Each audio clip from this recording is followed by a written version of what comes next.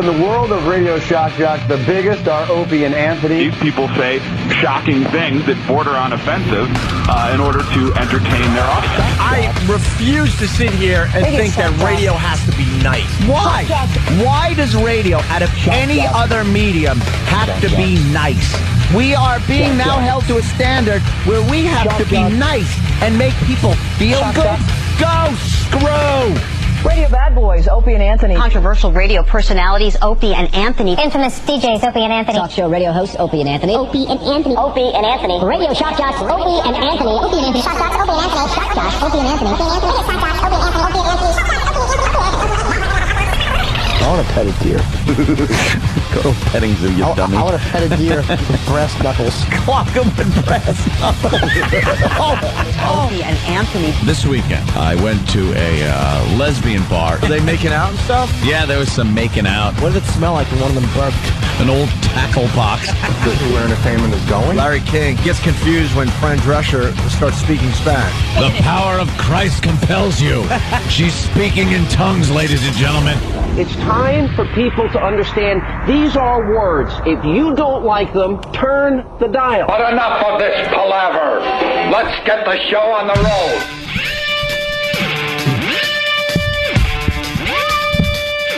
We are live. There was a lot of speculation. Why? Will Opie and Anthony be live on April Fools? Oh, of course we're live. A little known fact about the Opie and Anthony show. This is the first live April Fool's show we have done No way. since 1998. Are you kidding? Since the famous mayor's prank that we did up there in Boston, Massachusetts. This will be the first April Fool's show we have done since then. All right, Live. See if you get fired. Oh, there was emails going back and forth all afternoon yesterday. A bit of a panic out there. Bunch of panic. What do you guys got planned for April Fools? What are you going to do? Let We need us to know. review it. We need to review it. Kind of funny, but a bunch of the April Fools since we did the big prank up there in Boston Yeah. fell on a weekend, Yep. and a bunch of them did not fall on a weekend, and we were told to take the day off over the years. Yeah, over the years they wouldn't let us broadcast. So, good morning, and April Fools to everybody. Yeah. I'm not going to try to pull any shenanigans, as they say. Or are we? Or are we? Good morning. Good morning. Phone number 877-212-08. Also want to say good morning to Mert Snort. Some Mert Snort. I've been saying Mert Snort all night long. Snort stinks. I'm Mert Snort. Linger longer, please. And we got the boys back from WrestleMania. Yeah, thank God. I don't know how we made it through a day. A day, 2 days. 2 days. Oh, was it 2? Who knows? You didn't even notice. That's Salmon. wonderful, Anthony. E-Rock. That's wonderful. The hell knows where they are, what they do. We did a show. So it came off great. True. I think we could just toss those two guys. True. And then they could write horrible articles about us. Right. It'll be Us. Hey, I got no problem with the guy. Oh, that's true. Seemed to be fine with me. I hear I do. I hear you might have a little problem. I haven't read it. Yeah, well, wait till you read it. it's Did he really badmouth me, that jerk off? He certainly did. It's Rick Delgado, the old producer. You gonna badmouth me, you prick? When I saw you in California, we had a nice lunch together. Hey, how are you? We went out and ate. You jerk off. I Yeah. didn't even read it. Well, Why? Why, Rick? Never had a bad word to say about you. Why? yeah, our old producer just... because you suck on the show. Oh, is that what he said? Yeah, you're Yeah, a you- funny guy, but you suck on the radio show. You screw the show up. Yeah. Opie is a douche Yeah. who needs to pretty much be sexually assaulted Just in picture- the worst way possible for a man. Yeah, just picture some kind of shower scene. Yeah, yeah. Prison shower scene. And me, I'm a comedic genius. So, I don't think I really have a problem. Well, because you hate confrontation, you ass. No. You have admitted on this show that you hate confrontation. I'm beloved. You avoid all confrontation, hence everyone thinks you smell like roses. I am beloved. Because your daddy and mommy fought right when you were a child. You hate confrontation. Yes. But guess what? It helps you with your career because no one has a bad word to say about you. I should be a politician. This douchebag. Are you allowed to say that? I don't know. You should be. Yeah. Not allowed to say that one? I don't think this douche part. This douche. And that douche, Chauncey Hayden, just obsessed with the Opie and Anthony show. Totally. Because, just continues to write bad articles about the Opie and Anthony show. I think it's just buddy Howie threw him out. obsessed. I don't even know if Howie likes him anymore. I think that's why. I think his buddy Howie threw him out or something. And yeah, well, it's what is it? It's an upcoming issue of Stepping Out magazine. They put Rick on the cover, and Rick is a bit pissed off. For what reason, I don't even know. Who knows? Be quite honest with you. But what does he say? What does he say here? I didn't even know we were going to do this. But how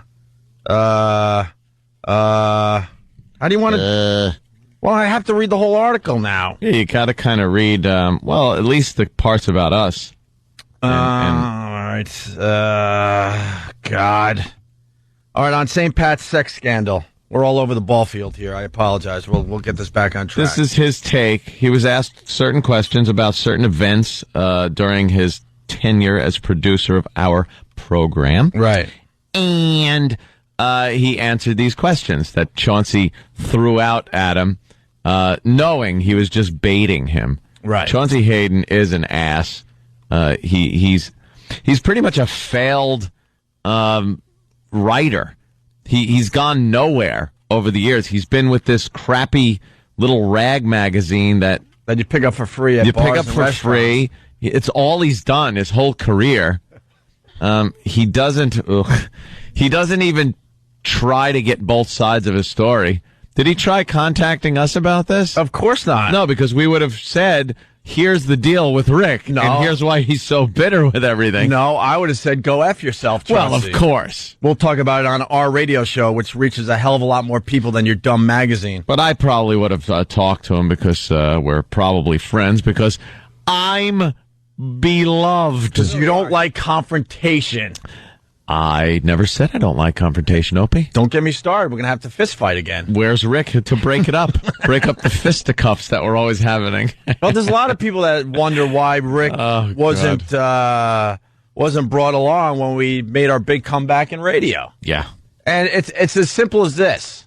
He wanted to be a star in his own right. He did not want to be a producer. Yeah. And we did not want to deal with that anymore. So we had to move on. You want a producer that wants to stay pretty much for the most part behind the scenes and work on a radio show. He did not want that. His goal was to get his own radio show.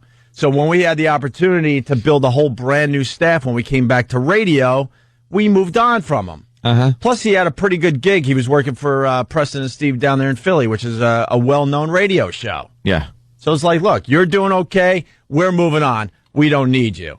Simple as that. That's how it went down. But the stuff he says about me is just completely ridiculous. I don't even know what to tell you. On St. Pat's sex scandal, according to this article, you offended people all over the world with your St. Patrick Cathedral sexcapade. Yeah. First of all, it was a bit Ant and I came up with jointly based on a magazine article that we read in our office one day. Right. And Rick had nothing to do with it. What the hell? He was just the producer of the show that came up with the idea. Yeah. Doesn't that go beyond just doing your job when so many are outraged by something you created? That's BS. Are people really offended by it? This is how Rick answers it. How can a few people decide for everyone else what is offensive? I find that effing offensive. I don't want people representing how I should feel. Just like Reverend Al Sharpton, here's an unelected guy who gets offended by everything. So I can't say the N-word because of my skin color? Seems like someone listens to our radio show, by the way. Yeah. To me, that's offensive and racist. Think about it. Here's a black guy who says you can't use certain words to describe black people if you're not black. You'll never win that argument. I know that, but somebody has to say it. Nobody ever says to Reverend Al Sharpton, hey, effer, you can't say S about white people. How about that? Wow. Can I interject? There's nothing worse than a dummy trying to sound socially poignant. Shut your face. Stop trying to sound bright. You're not tearing the walls down on racial stereotypes. You're not kicking the doors in. Yeah. It's trite nonsense. Wow, Al Sharpton can say the N-word and you can't. How deep of you, Rick. But what, do you want to do a contest for that? You throw muffins at somebody while they said it? Shut your mouth. But nobody will say that to him. He gets a free pass. Brian Florence, who, along with his wife, was busted inside St. Pat's Cathedral for having sex, died unexpectedly of a heart attack. How did it happen? I was just having sex with him. Some say the stress of the publicity is what killed him. How does that make you feel, Rick? Well, he was due to go to court right before he died. It was almost like God saying, you know what? I'll take care of this one. That kid still got it. Yeah, he certainly does. What? What the who the? I don't think God would take out, a person for having sex in a church, you dummy. Well, he apparently did. I don't mind that. I just prefer a better joke there. Said, Yeah. I'll take care of this one. I kind of smiled into the phone when he said it. I'll take care of this one. Without getting into it, the guy had a lot of personal issues going on that had nothing to do with the whole Sex for Sam thing that went on back in the day. Might have been his drug-using history. Well, you know what? I'll take care of this one, and he took care of it. However, all the radio people I talk about the St. Patrick's incident and the tsunami song have patted me on the back. Why are they pat? See, this is why we did not want him when we came back to radio. Exactly. It's all about Rick. Everyone was patting me on the back. Why were they patting me on the back? You were a dumb producer behind the scenes, you idiot. Probably while his head bobbed up and down in their laps. Attaboy. Attaboy. A little deeper. Attaboy. They all say, dude, you got effed. They all work in the industry and they admire I did something they couldn't do themselves for fear of losing their jobs. On Opie and Anthony, this is where it gets really, really interesting. Your former radio pals, Opie and Anthony, are making millions today on both XM and terrestrial radio. Why are they working and you're not? First of all, the St. Pat's incident is coming up on 6 years this summer. In that time... Is it 6? Yeah. 2002, right? 2000, August of 2000. So it's about 5.5 years ago. Mm-hmm. Within the last 5.5 years, our old producer, Rick, had a job for the most part, for most of that time. So it says, your former radio pals, Opie and Anthony, are making millions today on both XM and terrestrial radio. Why are they working and you're not? That's the SE part. Everybody gets paid except for me. Rick forgets that when we all got fired for the St. Pat's incident, he got paid for 4 or 5 months. And shortly after that, if not during that time, he got his next radio gig, which was with Preston and Steve. Right. He's friends with Preston. Or Steve, one of them. Steve, I think. Yeah. And then after that, he went right from Philly to work here in New York City at Hot 97. Where in there was he not getting paid? And then he got fired for the tsunami song. He took a few months off. And then he got another gig in San Francisco. Rick, where were you not getting paid? He wants to get paid now because he blew up his radio career? Wasn't getting paid from us, I guess. The guys whose names are on the shingle are protected because they're bringing in the ad dollars. But to be honest, O&A aren't bringing in any ad dollars these days. Really? Really, Rick? When do you get to look at the books for XM and for CBS? When do you get to look at that? Did they take you up there and give you a personal look at what this show bills? You're privy to that information, are you? Are you? That right there, any writer that's worth a crap, which that douche isn't, would have said, oh, where'd you get this information? Or then would have gone and tried to find the information so he could print it out. But Chauncey isn't about that. Chauncey's about just trying to make a little sensation for himself. And to make Howie happy. Yeah. His whole gig in life is to try to make Howie happy. Right. So where'd you get that info from, Rick? Yeah. Where? You can call our show right now. Tell me where you got that info from. We're not bringing in the ad dollars. Really? The info I got, I hear we're doing just fine. I certainly heard we're doing very well. The only guys in radio who bring in big ad dollars are Howard Stern and Imus. Right. That is completely false. Really? The fact is, there was an article about satellite radio, and the ad dollars are not doing too well in in satellite radio, where Howard is exclusively heard at this point. Yeah. He's not bringing in ad dollars, Rick. And Imus, if you know anything about this business, it's turning out that Citadel made a horrible deal to bring Imus on board. Mm-hmm. And then he writes, nobody else comes close. You helped make them millionaires, and in return, you got fired. Rick Delgado did not help us make millions. He's baiting him with those questions, is what he does. Anthony and the chemistry that is Anthony and I made us millions. We could have had a monkey producing our radio show, especially back then. Millions. Could have. And right. We could have. And we still would have been just fine. How did he make us millionaires? I would love to know that. I know. This dope forgets that, first of all, I brought him on board in radio. He didn't have a radio gig. I helped him get his first radio gig at BAB. Then he moved down to West Palm Beach, Florida, and he wanted to move back to New York because he had a fiance. And I said, you know what, don't move back until you have a gig. He didn't listen to me. He moved back to New York, and he was out of work, of course. And then we kind of felt sorry for him at the time because he wasn't a producer, so we brought him on board. Right. And we developed him. We developed him as a producer. Got him an unbelievable salary. Unbelievable. When we moved, when we were at NEW here in New York, the bosses wanted to fire him because they didn't think he was a good producer. Anthony and I walked out that day to save his gig. He forgets all this stuff. Yeah, we actually left the show and said, we're not going to get on the show. We're not going to do the show until Rick is brought back and this controversy is over and there's no threats to his job. Right. We said that. We walked off the show for him. And then in the end, I think he was the first producer in the history of radio that got an agent, hence why we didn't really want him when we came back to regular radio. And guess who the agent is? Our agent! Right. You ungrateful F? You helped them. You helped make them millionaires, and in return, you got fired. Right. I thought they would have my back. We had his back. He was getting paid for 4 or 5 months. And I talked to someone at CBS yesterday about this. Yeah. They go, this guy was getting, he was pretty much overpaid. Huge. He was making more money as a producer than anyone else in the company. He was making a huge amount of money. I thought they would have my back. I learned early on that one of those two people had my back and one of them didn't. Rick, Anthony didn't have your back either.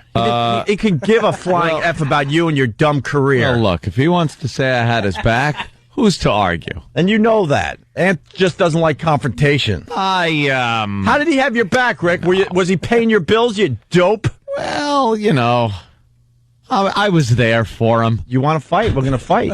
Let's go. Fisticuffs. I know you've been Where's working out in the Rick? gym, but I'm ready too, bro. I've been doing a lot of core training lately. You're done, man.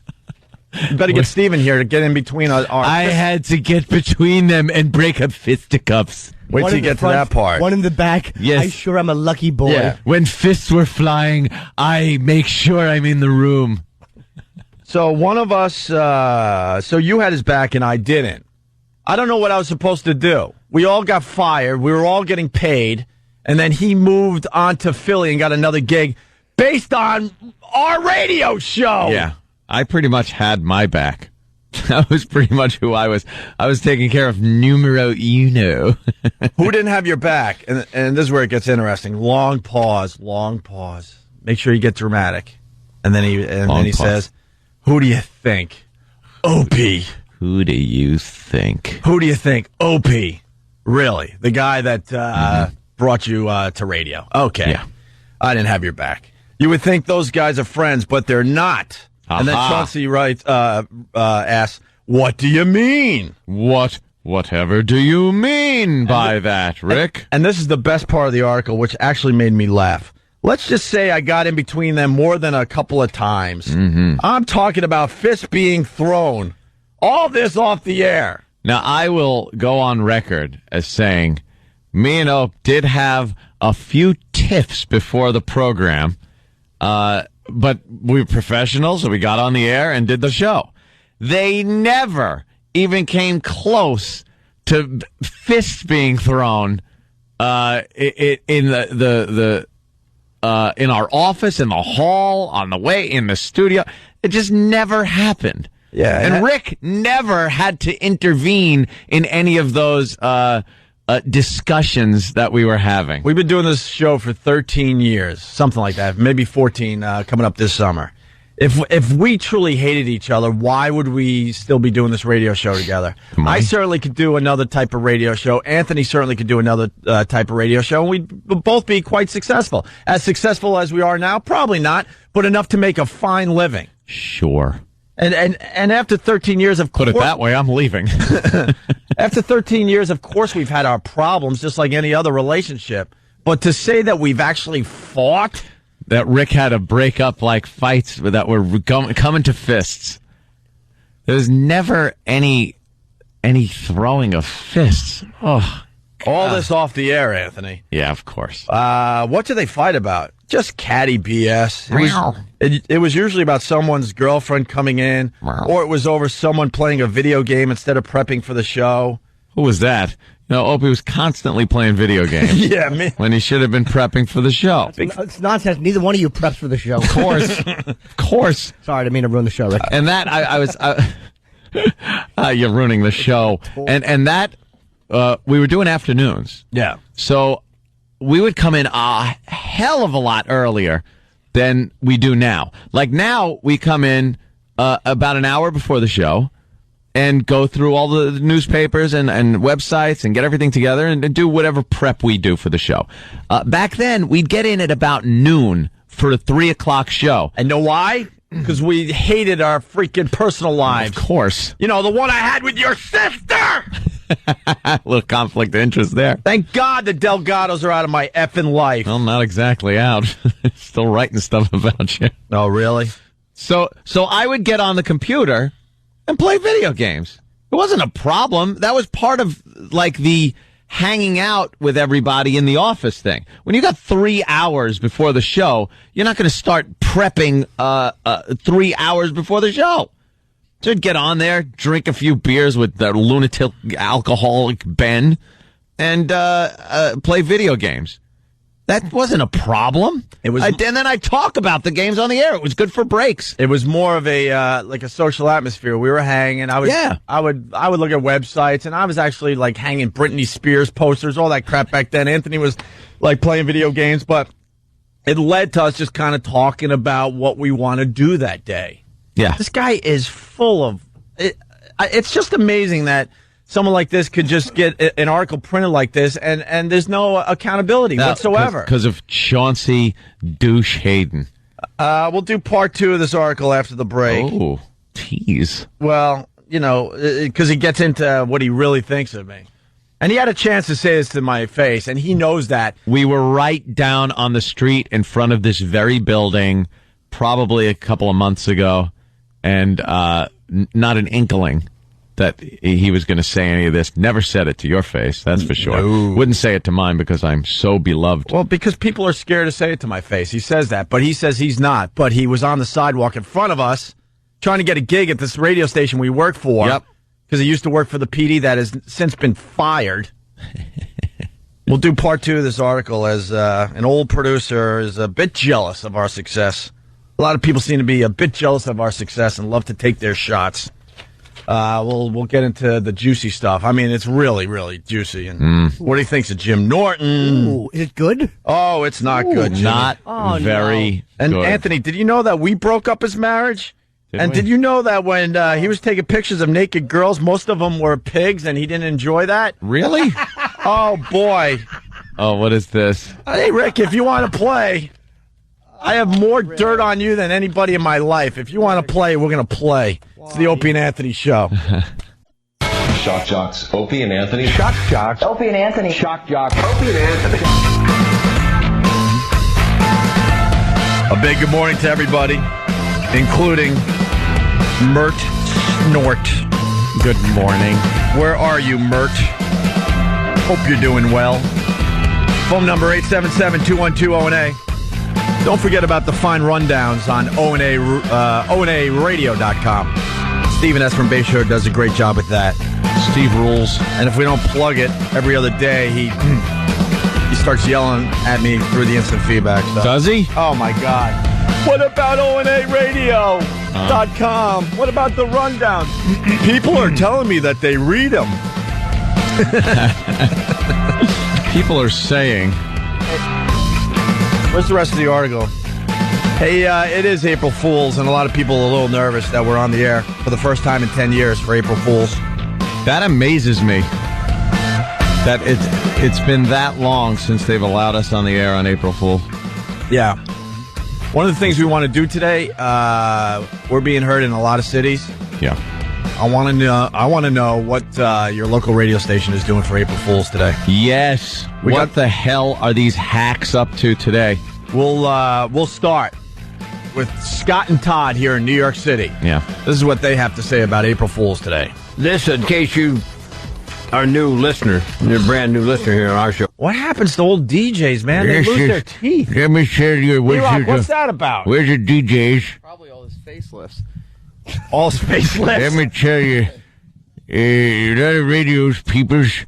What was that? I haven't heard Scott in a long time. Man. Wow, he doesn't even sound. He doesn't sound like he used to at all. He also does the voiceovers for Hannity's show, and sometimes he tries to say some of those political names, and it's horrible. Doesn't get over his dentures. Yeah, he's got to have dentures, but he's got dentures.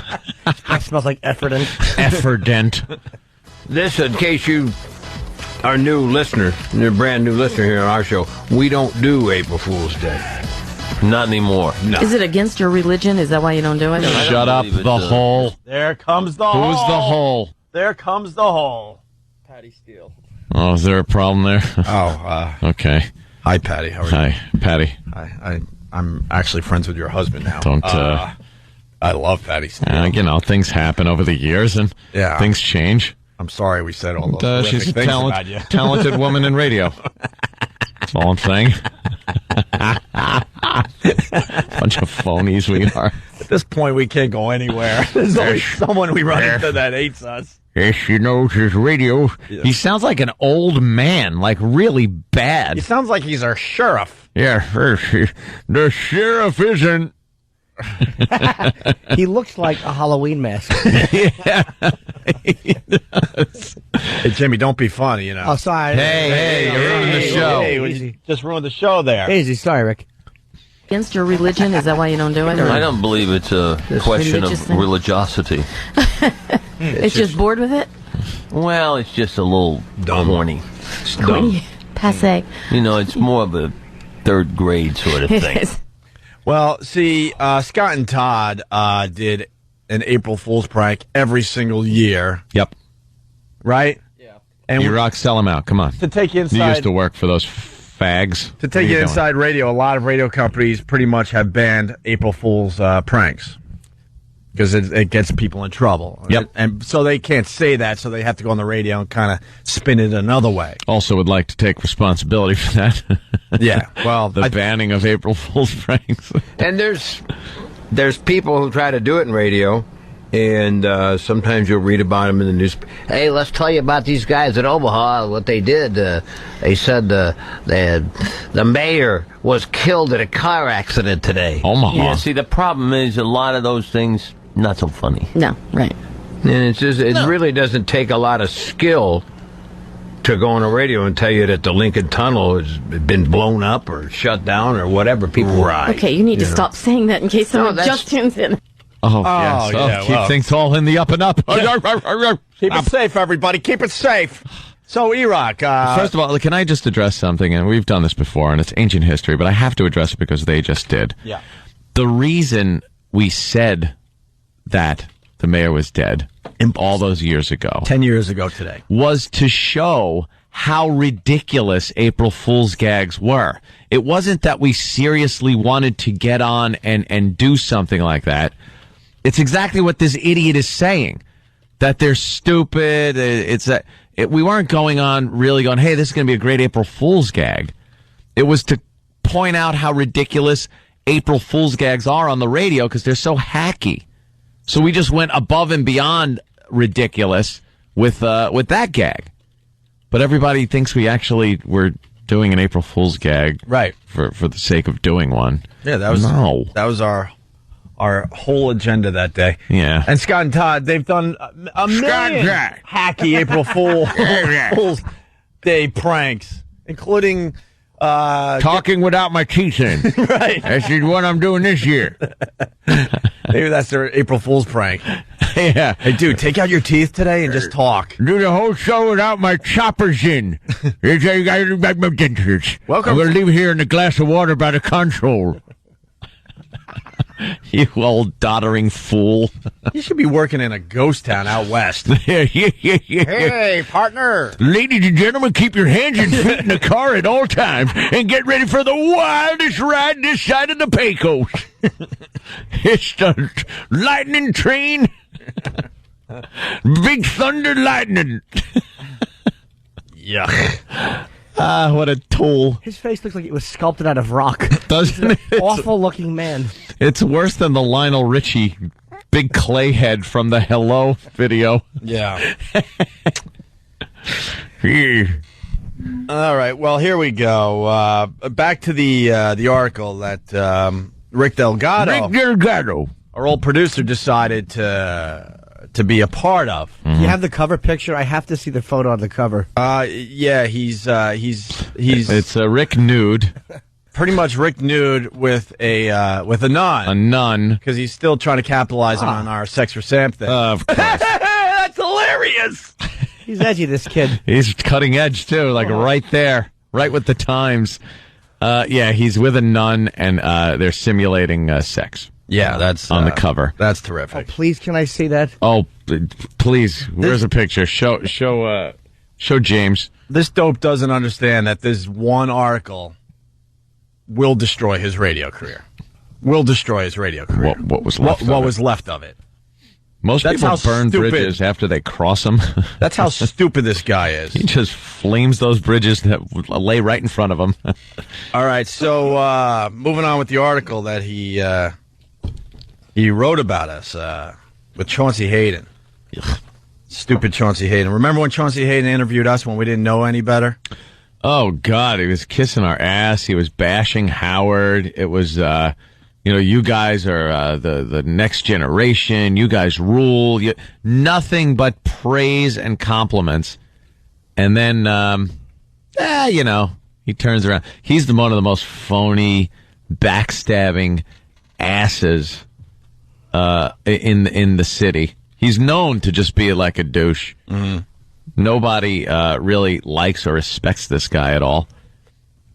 He just stabs people in the back constantly. So we were in the middle of this before the break. What do they fight about? Because, see, Rick says that Ant and I hate each other. There's a deep hatred. A deep hatred. Yeah. And, we did. What do they fight about? Just catty BS. It was usually about someone's girlfriend coming in, or it was over someone playing a video game instead of prepping for the show. And then he continues, Opie just kept effing with the show when it was working fine. Really? Huh? How was I effing with the show? Why don't you explain that? What happened? When we left regular radio, we were number one across the board in all male demos. We were syndicated across America. So maybe I was onto something by continually effing with the show, you idiot! Yeah. Now there are all these new people on the show that aren't needed. It worked fine when it was just the Opie and Anthony show. What do you think of Opie? Oh, boy. Now, remember, here is a guy that was a bar DJ when I met him. I got him his first gig at BAB out there on Long Island. Yeah. I helped him get his gig in West Palm Beach, Florida. When he got fired and had nowhere to go, Anthony and I hired him, even though he didn't really know how to produce a radio show yet. Right. And then we helped him become a really good producer, because a lot of people know that that's kind of my forte. I know how to produce. Mm-hmm. But I also want to, I'll admit it, I'd rather be on the air than produce. Hence the Opie and Anthony show and hiring producers. Yeah. So we developed him as a producer. NEW did not like the job Rick was doing. They wanted to fire Rick.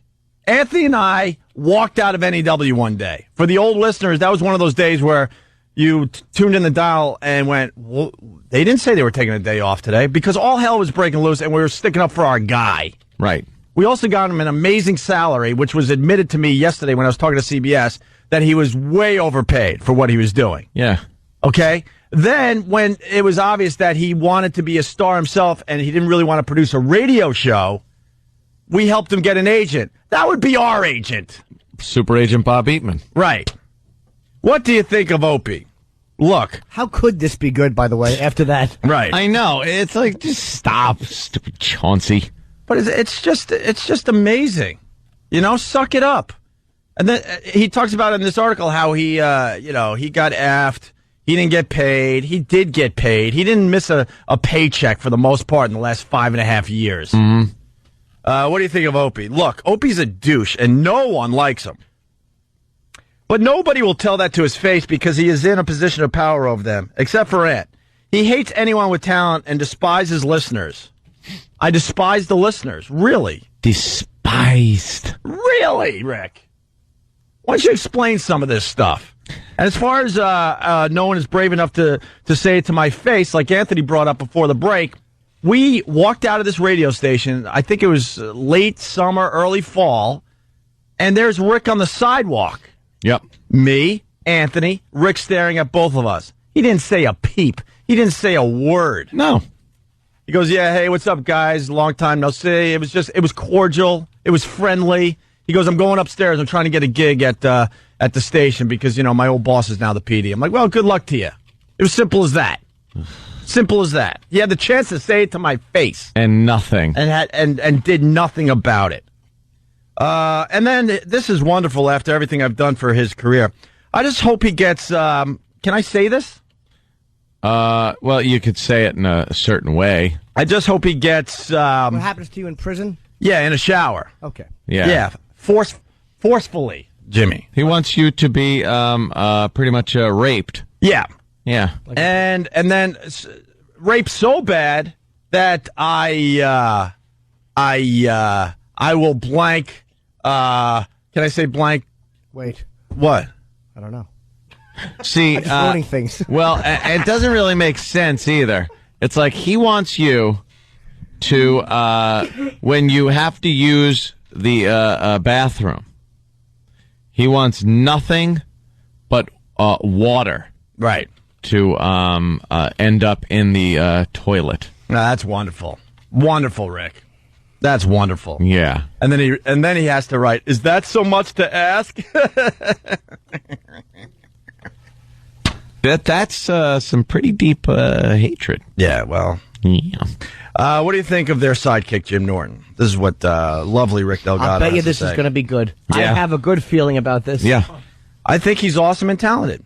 Oh, there you go. Good boy, Rick. I also think he hurts the show. How so? Started good. How so? Jim's a comic. That's what he does. He's incredible at it. But Anthony's a comedic genius in terms of his brain and how he incorporates his impressions into the show. This is the part of the interview that I think Rick finally hits the nail on the head and is accurate. Yeah. And I think Chauncey's reporting here pretty accurate. You want to fight? Huh? What? You want to fight? I was at the gym yesterday. We're going to have to fight again. I didn't want to fight. I'm just pointing out certain parts of an article. You have to really weigh how the article goes. Unfortunately, Anthony's comedic genius gets pushed aside because Jim is funny as well. But for the Opine, I guess he's calling me Opine now. What does Opine mean? I don't know what that means. Opine and Anthony show to work. It has to be just Opine and Anthony. What does Opine... Oh, by the way, before we just kind of move on from that, Jim Norton was the missing piece of this whole show. Right. Ant and I were doing very well on our own, but when Jimmy came aboard, we exploded and brought so much to the show, I can't even tell you. All the comedians that you know and love, Jimmy brought them all to us. We hated comedians before we started having Jim Norton on this radio show. Couldn't stand them, would avoid them at all costs. When we were working in Boston, the comedy connection would come to us, hey, we got blah, blah, and we want them to do your show. We're like, comedians suck on the radio. Jim made us see it another way, and it's a huge piece. I like that, but I don't really like how he interrupts my comedic genius. Well, I don't mean to. Shut up. You're right. And hold on, Opine. Let me just say, this is my problem with what he said. Like, and you get that sometimes from people. Like, I don't like Norton on the show. Fine, I accept that. I'm not going to argue about that. My only problem with that is when I came, the show was doing extremely well. But I've been in the show before it was ever syndicated. I was on before syndication ever happened. Mm-hmm. So don't act like the show, like I came in, all of a sudden the show was #1, and I walked in and it just fell into the toilet. It's just, what are you talking about? I was here through the whole syndication, here through the whole sitting time, which isn't saying much because anyone could sit, and then here since XM. People don't realize how long Jimmy's been with the show. Yeah, it's about 7 or 8 years now. It exploded, and I was looking at the ratings right before we got fired. I actually have a spreadsheet that Jeremy gave me before. Jesus. Probably 2 months before we got fired, but he spreadsheet. Well, Jeremy, that's funny. I know. Red sheet. He sheets his. But he showed all the markets and how we're doing, and we were pillow biter. We were destroying in all these cities. Not even close. No one was close to us. I think in Cleveland alone, we had like 30 shares in the male demo. So Cleveland loves us. How is Jimmy wrecking the show? You ungrateful F. Ooh. Yeah.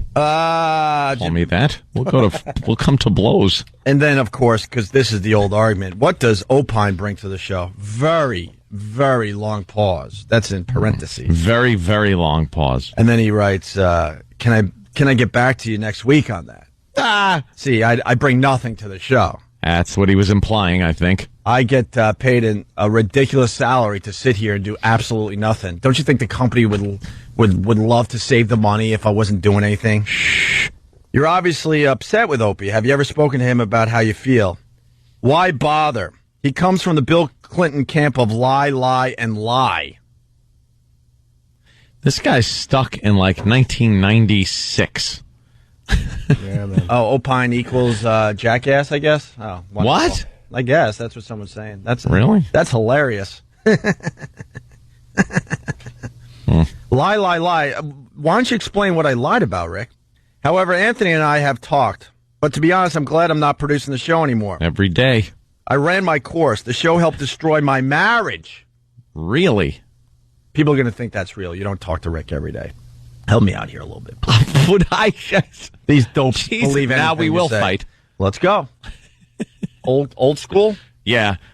Marcus of Queensberry rule. Which one is it, Dan? Jack Johnson fighting where your elbows are up. I want to fight just like the Notre Dame mascot guy. Yeah. That's what I want to fight like. Yeah. Why am I doing it? I'm actually doing it, and my stupid Pal Talk camera doesn't even work, so no one's seeing this. I'm an ass. Why bother? He comes from the Bill Clinton camp of lie, lie, lie. Don't really know what that means because he didn't explain. However, Anthony and I have, doesn't want to produce the show anymore. I ran my course. The show helped destroy my marriage. The show helped destroy my marriage. Really, Rick? It was the radio show. Yeah.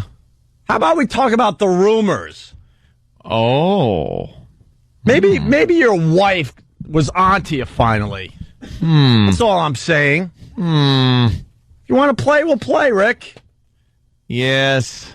There were certain rumors that were running rampant around the studio. How many numbers did you get from the girls you were photographing naked, Rick? How many? But the show, well, maybe the show technically did ruin, his marriage because he was looking at what he could possibly get. Maybe. Who knows? You know something? Saying. I don't know. It's rumor and innuendo. There's there were stories going about of infidelity, things like that. But I never saw the guy with any other girls or anything aside from the photographing them on the couch, posing them in different poses. Usually, when you're at a radio station and a guy is taking pictures of nude girls in the station. They stand there and you snap pictures. Rick would pose them on the couch, gently touching them and moving their arms and head and hips about, using his hands like he thought he was this photographer, like a model photographer. And he would maul the girls as they're laying there on the couch. Well, it was an ongoing thing with the radio show. Oh, there goes Rick again flirting with the girls. Yeah. What that led to? Who knows? Rick knows, though. But it ruined his marriage, he says. Yeah, well, the radio show ruined his marriage. Yeah. Okay. All right. The show helped destroy my marriage. It put so much strain on you. I was prepping for the show 6 hours a day. Really, Rick? No. No, you weren't. And taking lots of pictures of naked girls. That's what he was prepping for. And I read this next line to my fiancée. The next line is, many of those girls you wouldn't want to see naked. That's just what we did. Now, let me tell you something. Let's also say what E-Rock's been doing for the past 5 minutes 20 minutes, actually. Oh, 20? Okay. He's been popping up pictures that Rick took back at the NEW of these girls, and it's nothing but like hot girls. One after another. All posed like Rick would pose them. Where are these slobs that he's talking about? Right. Of course there were slobs. I was talking to my girl last night. I'm like, I would love to tell you that is the truth, because it would probably make it a little easier for you, thinking, oh, a lot of times when these girls were naked in studio, they are ugly messes, and you were just doing your job. And I actually looked at my girl, and I went, they were hot as hell. This guy is the biggest liar ever. There were some slobs, but the majority, were attractive girls. You wouldn't take so many pictures of just slobs. Right. Opine equals express one's opinion openly and without fear or hesitation. All right, thank you. That's a compliment. Compliment. Did I say compliment? All right. That's a compliment, Maggie. Many of the girls you wouldn't want to see naked. That's just what we did. Is there any way to fix your career? That's a good question. I don't think it needs fixing. I think radio needs fixing. Yeah, man. Oh. Look at all these ugly girls. Really? The hell is that? Really? Can we do a montage of ugly girls that Rick took pictures of? You're not going to find one in the batch I'm looking at. Those little cones. Look at that's ugly. And every one you see, he posed them by hand. He walked over to them, and like that girl, the one we're looking at now, she's sitting kind of on the couch, but leaned way over. He absolutely would have put his hand on her back and pushed her forward a little bit, grabbed her arms, and made her grab her own chest. Yeah. It was taking him so long to take pictures of these girls. It was becoming a problem. Yeah, it was a problem. I'm like, Rick, when are you going to produce the show? It was a problem. I think radio needs fixing. Man, if you could do one final shocking thing on radio, what would it be? I can't tell you. I really can't. I have it in my mind, and I've been sitting on it since the O&A show. I was going to share it with the show. Sitting on his mind? if you read that literally. Yeah. Had it on my mind, and I've been sitting on it. I don't really want to say yet, but think our Bud Dwyer. Yeah. Yeah. I can only do it once. I was going to share it with the show at some point, but then everything went bad, so I've kept it to myself. Only my ex-wife knows what it is besides me. Yeah? And she promises to keep it a secret until I do it. What? Fidelity? All I can tell you is that it's incredible and that it breaks no FCC rules or violations. Nobody can be fined for it. It's genius. Is it, Rick? Is it really? Rick Delgado, super genius. And then the article continues. We don't have to spend too much more time on this, but basically talks about the Tsunami song he did. And this is why it'll be tough for him to get a job, because he doesn't know how to play the game in this day and age in radio. He says, let's take We Are the World and change the words just as a goof. Talking about the Tsunami song that got him fired again. I remember the video of the mom floating dead on her back while her kid is crying, and I thought, comedy gold. That's what he writes. Yeah. Comedy gold. We could be the most despicable people on the air. I can accept that. But I don't know about seeing that and thinking comedy gold. I think you could comment on it on the air. I think you might even be able to peripherally find some comedy somewhere. But I don't see that and think comedy gold. But he does. He does. Good Good for you. I think in a way, too, he doesn't like the fact that I took the spot that I think he felt was his. He wanted third mic. Which is the role I do, because then, like, when I started coming in, I noticed more and more, it was like I was sitting there and he wasn't. Like, his chair was kind of... And the only argument he and I ever had was one time he tried to kind of be my boss, and that was the only argument that we ever had. It was because I was in the bathroom banging a girl over the toilet.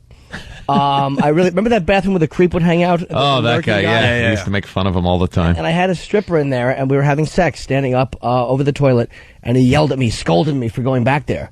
And I went back on the next break and, finished. Yeah. And I'm a nice guy. And, there you go. Well, that was the only time we ever had an argument. Well, it comes down to this. A lot of jealousy, obviously.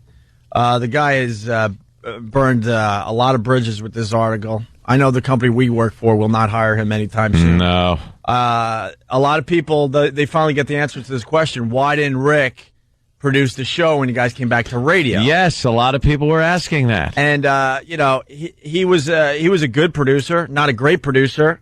But the problem with Rick was he wanted to have his own radio show, and we couldn't be bothered with that anymore. And he went on to do his own radio show, and it failed miserably, okay?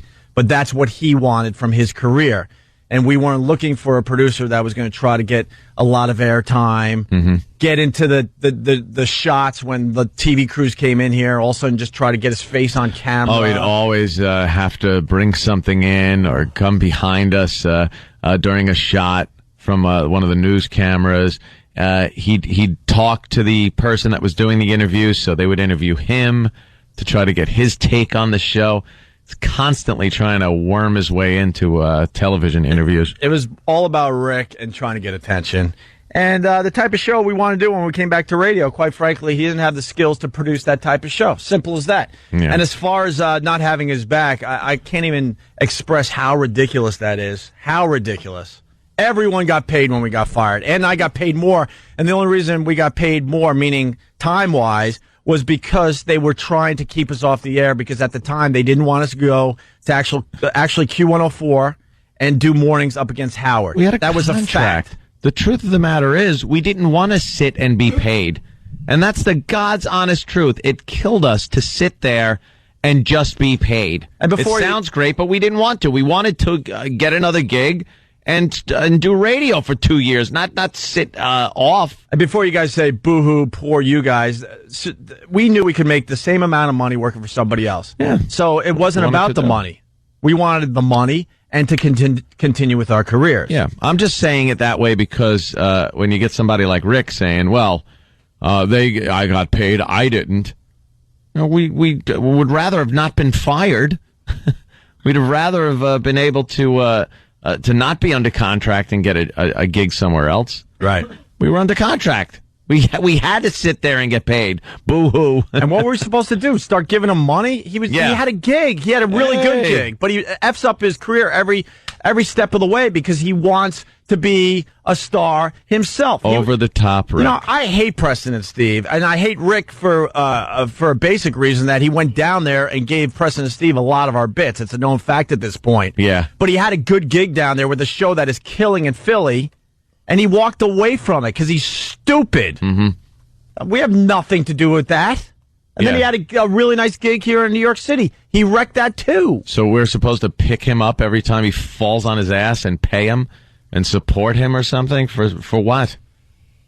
Jesus. Get a hold of yourself. But by the way, how's the painting company, Rick? Oh, what's that about? Yeah. Oh, did he I know somebody that was a reference, and this guy got a phone call from a painting company. Uh-huh. That's how well Rick is doing with his career. Ooh. No. Oh, and by the way, you didn't get a good reference. Oh, no. Ooh. That'll hurt. And, bit of a conflict, too, when, you got a brother and a sister. The sister's going out with the guy, and then they break up, and then the brother, of course, has a little bit of an attitude. And, Well, I always kind of separated the two things, but I guess you're right. But yeah, You know, I possible. I walked to the elevators one night at NEW with Anthony. This was unfortunately a good 2 years before I ended my relationship with Rick's sister.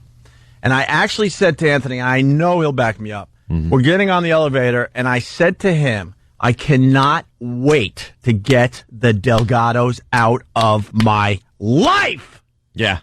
And I'm proud to say I sit here, still doing great with my career, and I got the Delgados out of my life. Except for an occasional article that comes out.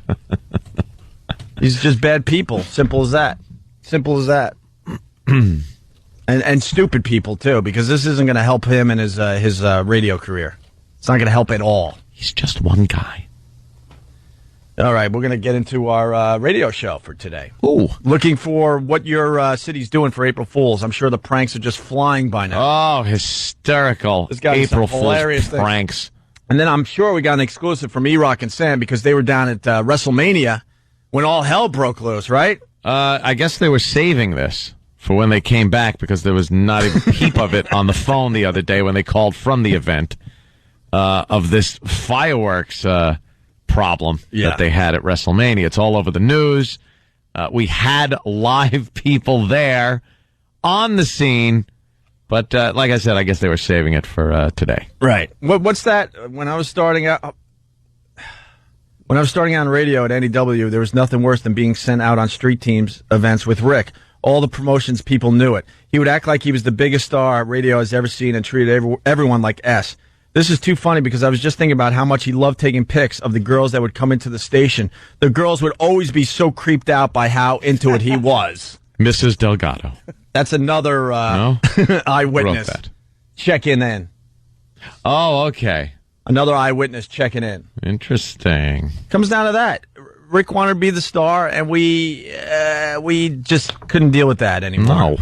We needed a producer that wanted to produce a radio show and stay behind the scenes for the most part. So we parted ways. We parted ways in a good way, by the way. He went on to Philly, and he did his thing. He wrecked that.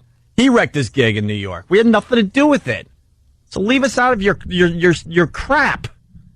It's over. What, do you want to date me now, too? Ooh. You're implying he's a homo. I don't know. Why is he obsessed with me 5-6 years later? Probably wants to make out with me. How could he not? Exactly, Jim. But I'm not into you-know-whats anymore. Opie and Anthony.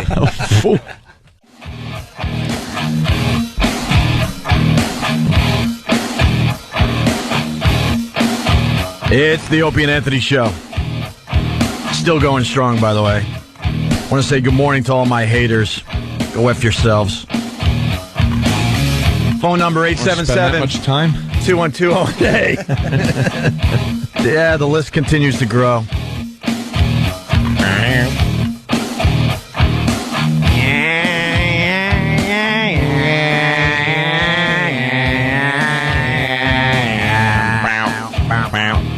It's April Fool's Day. Who won? What? Who won the big March bracket brawl here in New York? Well, a bit of an upset, Anthony. Oh, was it? Last we left you. Yes. The March... What are they calling it? March bracket brawl. Let's call it Rock Madness Rock brawl. Madness. Well, We all that's know probably taken by some other station. Oh, really? Yeah. Well, last we left you was down in the Final Four. You had Pearl Jam up against Tool, and you had Zeppelin up against Metallica. Yes. In separate brackets. This, of course, all the rock stations, I think, were doing this, and ours here in New York that we're on did it.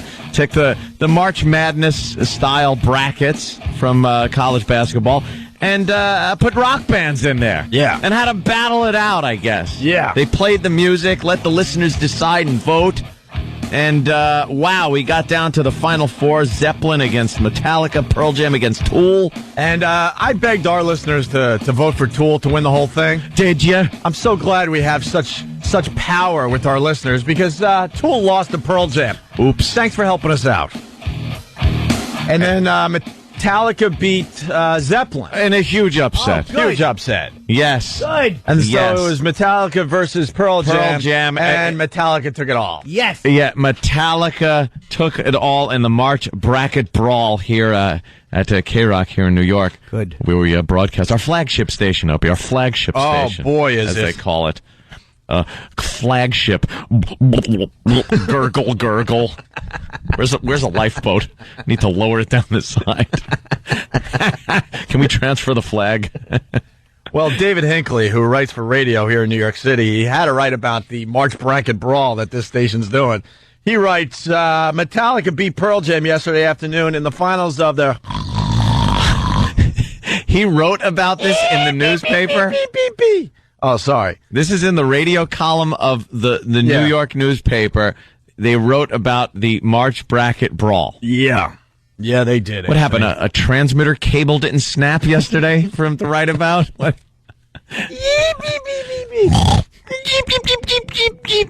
And our boys Toucher and Rich, they do afternoons, of course, in Boston. Yep. They do a great job on WBCN. They're the main story at page 6 today here in New York City. How many Deweys does that make now? It's not Dewey related? No, not at all. Oh, okay. I just assumed. Seriously, this guy isn't funny. Not funny. By the way, not funny. Maybe not. That Jew in Cleveland, never. Maybe not a popular thing to say, but I think Dane Cook is funny. I really do, and I'm going to go on record and say it. Wow. Because a lot of people love jumping on the Dane Cook is not funny bandwagon. But the page 6 article featuring Toucher and Rich, our pals, it says, seriously, this guy isn't funny. Never. There's nothing amusing about Dane Cook, according to the fellow comics and 2 Boston radio DJs who are about to name him the unfunniest comic this afternoon. BCN jock Fred Toucher, he would be the alcoholic of the two. Fred Toucher, the drunk. Which co-hosts a talk show with Rich, The enabler. Shirtenlieb. Rich the codependent. Right, codependent. Fall down and codependent. You're on the air. All I know is the last time I saw Toucher and Rich, didn't he come to work in his pajamas or something? I think he was in his PJs. Or slippers. He had something going on that wasn't right. Well, they say Cook is overwhelming favorite in a tournament patterned after NCAA basketball March Madness, where he's ahead of Jay Leno, Jeff Foxworthy, Carlos Mencia, and Paula Poundstone. We're talking about how people laugh out loud at nonsense, and Dane is a good example of that, Toucher told page 6. Oh, laugh out loud at nonsense. Okay. We listened to him, and at the end of 4 minutes, he changed subjects, and that was it. We couldn't figure out when the joke was. And he's actually hated. People don't hate others the way they do him. At least Foxworthy panders to rednecks.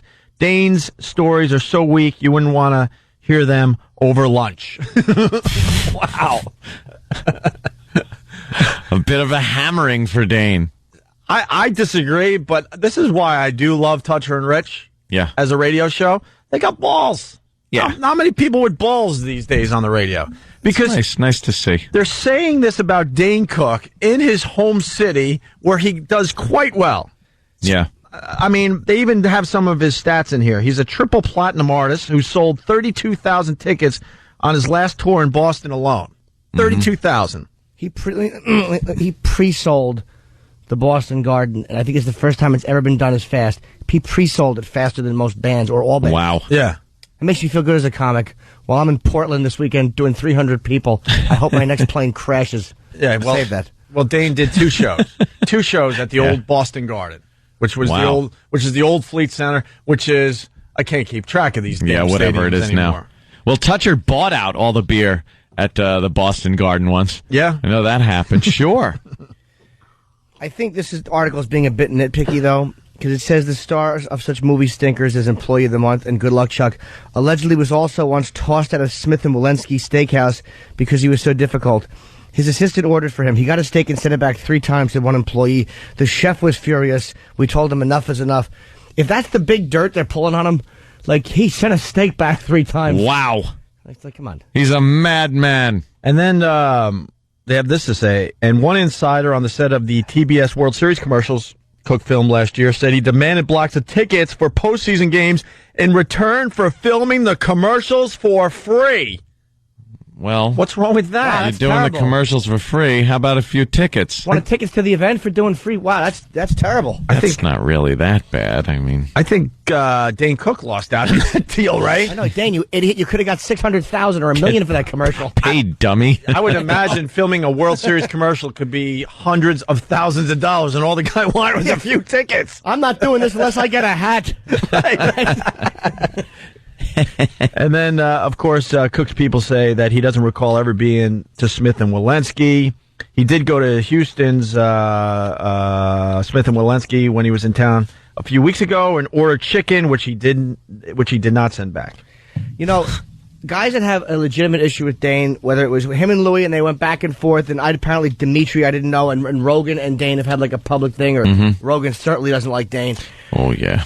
But that's about a professional thing, but to say the guy is just the unfunniest comic, it's just stupid. I mean, it's like you can't say he doesn't make you laugh on any level or doesn't make anybody. It's just a dumb thing because he's the biggest act right now.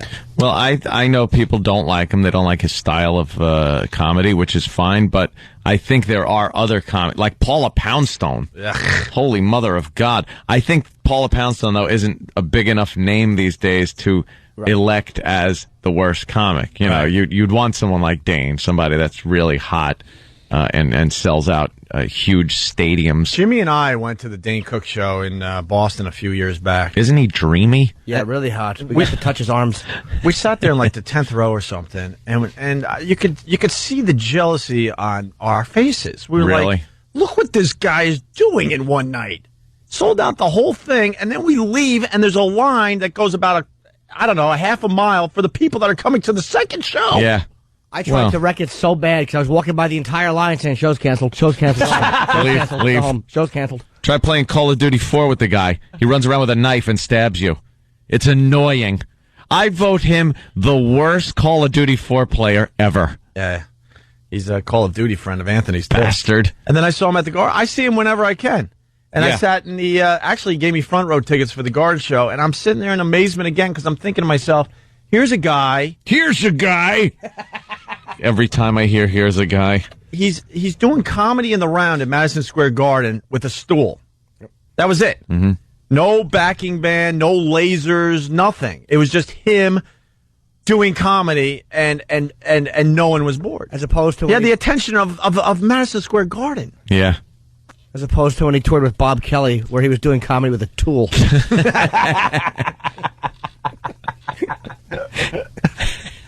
I think Mert Snort enjoyed that one, Jimmy. Ooh. Where is Mert today?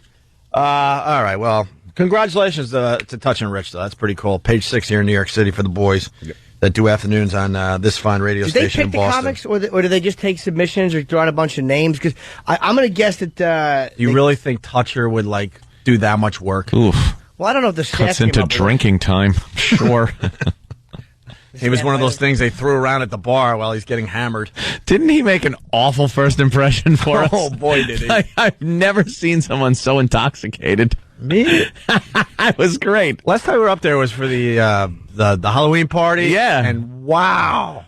Oh, I've never seen someone so drunk and still almost walk. And you're you. And I'm me, for God's sake. You're you. Jeez. Because I'm looking going, wow, Anthony could drink, but this guy, I think, could outdrink Anthony. Wow. Or maybe he doesn't handle himself as well as you do when you're drunk. Maybe. I don't know. Perhaps he was on some kind of narcotics, too. Who am I to say? He was just... No, he was just very... He was fun, I'll give you that. He was snotted. He was gone at that Halloween party. We were trying to talk to him a little bit, and he's just like... He does a great interview, though. I'll say that much. I walked in there. He was really informed, and he was a fun guy to do an interview with. But I'm like, this is the guy who's doing so. Honest to God, he should be wearing a hospital clothing, directing traffic. He should just be standing out in the middle of Fifth Avenue somewhere, just pointing at a green light. And I should just cut that at one joke, but I got greedy. It's okay. Hence ruining the show. He would have fit in perfectly. That's right. in that movie One Flew Over the Cuckoo's Nest as one of the people doing a little group therapy, man. He would fit right in. Yeah, Nicholson should be trying to get him to vote to watch the World Series. All right, comes back strong. Oh, Mert Snort. Thumbs up for Mert Snort on that one, too, Jimmy. You're killing with Mert today. April Fools, yes. We're in the middle of it here. Are we doing a gag? I don't know yet.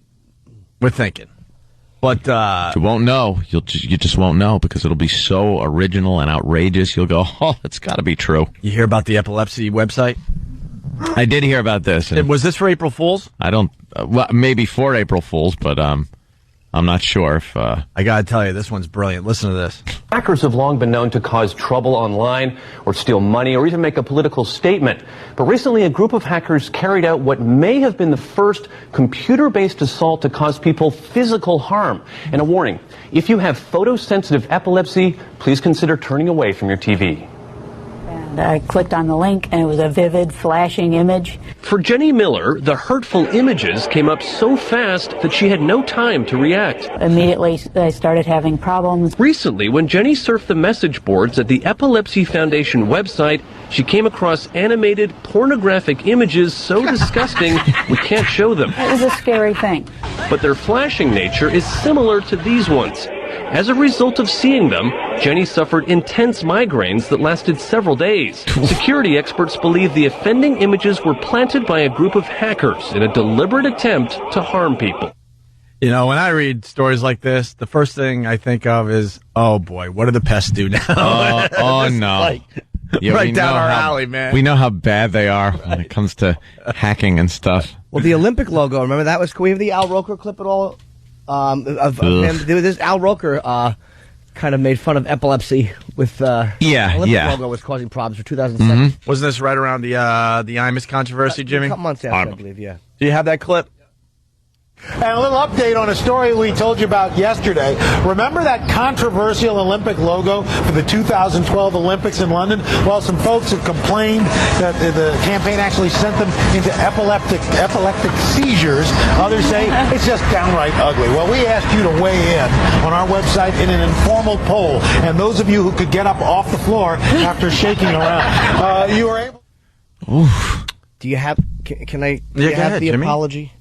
This is amazing because he was doing exactly what Imus was doing at the time. I know we've been down this road a lot, but he was just trying to make people laugh and entertain them. And everyone in the background laughing at the image that Al Roker painted an image right there of an epileptic flopping around on the floor, and people were laughing. That's exactly what he did. And then when you listen to his apology, this douche just tries to make it sound like that's not what he did. You just heard what he said. He was making a joke about an epileptic flopping on the floor, and when they can get up, and then he has an apology that I don't think quite covers it. All right. I do want to take care of one thing, though. Yesterday at this time, we were talking about that 2012 London Olympics logo and how hideous it was, and how people were being suggested that they were having epileptic seizures by this thing. And I started joking about it, and I want to make this clear. I was not joking about epilepsy or anybody who suffers from epilepsy. We understand and know that is a serious affliction, and would never joke about that. Joking about the logo, not about epilepsy. And if anybody was offended by that, I heartily and really humbly apologize that I was not trying to make fun of anybody who suffers from that affliction in their family. So if you were offended, I apologize. Just want to make that clear. Let's take a look, show you what's going on as far as your weather is concerned. Our pick city of the day happens to be Milwaukee, Wisconsin, the Blue City. False. Oh, Al. I love the garlic butter sauce. Who doesn't? What a liar. Oh, someone was told to get on TV immediately and apologize, and then paint it over like he was making fun of the logo. It's not the logo that flops around on the floor and then can't get up. What is he talking about? Way to go, Wow. You big fat word I can't use. He should have used, what he should have done was shown the clip from the day before and then apologize for showing the clip. Here's what I said, and now here's my apology. That makes no sense. Yeah. Because I was making fun of epileptics. Yeah. How hilarious is that, though, that these hackers did that? I first went on the air this morning. Hello? Hello? Yeah. I was reading that in the Post, and I was just laughing out loud at what pricks people are. Oh, yeah. Funny. That's just a scummy move. Absolutely. All right. We have to take another break here. We got an exclusive because our boys took about 2 days off from the show, went down to WrestleMania. Yeah. We talked to them yesterday. They didn't mention the whole fireworks malfunction thing that happened at WrestleMania. I guess dozens of people injured. There was a huge fireworks malfunction. And lucky us, we had 2 of our guys down there when this was going on. Thank God. What are the odds? And now they can report. Right. Eyewitness report. Right. On this fireworks tragedy. Right. And we talked to them yesterday, and obviously they didn't mention it yesterday, so I'm assuming they really wanted to get their thoughts together and do it live on our show today instead of during that phone call yesterday. And I think to surprise us, because they had such nothing on the phone. Right. It was so boring and nothing that they must have been holding this in thinking, haha, this is going to be good. We pretty much ruined the show by having such crap on the phone. But when we get back, we have this exclusive that we witnessed of a fireworks tragedy at WrestleMania. And these guys are good. I'm thinking eyewitness reports, audio. Yeah, it's got to be just all-encompassing. I think this is going to get us right to the end of the show at this point. Unbelievable. Who else had, guys actually there when this all went down? Well, eyewitness account coming up. We're going to be talking to Jose Canseco a little later on this morning. You're checking out the Opie and Anthony Show. And Stephen S. from Bayshore is an a-hole. Why? The answer to your question, Steve, dead, okay, and no.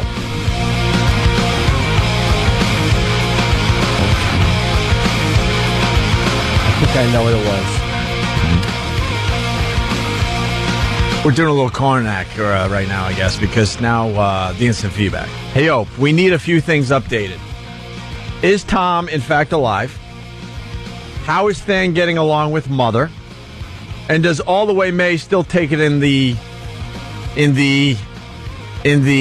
Oh, yeah. The most dirty of places. Right. Steven, you're going to piss off Mert Snort, and you don't want to do that. You don't want to piss off Mert Snort. Where's Sam for his exclusive WrestleMania thing? I know.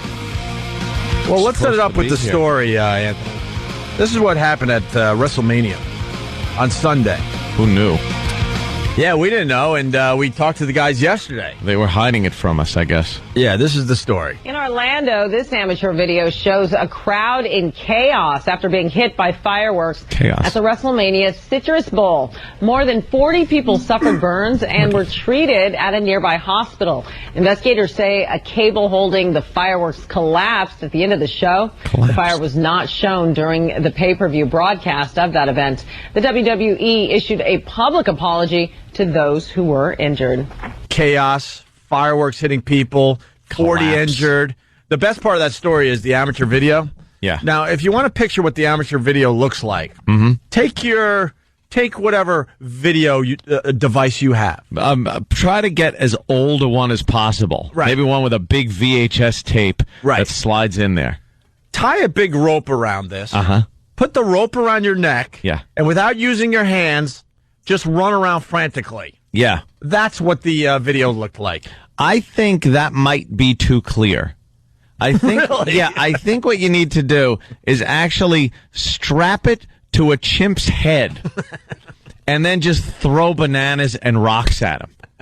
And as he goes crazy, that's the video that you'll see. It looks just like the amateur video taken of WrestleMania, the fireworks display. This could be the worst cameraman ever. Well, we're very lucky, Anthony. We have Sam and E-Rock in studio right now. Now, they took 2 days off from the Opie and Anthony show to go down to WrestleMania.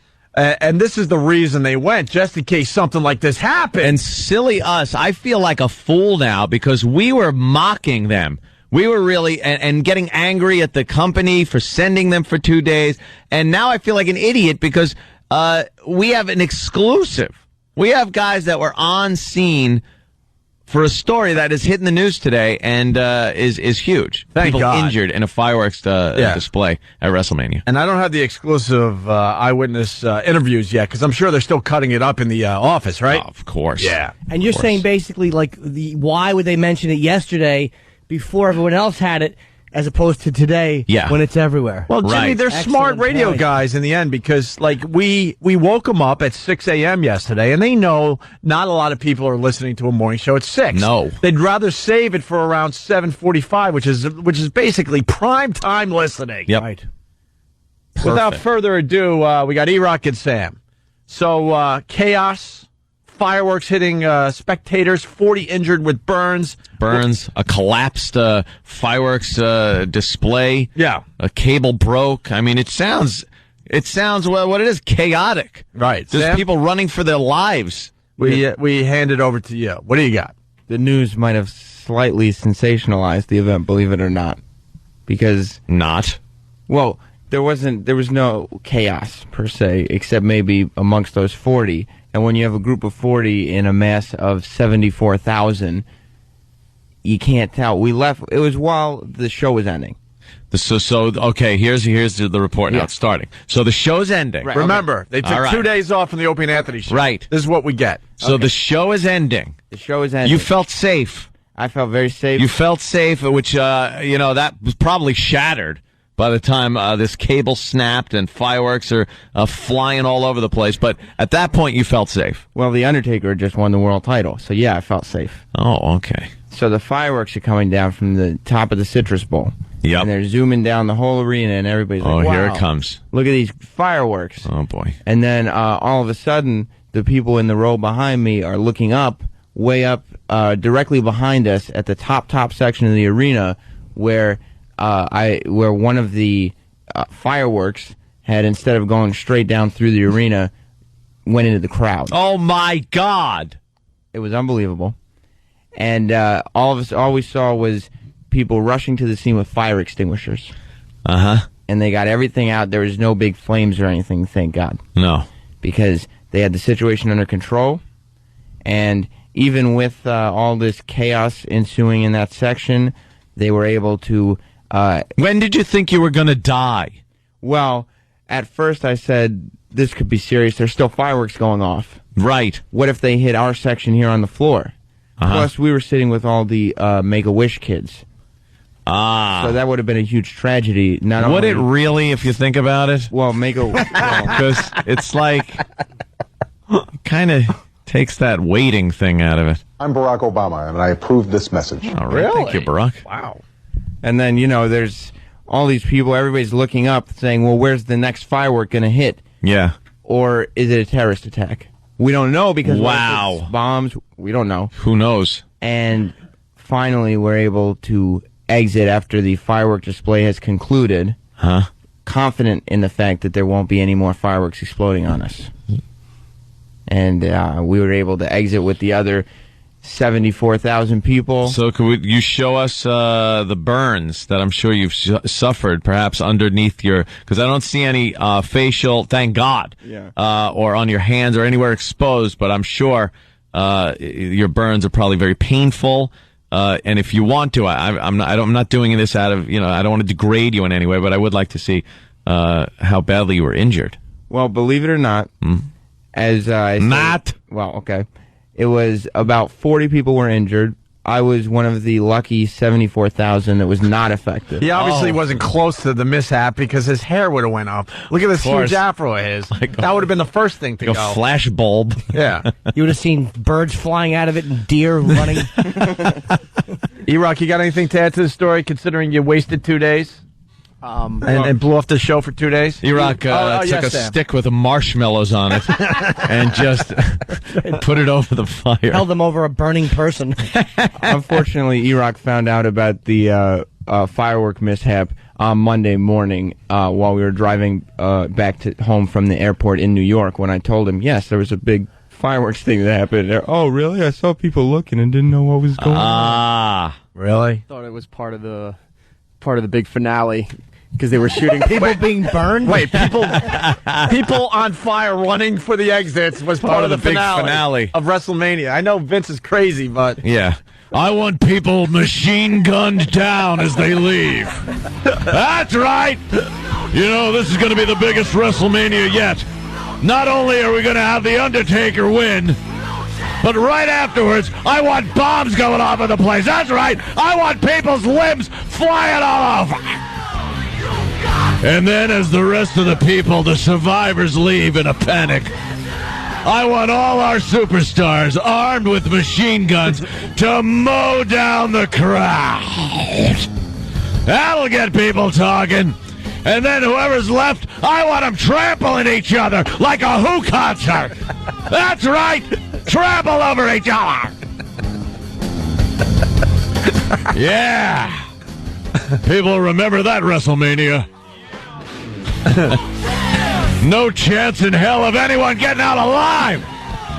I want chains put on the doors. I want all the doors locked. And then I want Zyklon B pumped in. Gas everybody. That's right, I'm a Nazi.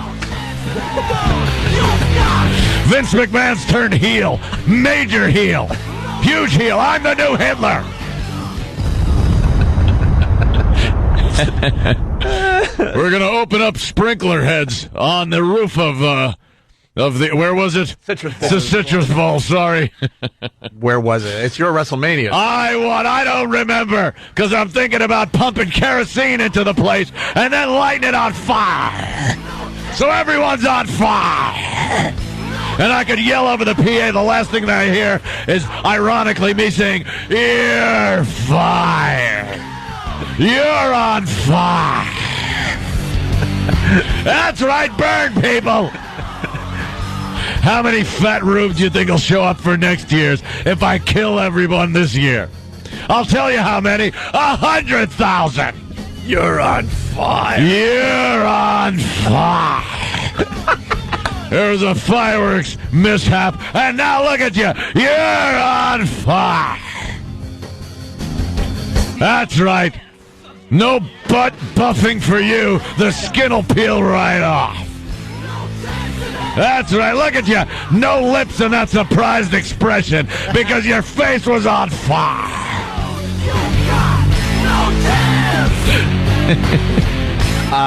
David from Ohio writes on the instant feedback, what were you thinking sending the Angel of Death to WrestleMania?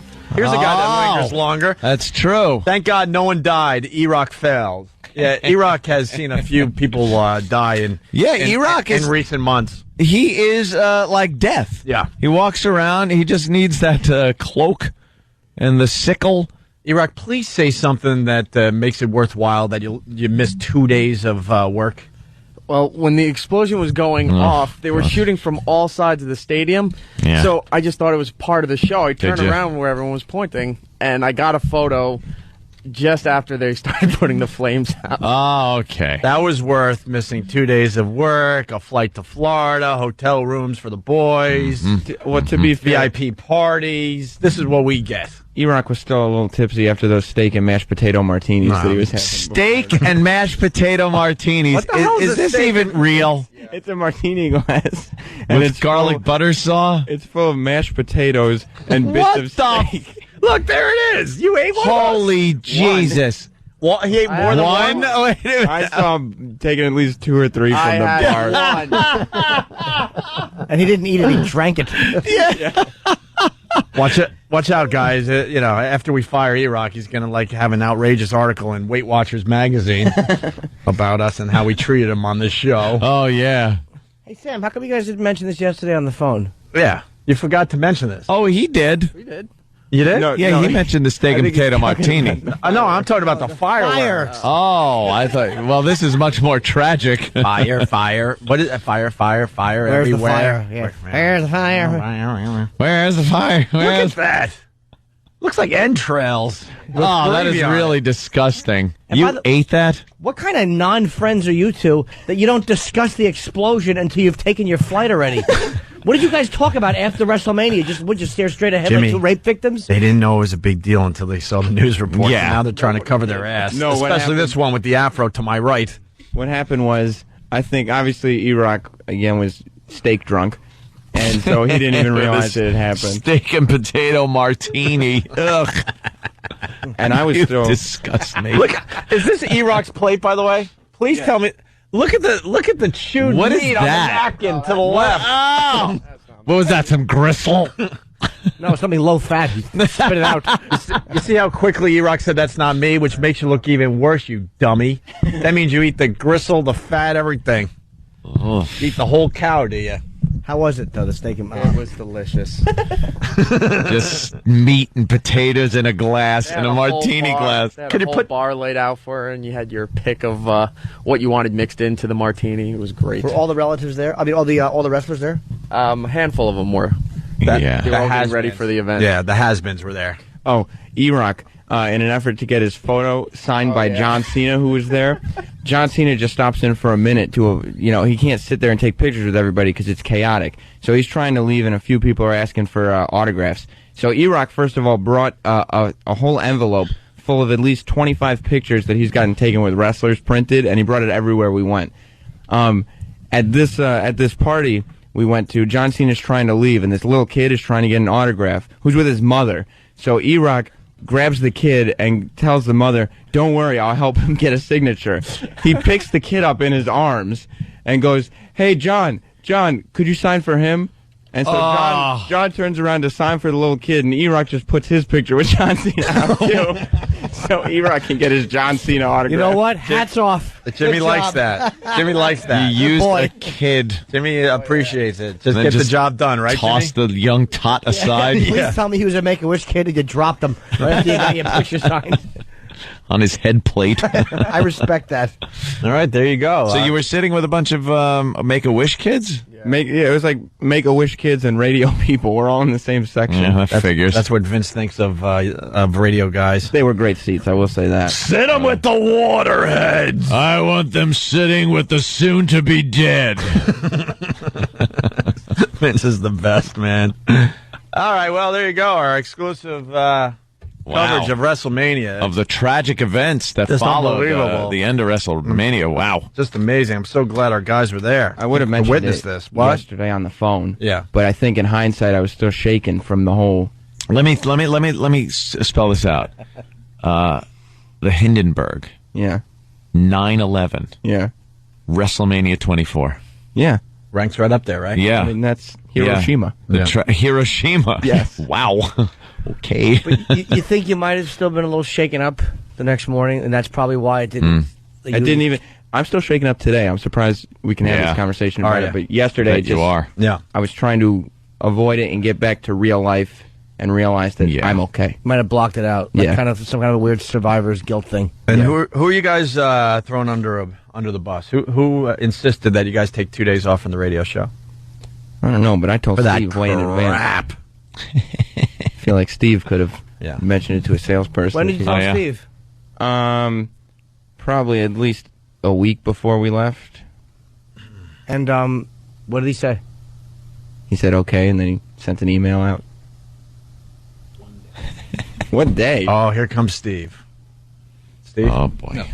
Sam said he was taking 1 day off, and that's when I said okay. The 2 day off thing was during vacation. Sam, comment? Yeah, and vacation was like pretty much a week before we left for WrestleMania. Hey, Steve, so that would be a week. What magazine are you going to do your exclusive interview when you're finally let go from this radio show? Man ass. Yes. Assless Chats Weekly. I don't know why I bother even coming up to a microphone. Black Inches. Yes. I can't say the title on air. Wait, Steve, so you did you read that a week before? No, it wasn't a week before. I wasn't checking my email every day, first of all, and I just saw it in passing maybe like a couple days before they left. Well, why wouldn't you check your email every day? Because I'm on vacation. You don't. We're never really I on understand, vacation. but it's sort of. I checked my email every single day. You did too. You're a when I was hanging out in the Caribbean. I checked. Perfect weather. I didn't check my my XM one, and I didn't. So every attempt to heave me under the bus on this one. I'm not throwing you. No, not you. Me? Oh no, Sam? Who? No. If I right, Steve Sam, Delgado. What? We didn't mean to not have you back. What? Sorry, I'm just wrecking the show. Go.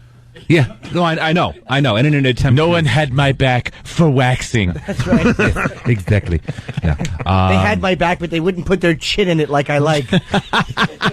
Exactly. Why do I even bother? All right. Thank you. You're welcome. Do you know all chaps are assless? I do. That's what makes them chaps. What? Why do you say assless chaps and they're also crotchless? That's what makes them chaps. They'd just be pants with ruffles. Thank you which for I pointing also own. The redundancy. Thank you, Steve. Very femme. Before we go to break, I think this is a quickie. We did not forget. For the people that linger longer, we have this. And now it's time for a mastic moment. As Opie and Anthony take a glorious look at this majestic Long Island community. Too long to explain now, but we're obsessed with mastic. We did learn you could buy a house for how much again? Oh, my God. A mere couple $1,000s or $900? Yeah, less than $1,000, right? Yeah. Man jumps from Jeep during police chase and leaves kids, adults, inside. All in the lovely town of Mastic Beach, Long Island. Authorities say they've arrested a Long Island driver who jumped from his Jeep to escape a police chase, leaving 2 children and 2 adults in the moving vehicle. Bravo. The Suffolk County Police Department says officers arrested the 41-year-old driver early Saturday after he led them on a high-speed chase in Mastic Beach. Police say the driver slowed down and leaped from the Jeep, which was carrying his girlfriend, a 6-year-old, a 12-year-old, and a second man. The male passenger managed to get behind the wheel and stop the vehicle before anyone was injured. Tuck and roll. Police say they chased the driver on foot and arrested him on charges of driving while intoxicated, resisting arrest, and endangering the welfare of a child. There you go. All in mastic. And that was a bird's eye view into the scenic town we hold close to our hearts. A mastic moment on the Opie and Anthony Show. Wonderful town. It's been way too long. We haven't had a mastic moment in quite a while there, Ant. All right, we got Mark Maron coming in next. Very funny comic. Yes, very funny guy. I love this guy, actually. He's just bitter. He's funny. He's caustic. He's self-destructive. He's bespectacled. He's bespectacled. Yeah, he's got a little of that going on as well. I just heard a replay with him when we were off. Funny stuff, right, Jimmy? Yeah, last time he was in, it was great. All right, we'll have him join the program next. Opie and Anthony. Hey, thanks for checking us out today. We appreciate it. I want to say good morning to Buffalo. We've kind of left Buffalo alone. I don't know why. We love Buffalo. We might have some good news for Buffalo in the next month or so. I like Buffalo. Scripting formats? We'll be leaving your airwaves. That's the good news we have for Buffalo. Now, I think we might bring the comedy tour up there this year. I'm hearing things. We're going to do a few dates this summer, right? Yeah. We're not going to get crazy with it like we did last summer, but we're going to do 2 or 3, I think. And we're thinking Buffalo. Mark Maron getting ready to sit down and join the program here. But Jimmy had something about E-Rock. Going back to the last break. Just the last story he told me about WrestleMania at the end, where him and Sam were at the dinner getting photographs or something with some of the wrestlers. Yeah. What happened? It was a dinner where they weren't really doing any interviews, and we were waiting online to get a photo with one of the divas, and Sam was next to go up, and as he was going up, some other guy just cut in front of him with a little recorder and started doing an interview with this lady. So Sam and I were kind of disgusted by it. Finally, we get to her, we get our photos. They had professional photographers taking everything. At the end of the night, they have your photos laid out on all these tables with so you can pick up your photos with the celebrities. So we found the photos of that guy with the wrestlers, and we took them all and threw them out. But I also, not only with the wrestlers, E-Rock had in his hotel room a picture of this guy and this guy's wife from the show. Just took all the pictures. Wow. Good for you. What a douche. Yeah, don't be confused. E-Rock could be a dick just like anyone else on this radio show. Good for you. Good for you is right. Props to you and Sam. Hey, Mark Maron in studio, fresh off his appearance on Conan O'Brien, which I heard was great. We go to bed at like 9 o'clock, so I didn't get to see it. But it was a good one. I didn't leave thinking like I got to quit. I mean, that's always a good thing when you do anything and you leave like saying, I know how to do this, thank Christ. Yeah. But that worked out all right. I was on with Bob Costas, and it was one of those opportunities. He stayed, and they don't always stay.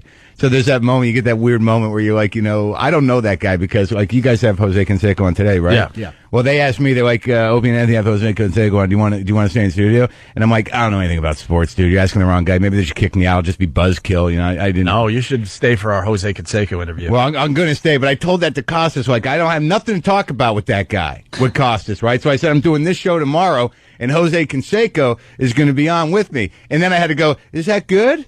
Is that, and then I realized that I don't know nothing about sports, so the conversation was over. I'm sitting there with Costas so I can ask, and I can't talk to him. He's actually a good commentator on other stuff, too. Like, he's across the board good commentator. You really don't know anything about sports? Well, look, not a baseball fan. Well, what happened? If you want to honestly know what I'm an athletic person. Oh, we all are. Look at us. Look at you. Look great. Yeah. Well, thank you, man. Do you want? All right, but we're athletic specimens. Look at us. Well, the thing with me, when it comes a calendar, when in competition, I don't think I was ever, sort of properly guided that way. When I'm competing, if I'm losing, I want to break the game and leave. That's just the way I am. So and when I was in Little League, I was fat. So I was always they put me in center field because no one could hit it that far. So there was just me and fat guys in center field. And here's why I'm not in sports. You know why I laugh? Because I know a little bit about Little League. Like, it sounds impressive to be in center field, but actually, I think it's like the second baseman or the shortstop is actually playing center field. Right. He's talking about center field like where the majors hit it. That's where you do put the slow kids. Because the center field where like 12-year-olds can hit to is well covered by like the second base. Right, and this is Pee Wee, so it's just me and fat guys. Fat guy in right field, and you're just sitting there kicking the dirt around, waiting for something to happen. And this is why, and this is a true story. I mean, I've told it before, but I was in center field. I hear a crack of a ball, and it's coming to me, and I'm backing up, and I back up, and I fall down. The ball bounces off my fat face, breaks my nose because I fell down on a sprinkler or something. And that was just it for me. That was it. I got up. The coach was like, "Get up, you fat!" And it was awkward. It was humiliating. Yeah, exactly. So that was it. The rest you just weren't cut out for it. I wasn't cut out Mark, for it. one of Canseco's most famous moments is a fly ball he lost in the lights, which bounced off his head and went over the fence for a home run. Mm-hmm. So he'll relate to that. Yeah, so maybe I should have stuck with it, and I wouldn't be, playing San Antonio for 4 people in a room that seats 400. Maybe I made the wrong call there. Have you been to San Antonio to that thing? Not, no. Hold on, I got to back up for a second. The Canseco thing you were just talking about. Yeah. This is pretty amazing. These guys are working today. Danny ran it in. High fly ball, right field deep. Canseco back to the track. Looking out. It is off his head. It looked like. And over the top. A home run. That looked like it hit Canseco to the top of the head. We'll have to check the replay. It did. He went over the fence. David Hull's laughing out there, so it must hit something funny. It hit Canseco in the head and bounced over the wall for a homer. Look at this. Boink. And it's out of here. Shouldn't this have been the first sign that he was on steroids, that he could take one off the head and continue playing? I don't think they took him out of the game. Would have been more an indication if he could catch it with his head. Right. His little hand just came out. Yeah, he did so many steroids, he was starting to sprout little hands through his skull. Santarelli once said to me, I work with Santarelli on television, and I told him I didn't watch sports. He literally, people who love sports. Yeah. Well, he literally looked at me like I had just said that. I don't even know what. He looked at me with shock and horror. He says, then how do you feel alive? Wow. With complete honesty. I mean, yeah. Look, I can play mind games. I'm really good at who cries first. Yeah. Played that with my wife a lot. Some people are so into sports, it's their whole life. Yeah, and I understand that. You got to believe in something. I don't have anything against those people. I just have nothing to talk to them about. Because when I watch sports, I'm like a girl. Literally, if I'm in a room full of guys watching sports and they have loyalties to teams, I'm the guy going, yeah, he hit it. So San Antonio, because I think you were talking about being in a room with 4 people. There's nothing worse as a comic than when you see the waitresses sitting in the back, and after the first show they're going to be cut, and they always try to make you feel better. There's some stuff going on in town, and it's just you. Oh boy, they had a comedy. Yeah. They had a comedy condo there, dude. That I was like, you're above this now because you're whatever. But I've heard of these comedy condos. I gotta just jump in. Yeah, the club owners, they get one awful condo and they make the comedians stay there. But usually, man, and the place is usually just a S-hole because they don't really keep it up after a while. They had good intentions at first. It was probably nice and brand new, but years later, it's just disgusting. Yeah, this is 15 years into this club. Man, like Al Madrigal, this comic, I know he's funny, and I told him I was going to San Antonio. He goes, dude, you better bring shower sandals and a sleeping bag. And I'm like, nah, come on. How bad could it be? Dude, I get there, and I'm like, oh, man, I should have brought shower sandals and a sleeping bag. Why was the bed just gross? Well, it was like they have the same linens, they had carpets, they had vinyl upholstered furniture, and this is 15 years into a comedy condo, which they may clean once a week, but how much effort are they really putting into that? And you're dealing with comics. Who the hell knows what went on in there? So it's like 15 years of a film just over everything. You kind of don't want to walk on stuff. You get into the bed and you're like, oh God, I should have worn a coat or something. Why don't you just get a hotel? You're way more known than to do that. You don't need to do that. Why don't you just say? Because I saw it as some sort of, I saw it as a lesson, Jim. I saw it that I was, I'd become a biblical character and I was be putting through some sort of process, some sort of learning through humility process. I'm right at the precipice, man. You understand? Did it help? Huh? Did it help? I wanted to kill myself for 3 days. Yeah, there's a certain amount of wisdom you get from that, where you're just sitting there looking out a window at an empty street in San Antonio. There's a crackhead there. Like, I went to the Alamo. I didn't see whatever, man. So you're just sitting there going, I understood what Oswald was thinking, in the window in Texas, but I'm thinking about assassinating me. Yeah. And I'm just sitting there, and there are those moments when you come through the other side of that where you're like, I can do this. Everything's cool. And then you go perform for 10 people in a room of 400. And you're being too nice as we back up again. Anthony from Long Island writes, Mark absolutely murdered last night on Conan. Costas sucked, and Mark Maron saved the whole show. Yeah, thank God. And you're going to be at what, Gotham Comedy Club this weekend? No, I'm going to be, That's what they told me. I got to leave. I got to leave tomorrow. I'm going to Seattle. I'm going to tape my third and possibly last CD in Seattle. People are asking me why you're last, and I'm like, I don't know what's going to happen. and you pick Seattle. That's where Kurt Cobain did his thing. Well, I don't think I'm going to do your thing after you. No, I'm not going to do that. I'm just being a self-pitying puss. How's your single life doing? I don't know, man. I'm just learning. I'm in the middle of this. I'm in the middle of this divorce process now. Yeah, you have fun with that. What is wrong with that? You enjoy that? No, man. I don't see, I don't want to bring us down here, man. We got a sports guy coming in later. No, bring us down because a lot of people could understand what you're going through. He's divorced too. Ant's 10 years into his or something like that. Well, there's a couple of things that I didn't. We talked about it the last time. Well, when I was here last time, I think I was still holding on to hope. Oh, no. I wasn't? Hope goes out the window. You were, and it was sad for me to see. Because I was I remember I was watching what I said. Yeah. I was trying to be careful about things because but now. Because you're thinking it might work out after all. You're past that now, though. Well, I mean, it's just, you start to have all these realizations, and now, so much has happened since the last time I'm here. But the bottom line is that I don't understand. I don't want to generalize, I'm not a misogynistic person. I don't hate women. I hate two. I know, and it's for good reason. But I just don't understand what the hell she's doing. How vindictive they get. This is a person know. What? But I got nothing.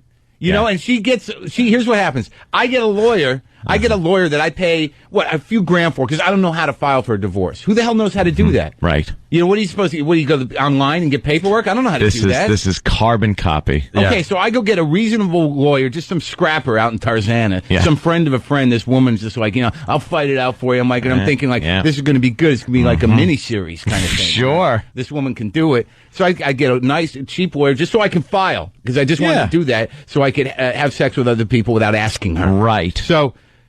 So then what happens is, of course, I have sex with the wrong person because she knows her. And I don't know if it was on purpose or not, but I like to pride myself on thinking I'm not being an angry guy. But, I did take some action. I was playing chess on some level. Yeah. And that aggravated her. So what happens is she leaves me. 3 months later, I file for divorce, right? I go to Scotland. I come back, I date somebody she knows. And now all of a sudden, I'm the idiot. Because her leaving has nothing to do with anything anymore. Sure. That's got nothing. But why would you date her sister? Well, I tried to date her mom, but it's like Was it a friend of hers or just someone she knew casually? I would say casually, but we're in comedy. You run in the same circles. What am I supposed to do? Go to another country? Right. What are you supposed to do? The community is what it is. You know what you know. Right. It's either going to be, people in the rooms or going to be people in comedy. That's it. So now what happens is, You pissed her off. I really did piss her off. But the thing was, is like, okay, to me, I was rationalizing, like, how unusual is that? You know what I mean? That's what people do. You know, when you get left, you can't hurt them, so you got to go out and have sex with people they know. Sure. Right? Didn't you do that? Apparently, yeah. I don't know if that was the reason, because the other side of it is you're lonely, you're broken. Why am I the predator? How come I'm not the victim in that situation? This woman would not leave me alone, right? Which is the truth. All right, nonetheless. I can't believe that. Oh, all right. So she goes out. So now she gets a lawyer, right? Just like you did, right? Through the person, cheap, inexpensive. No. She went and got the supreme divorce lawyer, right? That celebrities use, right? Numero uno. Thank you. Because she is surrounded by vindictive, right? They get a bug in their ear. That's right. And they go, yeah, I should. That's right. Ugh. But the thing that I don't understand, bottom line, is like, you got a lot more bread than I do, bro. And and that's fine. I'm proud of you. Let me tell you something. What? I didn't at the time. No? No. They waited and strung that divorce out until I signed a really good contract. They waited. I wasn't making a lot of money when we filed. But if you signed a contract after you filed for divorce, so what? Future earnings, potential. I had the potential of making $85 billion. I think and she deserves, they figured a portion of that. They figured out a way to make it so, like, no, it doesn't matter what you have. Doesn't matter what your pay is. Right. Potential. It matters. You have the potential to make this much. So you owe this much, half of your potential of what you could make. So I'm sitting there looking at this number going, I can't come close to ever making that in my life. They had to figure over $100 million, I do believe. They freaked, yeah. Over $100 million. And you were like 110. Yeah. You made a little more. What the hell is that based on? Nothing! So, but how were they able to actually, what happened with that? So they just strung that along? They couldn't make a case based on that? They strung it along like they do because they want you to settle. They don't want you to go through this. They want you to settle, and they want to get a good deal. That's how divorces work. They rarely go to trial and rarely finish in court. Usually, both parties are so exhausted and punched out, and it's usually the guy, that you turn around and go, look, I want to end this. What do you need? What do you want? What do you want to just get out of my life? And then you settle. This is not a hopeful conversation. Because no, it's not. Because, I'm trying, like, for the most part, I'm a little morally bankrupt, but I'm a decent guy when it comes to business. I'm a decent guy when it comes to loyalty to people, to friends. I only have 2 friends or 3. So, you know what I mean? I'm not going to screw them over. She was one of them. But now, I just don't, what bothers me is that in my head, this person that's doing this, given that she made her own money, given that, the reason she left was like, I got a bag of cash, I got my own bread, I'm taking off. And it was like, it hurt my feelings, but I was willing to give her what was legally hers. Uh-huh. And then this other thing happens, and I'm like, how do you live with yourself? How do you, how do you live with yourself? With your money. But it ain't that much money. Don't matter. My money, whatever that's going to be, it ain't going to last her long. And the truth of the matter is that, are you telling me that women in general are that able to justify, morally compromise themselves to just say, screw, they don't have no conscience? Yes. Yeah. Yes. Is she looking for a lot? I mean, is that what you said, like a big piece of whatever? She's looking to just turn the screws. Well, no. What the deal is that I got what I have. I saved some money because I had the radio gig for a little while. All right, but now I'm in. What have I got? I'm doing stand up. Last year I got a little deal with HBO. I just finished a second draft of a script for HBO, but we had the writer's strike that took me out of the game for months. And then who the hell knows what's going to happen with that? It's not a lot of bread. So this last year wasn't that great. So she wants half of, I don't mind giving her half what's legally hers. But the truth of the matter is there's some stuff that's not. And she's vindictive about it. She's like, I deserve everything. I'm like, dude, you got, you made some bread, take half of this. And this is all based on the fact that you dated one of her friends, you think? No, I think I don't know what it's based on. The fact is that she left, and for 3 months she said, I don't know what I want to do. And then I said, well, what are we going to do with that? And she says, I still don't know. I said, look, I'm going to file for divorce because it's not fair. Mm-hmm. And that's that. I mean, the other stuff, dating, I don't know what the hell you're supposed to do. Aren't you supposed to date? I mean, what are you supposed to do? Hell yeah. I mean, it's like I'm just a dude here. Maybe I made some wrong decisions. I don't know how to date. The guy just gets so screwed in these divorces. I mean, this is an ongoing theme on our show. And you got to pay the legal fees of the both woman. Sides. who gets the best lawyer around, and you get like a piece of crap lawyer, and then you have to pay for her good lawyer to screw you over. And then you sit there, and you wind up settling. You have all these, let me tell you something, you'll go through this too. You'll have all these delusions that court and divorce court is this thing that's based on your individuality. You're you, she's her. Things will come out that'll prove that you are this guy that did this and she did this, and you deserve what you have and she doesn't deserve this. And then you realize, oh my God, I'm just this docket number, and it's cookie cutter. Like, they look at you as John Doe and Jane Doe, and they'll look at a slide rule and crunch some numbers, and they have a formula that they go through. There's no friend that'll barge through the door and go, Your Honor, I've known this man for years, and let me tell you. And then the judge goes, that's fantastic.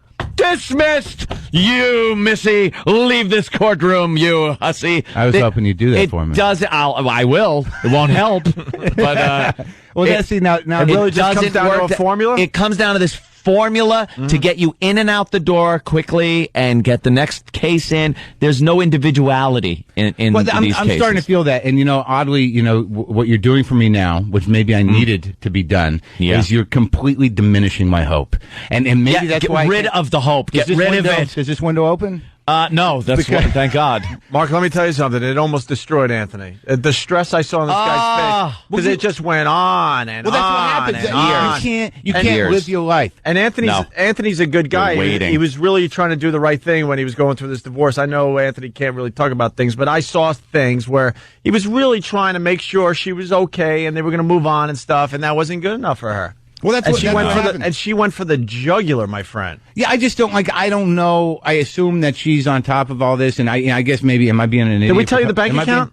Did we tell you the bank account story? Am I being an idiot for talking about it? No, not at all. We love this. We love this. You don't get subject. into like details really and stuff. You don't get into like details of property and stuff like that. That could get you in a little bit of a jam up.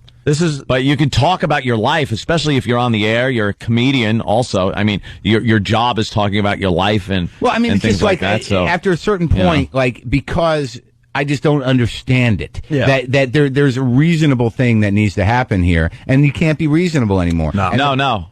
Reasonable goes out the window. And this is when Anthony realized it. I'll try to keep it vague, but Anthony's going through this, and I looked at Anthony one day. We're in our office a few hours before the show, and I go, You got a joint bank account? And Ant goes, yeah. I go, you might want to, go check on that. And Ant, I swear to you, goes, I'm going to go and I'm going to take half the money out. The marriage is definitely done at this point. Definitely. Yeah. There's no turning back.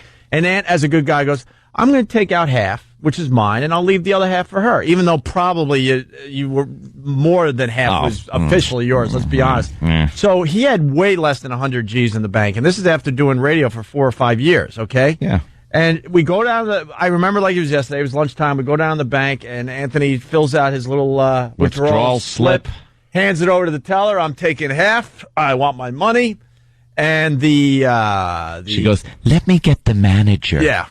And the manager of the bank comes over and goes, you have a balance of $5.52. Not only did she take the entire joint account out, she left about $4 or $5 just to make it hurt that much. Yeah, well, to not close the account. Well, here's the thing that I did that maybe was a mistake. Maybe you did it yourself. Is that from the beginning, and this is true, from the beginning, I was honest. I was transparent. I mean, they asked for stuff. I organized it. I spent 3 weeks putting everything I had together because I just wanted this to go smoothly. Right.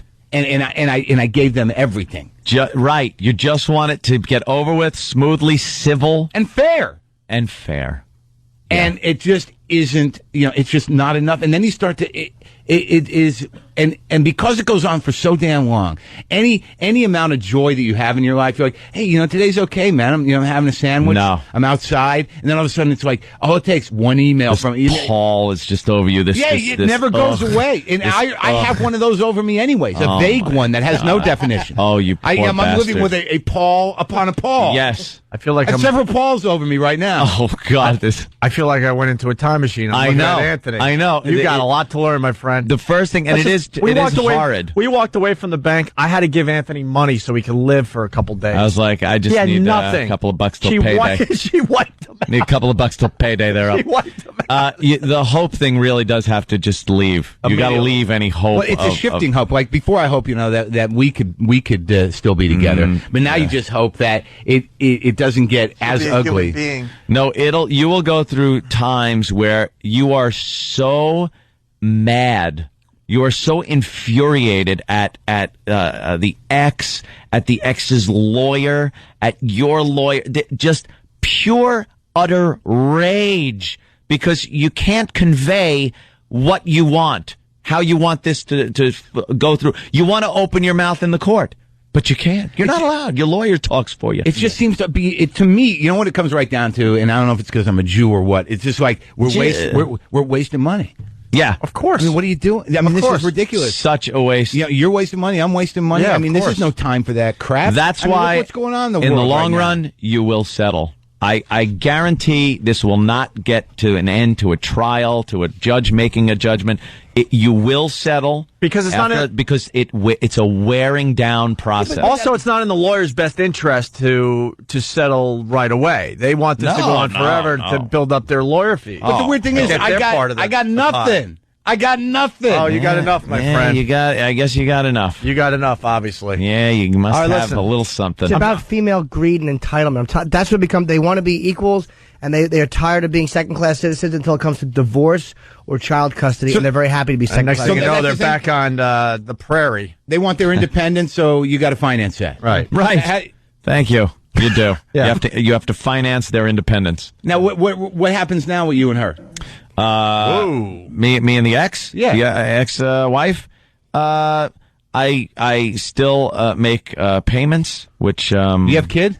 No. No kids, no kid, house. No nothing. Let me tell you something. I went into this divorce with my paycheck, what I made on a weekly basis working at WNEW down the road. And it wasn't this ridiculous amount of money.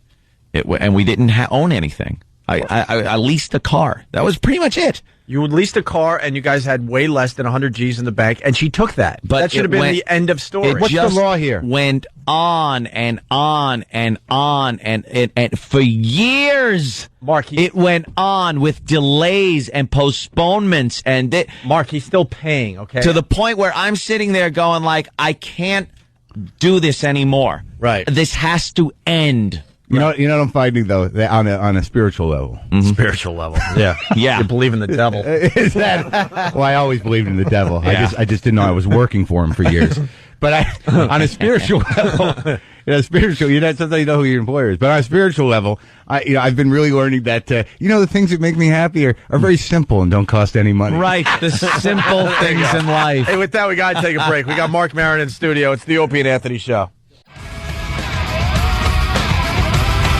Thanks for saving me my job, Jimmy. It's the Opie and Anthony Show. We got Mark Maron in studio. He's flying out to Seattle. He's playing Giggles, Friday and Saturday. Okay. I'm taping a CD, and I'm honest with you. I'm not that prepared, but I'm angry, and I'm at the end of my rope. So I think I'm just looking for a CD that can never happen again. Right. That's the one I want this time. The perfect They're all time kinda for like this. that. Right. Yeah. I think it's going to be a masterpiece. I hope so. I'm going to do the big crying closer, which you don't see as much as you used to. The crying closer, nice. We're having fun today. Hey, little known fact, it was 10 years ago today that we did our mayor's prank up there in Boston. And, got us thrown out of Massachusetts. Boy, did it get us thrown out of Boston. And this is the first April Fool's we've worked since then. Companies and bosses have been very nervous to put us on the air. Over the years, ever since that big prank we did in Boston. What was that? I'm sorry, I was probably sleeping. They're a little nervous us even talking about it today, but basically we told all of Boston that the mayor died in a car accident. It was the younger version of the Opie and Anthony Show. Today's that day. Yeah. April Fool's. April Fool's. Happy birthday, Craig. It's my brother's birthday. I better call him. Thank God you reminded me. Speaking of that, I bring it to everyone's attention because stupid WEEI, Dennison Callahan, taking a little shot at us today, Ant. This just went down a little while ago. So we're out of time. We can't do our top 10 April Fool's jokes quickly of all time. The mayor's dead. I'm just kidding. I'm just kidding. No, the mayor's alive, kicking. He's happy, healthy. Out riding his bike every morning. I'm not going to give you 10. I'm going to give you like 3 or 4 out of the top 10 April Fool's hoaxes of all time. Whatever happened to those idiots that said the mayor was dead? They're like working at that McDonald's with the child molester. Yep. What are they Really? See more. Excuse me, douche. We're in the number 1 market on FM radio. We're syndicated to major cities, and we're on XM satellite radio. So we're heard all over Canada and America. And where is this ass heard that I've never heard of his name? More dishonesty from radio guys. Dennis and Callahan at WEEI. I guess they want to know where Opie and Anthony are, guys. Hey, fans. Hey, everyone listening to the Opie and Anthony show. Call their stupid, worthless show and tell them where we are, what we're doing, and throw in the C word while you're at it. And who cares? And male C pictures. Male C pictures and the C word. Yes. And the female C word. Mail them pictures of men's genitals because they look to me like the type of gentleman that would probably enjoy that. There are Dennis and Callahan in Boston. We're up against them in Boston. Are we? Really? Up against them? I don't think really? so. These guys are defending a corner. You're defending the country. That's right. Exactly. Where are they? At McDonald's? Are you stupid, out of touch jackass? Look, just stay in your own little market. Just stay there. Carve out your little niche. And ignore everything else that's happening in the business you're in. But they know they're lying. They do know it's dishonesty. Radio guys are filled with dishonesty. Get that douche on the phone. Not only do they know a lot about us, they know about our entire careers. We're on in Boston, and they know that. Yeah, they might even know that they're going to get a lot of attention today. This means war. It's never. See, people are under this misconception that getting attention from us is good.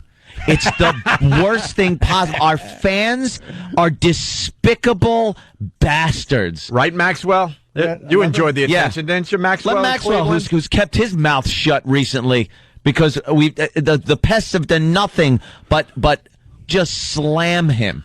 Relentless. They're still pounding him that he can't do his own show because our pests just tie up his phone lines. Whatever happens to those... So what do we got? Another... Look at this curmudgeon douche. I love whatever happened to those idiots. I don't know. We rode the publicity right into New York City radio. Yeah. And into syndication. You know, it's weird, too, because people don't realize that radio is his own world, man. Hold on, Mark. Yeah. Jimmy is taking a look at good old John Dennis. Oh, what a Now, we openly admit we're not lookers for the most part, but wow, look at this guy. Just what a... Wow, look at this guy. He's wearing a sweater vest. What a fruit. Yeah, he's got no choice but to do regional radio. John Dennis, this is his bio. The blizzard of 78 was a year away, and John Havlicek was still playing basketball for the Celtics when John Dennis embarked on the Boston portion of his broadcasting career. So he started before Boston in the 70s, and no one still knows who you are. Yeah. You're still you fledgling nobody. And you're a nobody. No one knows who you are. And 30 years. Every guy that's in radio wants to go to a bigger city, wants to be heard by more people, wants to be syndicated, and it never happened for John Dennis. Here comes Nick Carter. Nick, how are you, sir? You got a little something on Dennis and Callahan? Yeah, oh my God, I couldn't even. There's only 10 minutes of show left. But in terms of John Dennis, he used to be a big-time TV sportscaster. Really? He was on, I think, Channel 7. Okay, failed jock? Is that what I'm being led to believe here? Failed jock? Well, all I know is now, like, he was like Mr. like square-jawed TV guy, but he just let himself go. He looks like yeah, stir-fried S. Well, I think the pests have a mission. What's the numbers there, Jimmy? You got something? Yeah, it's a WEEI AM, which is obviously a big station. Amplitude modulation, my friends. Nice. 888-525-0850. 888-525-0850. And don't make sure when you call that you're respectful. Don't assault the call screener with the C-bomb. Don't get on the air and drop F-bombs because that will really hurt their show. Yeah, that would be really bad. Just let them know where the Opie and Anthony show wound up. Yeah, that would be really bad. Don't make fun of the fact that he went to Kent State and just missed it by a couple of years, which should have happened to him. Don't mention any of that stuff. And once again, this is why. I'm not going to give you 10. I'm going to give you like 3 or 4 out of the top 10 April Fool's hoaxes of all time. Whatever happened to those idiots that said the mayor was dead? They're gone. They're like working at that McDonald's with the child molester. McDonald's. Can you believe the dishonesty? Working at that McDonald's with the child molester. Well, hey Working guys, at McDonald's. Hey guys, WEI is asking where we went, so I think you really need to tell them where we went. Yeah, what's the number one more time, E-Rock? 888-525-0850. And I want phone calls around the clock. Everybody suffers. Everybody. Everyone. Take them down. Everyone suffers. And don't give them a chance to say, oh, well, a couple of people called. Yeah. Just instant barrage, shock and awe And I was on the here. phones. I was here when the war began. I remember April 1st. You're right here. April 1st. That war that lasted in radio for 19 years until that fellow in Boston dropped dead on the air. Started the day I was there. Mark, this is, I hate to tell you, but this is one of many wars we're fighting. Our troops are spread thin at this point. You know, I don't know how the hell. It's like I wish I could listen to you, but I get up. People always ask me, "Did you read that blog? Did you listen to that show? Did you go on YouTube?" It's like, dude, I am so old school, man. I get up and I just sit there, and it's all dread, panic, revenge fantasies for me. It's, masturbation. I don't know how people find the time, to get out of their own heads long enough to even indulge themselves in entertainment. But we got some more. The intel is already coming in, which is wonderful, Anthony. Brian in Boston, listening on BCM. What's up, Brian? Hey, I just want to tell you guys, if you want to call them, it's just pound WEI from a Verizon phone, too. So you can get them on that line, too. Is it a free call if you do pound WEEI? Oh, yeah. So Verizon phone users, the assassins have been awakened. WEEI. Oh, yeah. Mark, you have no idea. There are Opie and Anthony selves around the country. They are snapping the into action, worst crawling idea. out of bed, having their first 9 cigarettes. That's right, fixing their mullets. These guys in radio with their dishonesty, it's just. I was in Tampa. It's unbelievable. I was in Tampa, and I go to do a show, right? And you know me, I got to talk. I get to the show, and the guy's like, "Yeah, we're going to put you on after the news for 3 minutes." And I said to the person who brought me, "I'm like, let's get out of here. Yeah. What am I going to do in 3 minutes?" And then I hear the guy go, "So what happened to Air America?" Yeah. So like, there's a vindictive, it's like he's going to take a shot at me. And Go ahead. then I started talking to him, and he's like, "Oh, I'll give you 6." And we openly admit it because it's the 10-year anniversary. We blew up our careers in Boston because New York was calling. We admitted that. Yep. You know, we knew exactly what we were doing. So we took meetings in New York before we got fired. A month before we were fired, we were in WNEW meeting with the program director saying, I don't know, we're under contract. I would love to live here and work in New York, but we're under contract in Boston. And I want to make it perfectly clear, the NEW people did nothing wrong. They're like, it's really too bad you're in contract because we would hire you tomorrow. And I'm like, well, I think we could. Yeah. I said to Anthony actually in the train back to Long Island. Yeah, I think we can fix that. I think this could be fixed. I think this could be fixed. Believe me. And we tried numerous things, and the mayor thing really worked like a charm. So continue saying that it was a stupid prank, and we blew up our careers, and we're working where? At a convenience store or something? McDonald's. We're at McDonald's. We're now at McDonald's. Yeah, and when you take an action like that where you sabotage your career for a better opportunity, just from personal experience, make sure you have that offer lined up. Yeah. You hear that, Rick? You dope. So WEEI, what is it again, Jimmy? We want phone calls around the clock. But again, everyone suffers. No profanity because that's only going to wreck their show. 1-888-525-0850 because they probably don't have a lot of delay. It's like an AM station. Sure. They don't have a 9-minute dump button like this idiot. And let me tell you how dishonest these guys are. There was a recent article in the Inside Track with the manatees. We call them the manatees. These fat slobs that write the gossip column for the Boston Herald. And there was an article about there's a rumor going around that those two were going to be replacing us on BCN. Right. So they know exactly who we are. And they were where in the we same are. article as us. I lived in Boston for 8 years. I was in Boston for a long time, and BCN used to sponsor the comedy competition. Sure. That started my career, actually. Yeah, Mark Parento was the guy, and Try to spray paint you black and watch you. He did actually. Mark Parento. But I thought it was just improv. Hey, why don't you? Hey. I got a PlayStation for you, kid. Come into my van. Yeah. Hey, Mark Maron's in studio. Yeah. Hey, Mark, I dropped the cart. Can you bend over and pick that up for me? Didn't anyone tell you? Oh, yeah. That sounds exactly like him. That's the way. Who was the guy in the morning then? You that was bend the big over a guy? little more, I'm going to tell everybody how funny you are, Mark. Yeah. Oh, yeah. I'm getting the creeps now. Who was doing mornings? Feels like the beginning of my career. Charles Lackwood. Charles Lackwood, those glass cock. And we used to call him Charles Lack of Talent. Remember that? Charles Used to Lack of drive Talent.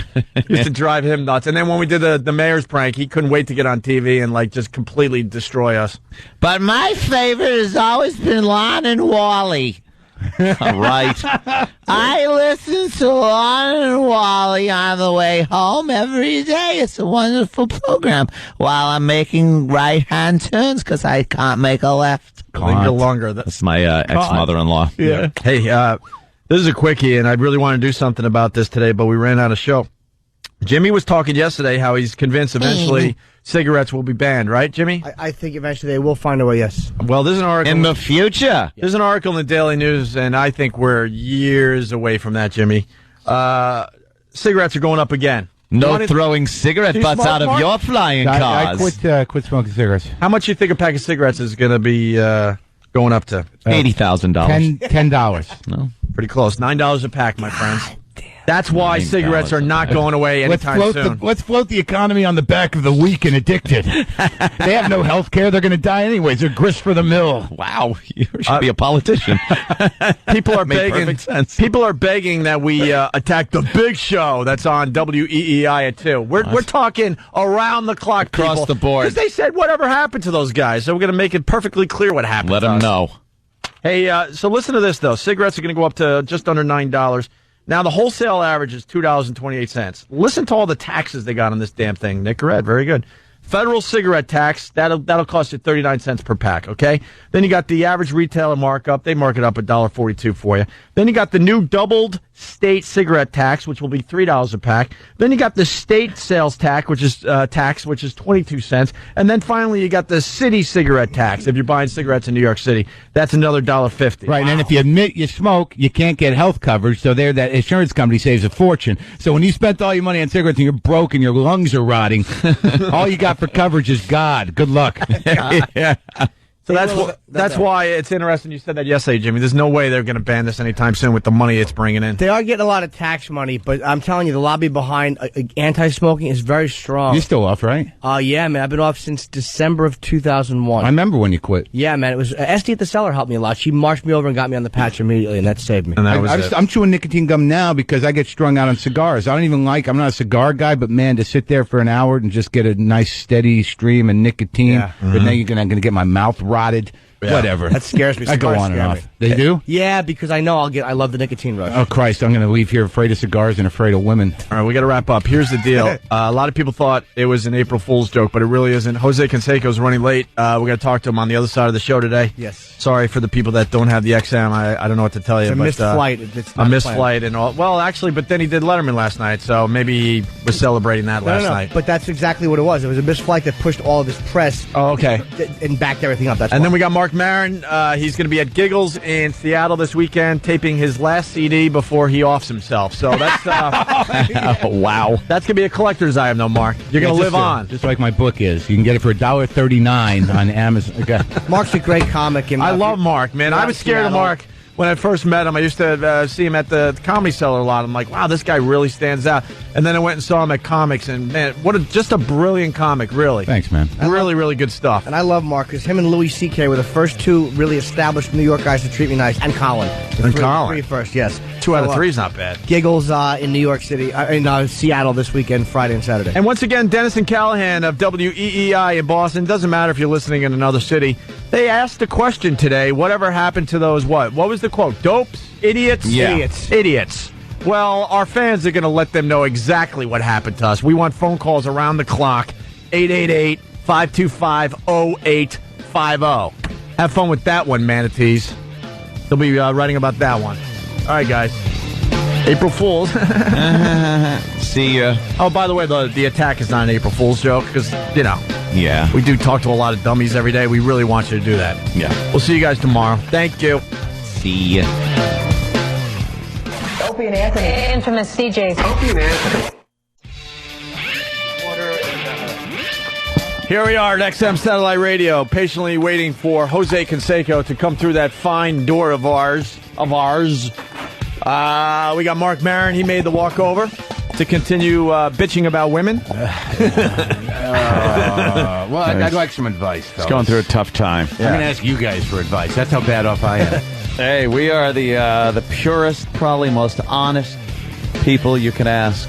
You know, you scared the hell out of me. You don't have an agenda or anything. I thought I was feeling better this morning. I'm like, I'm excited. I'm going to go down there. I talked to you for 10 minutes about divorce, and now I'm like, I'm done. But I like how you were saying your hope is diminishing.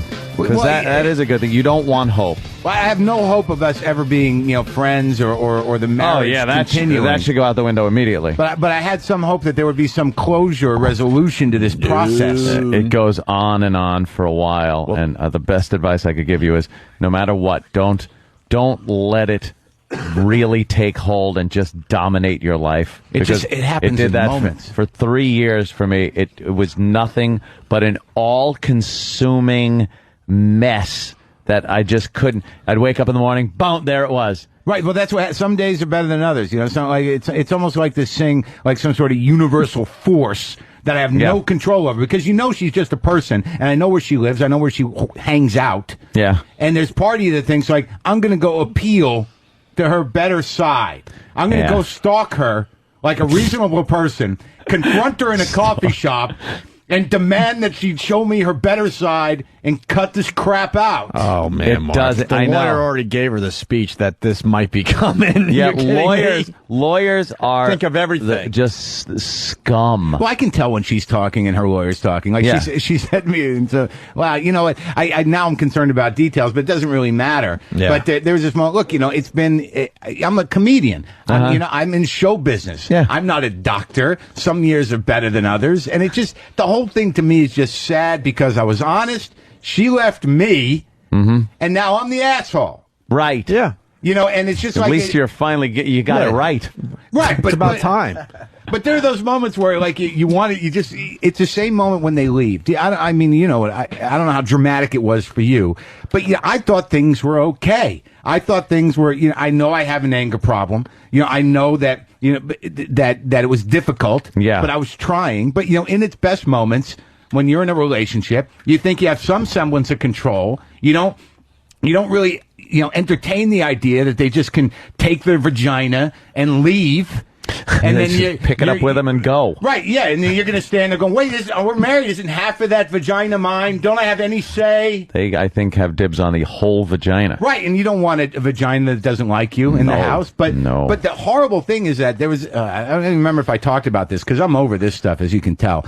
I mean, I'm past this stuff. But now it's just, I did everything I was supposed to do. I did it right in this party. It's like, I want to be rewarded for being honest in this process. Oh, no, you'll be punished.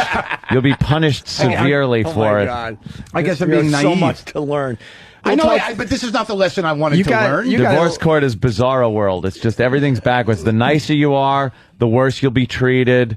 It's a horrible thing to have to go through. My first divorce, I had no money. I just, I gave her half of the, the take from the book, and I left her. You just said first divorce? Yeah. Yeah. You married again? Yeah. Okay, I can't even talk to you. But have you? I loved her. I loved her. Didn't you? You liked her. Doesn't matter if you love. There's no second marriages.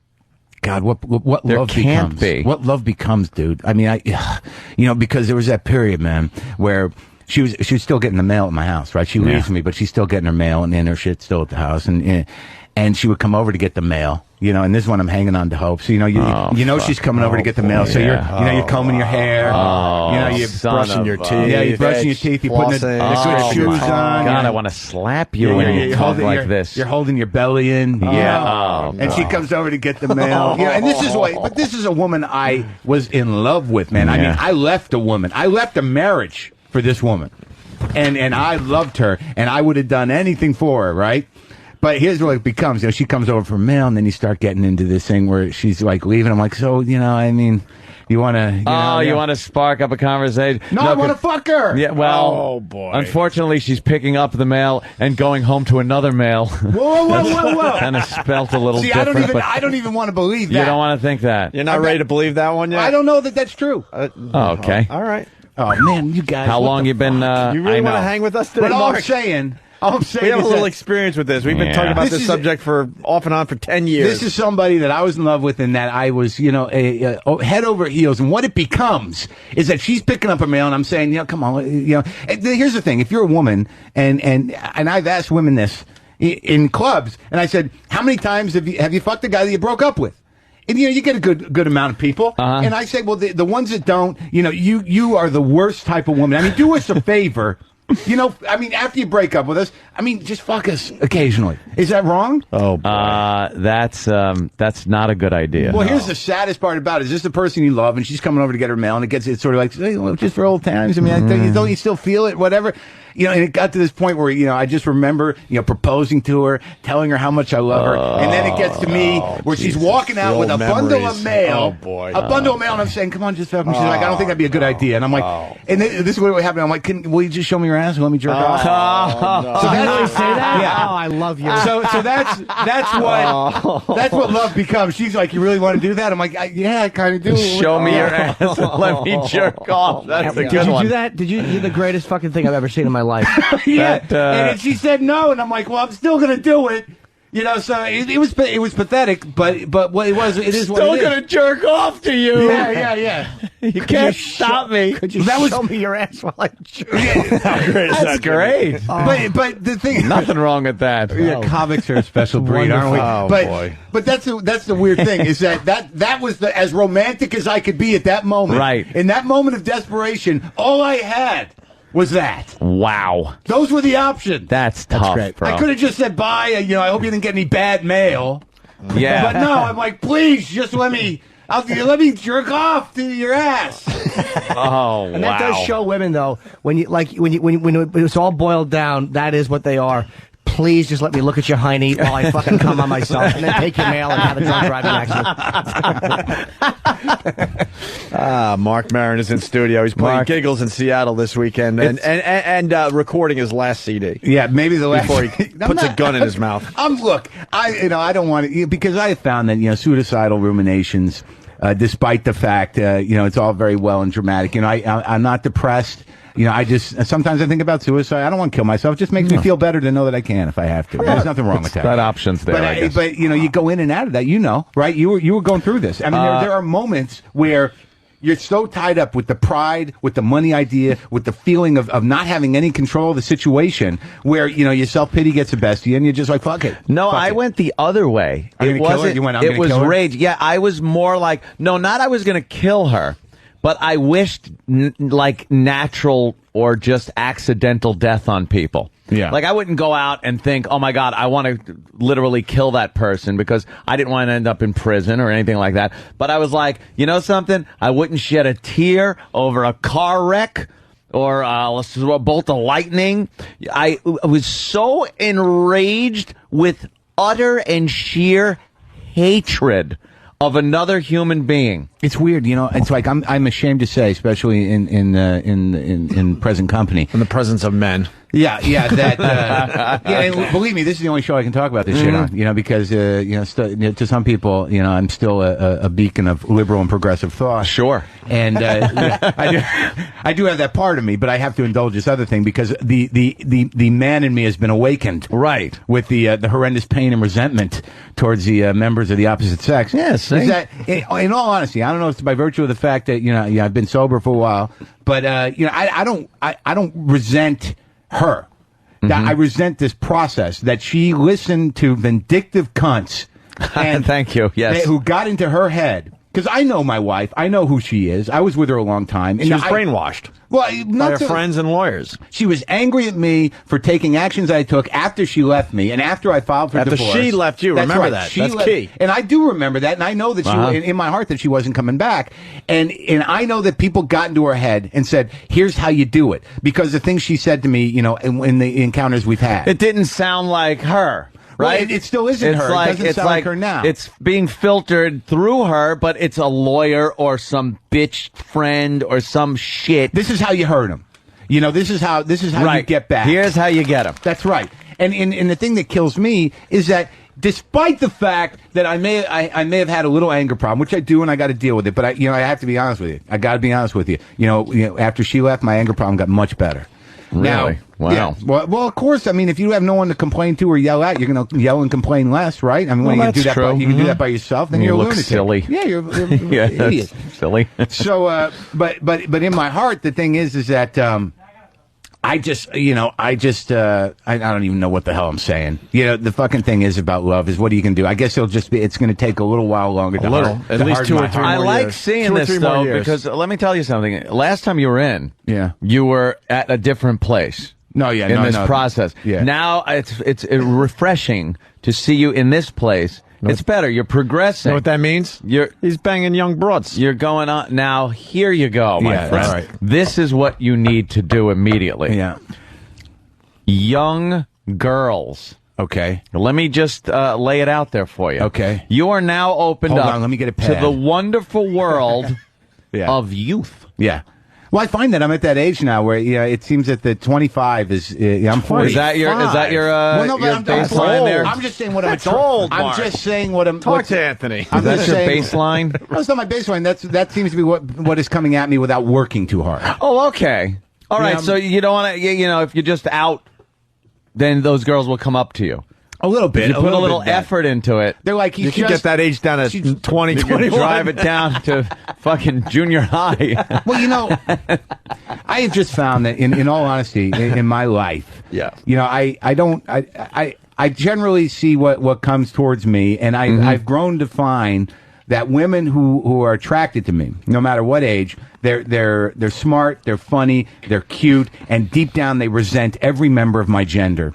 And somehow or another, I'm going to have to pay for that. But it could be in a day, it could be in a week, it could be in 8 years. But eventually, the problem, fellas, is that here's the big problem: all women they have fathers, and you are going to pay for whatever that father did or didn't do. Wow, holy to whatever fuck. extent Anthony they didn't has do said it. that for years. Dude, when I'm a guy, I don't know how many more times I got to stick my cock into a hurricane. I don't know how many more times, but if I look into her eyes and there's nothing but flying debris, okay, I will be like, I'm putting my raincoat on and I'm going in there. And there's Barbie parts flying around camp counselors, Miss Brides, and Daddy said he was coming, and I'm in there. God, with two things that look like jumper cables, wandering around in a storm, saying, "Where's the broken daddy box?" I'm going to plug directly into it, and I'll just hang on for as long as possible. Oh my God! You nailed it. Can I jump in real fast? My ex, Father's Day would come along, and all of a sudden she's like an emotional wreck. I'm like, what the fuck's wrong? It's Father's Day, because it reminds her of when Daddy left. Right. And then all of a sudden we're just going about our lives, and all of a sudden I wake up one morning, she's crying uncontrollably. I'm like, what happened on this date with Daddy? That's the thing. That's the game I would play with her. Day that today it's his birthday. Right. My wife, the day, and this is the God honest truth. The day she said, "You know what? I'm getting along with my father a lot better," it was fucking over. You know what I mean? Like when she started watching football because her dad watched football. When I saw my wife sitting on the couch going, "Go, go," I'm like, "What just happened? Yeah. Who's in my house?" And that was the beginning of the end. And she's exactly like her father. Here's my ex's story, which I should have known immediately, right off the bat. Christmas Day. Yeah, I love this story. He leaves the family on Christmas Day. Hold on, Ed. I need this. He leaves the family. Sometimes you don't want to pay for presents. Goes off, and starts a brand new family from scratch. Yeah. Just from scratch, and completely forgets about the other family he had. Men are unbelievable. I step into this fucking situation thinking everything is going to be hunky-dory, and you are absolutely right. You will pay for the sins of the father, and you don't know when it's coming, but it is. And now my last ex, which is very recent, I don't know what that is, but she just recently picked up and left. That one, God, it's fucking awful. That one, her mom, who now that I'm broken up with her, is just a fucking cunt. Who? My ex-girlfriend's mother. Yeah, I fucking hate her. Anyway. Wow, breaking news. Anyway. I'm sitting up. Anyway. I was leaning back too far. Wait, why? This one hold on. Why is she a just, C-word? you know something? When I've dealt with her over this many years, there's just her personality, her connivingness, the rather work at swindling someone than actually work for a fucking living. Oh, dude, yeah. Just I fucking grit my teeth thinking how many times I had to smile at her when I wanted to hit her in the face with a fucking shovel. Hate her! Always did. So you always did, and now you can finally say it. Fucking one. Wow, you put on a good face, my friend. Since day I did. I've hung out Give me my socially in that fucking situation Academy with you Award. a few times, and it looked like you guys all got along like you were. Give me my fucking Academy Award. You got to play along. Because I fucking did it for the relationship. Why? What was the worst thing she did to you? If you could say, I don't even know. Said hello. It doesn't matter. Anything. You just got a sense. You got a sense right away. There was a complete lack of any appreciation of anything that I would do, helping out, family-wise, which that just this. It's a known fact that Anthony is very generous and helped out a lot of people in your last relationship. And her past track record of relationships and hatred of men and swindling people out of various goods and things is just legendary. But that's what they all become once you start the divorce process. Yeah. Well, tell me about it. That's what they do. Believe me. She had 3 kids with 3 different men.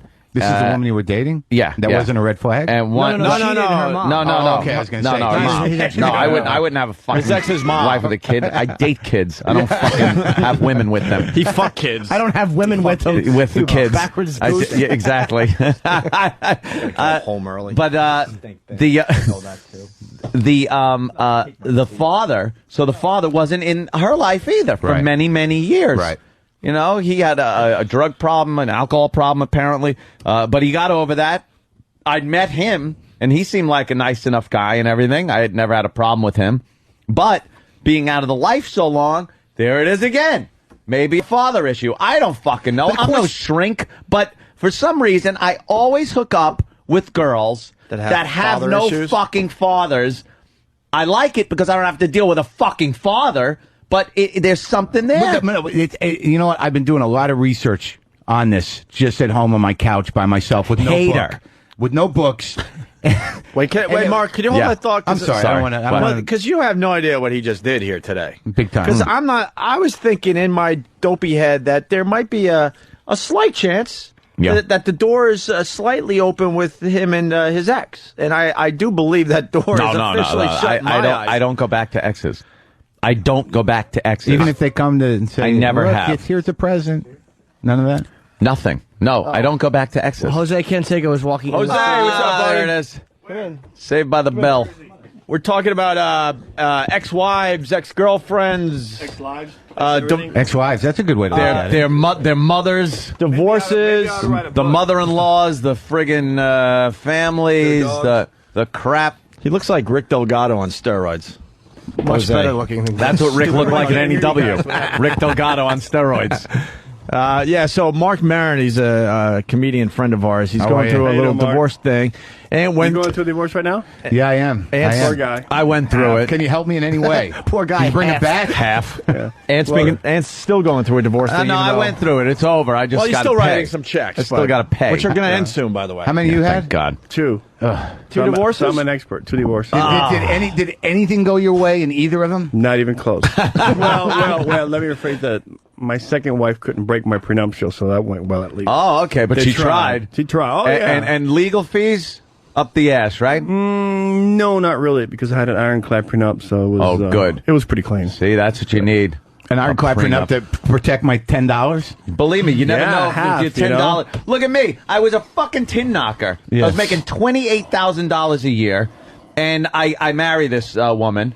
And then I become a fucking radio guy, making some pretty good change. Call it a radio. I become a radio superstar. Making a pretty good chunk of change. I didn't know when I was making $28,000, knocking tin, crawling in people's attics, that I would need a prenup.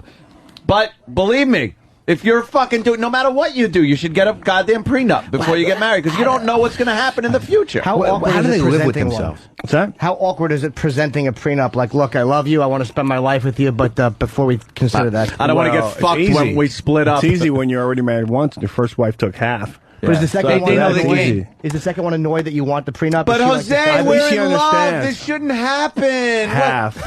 No. What do they say? Well, no, she was pretty cool. Yeah, pretty cool about it. Yeah, because they're up for the ride. They know what they're getting into. They're gonna have a good time either way. Right. Yeah. Hopefully. Yeah. What kind of gun did you hold to her head? You had to, right? Come on, you signed this bitch. He had Luca Brasi. Yeah. Luca Brasi made her an offer. I'll kill you. Hey, speaking of broads, it's a good place to start. Baseball players and women on the road. Jeez, this is terrible. Is that a bad place to start? No, it's a good place. Because we have this theory when we see like baseball players retire and they're crying their eyes out in front of everybody.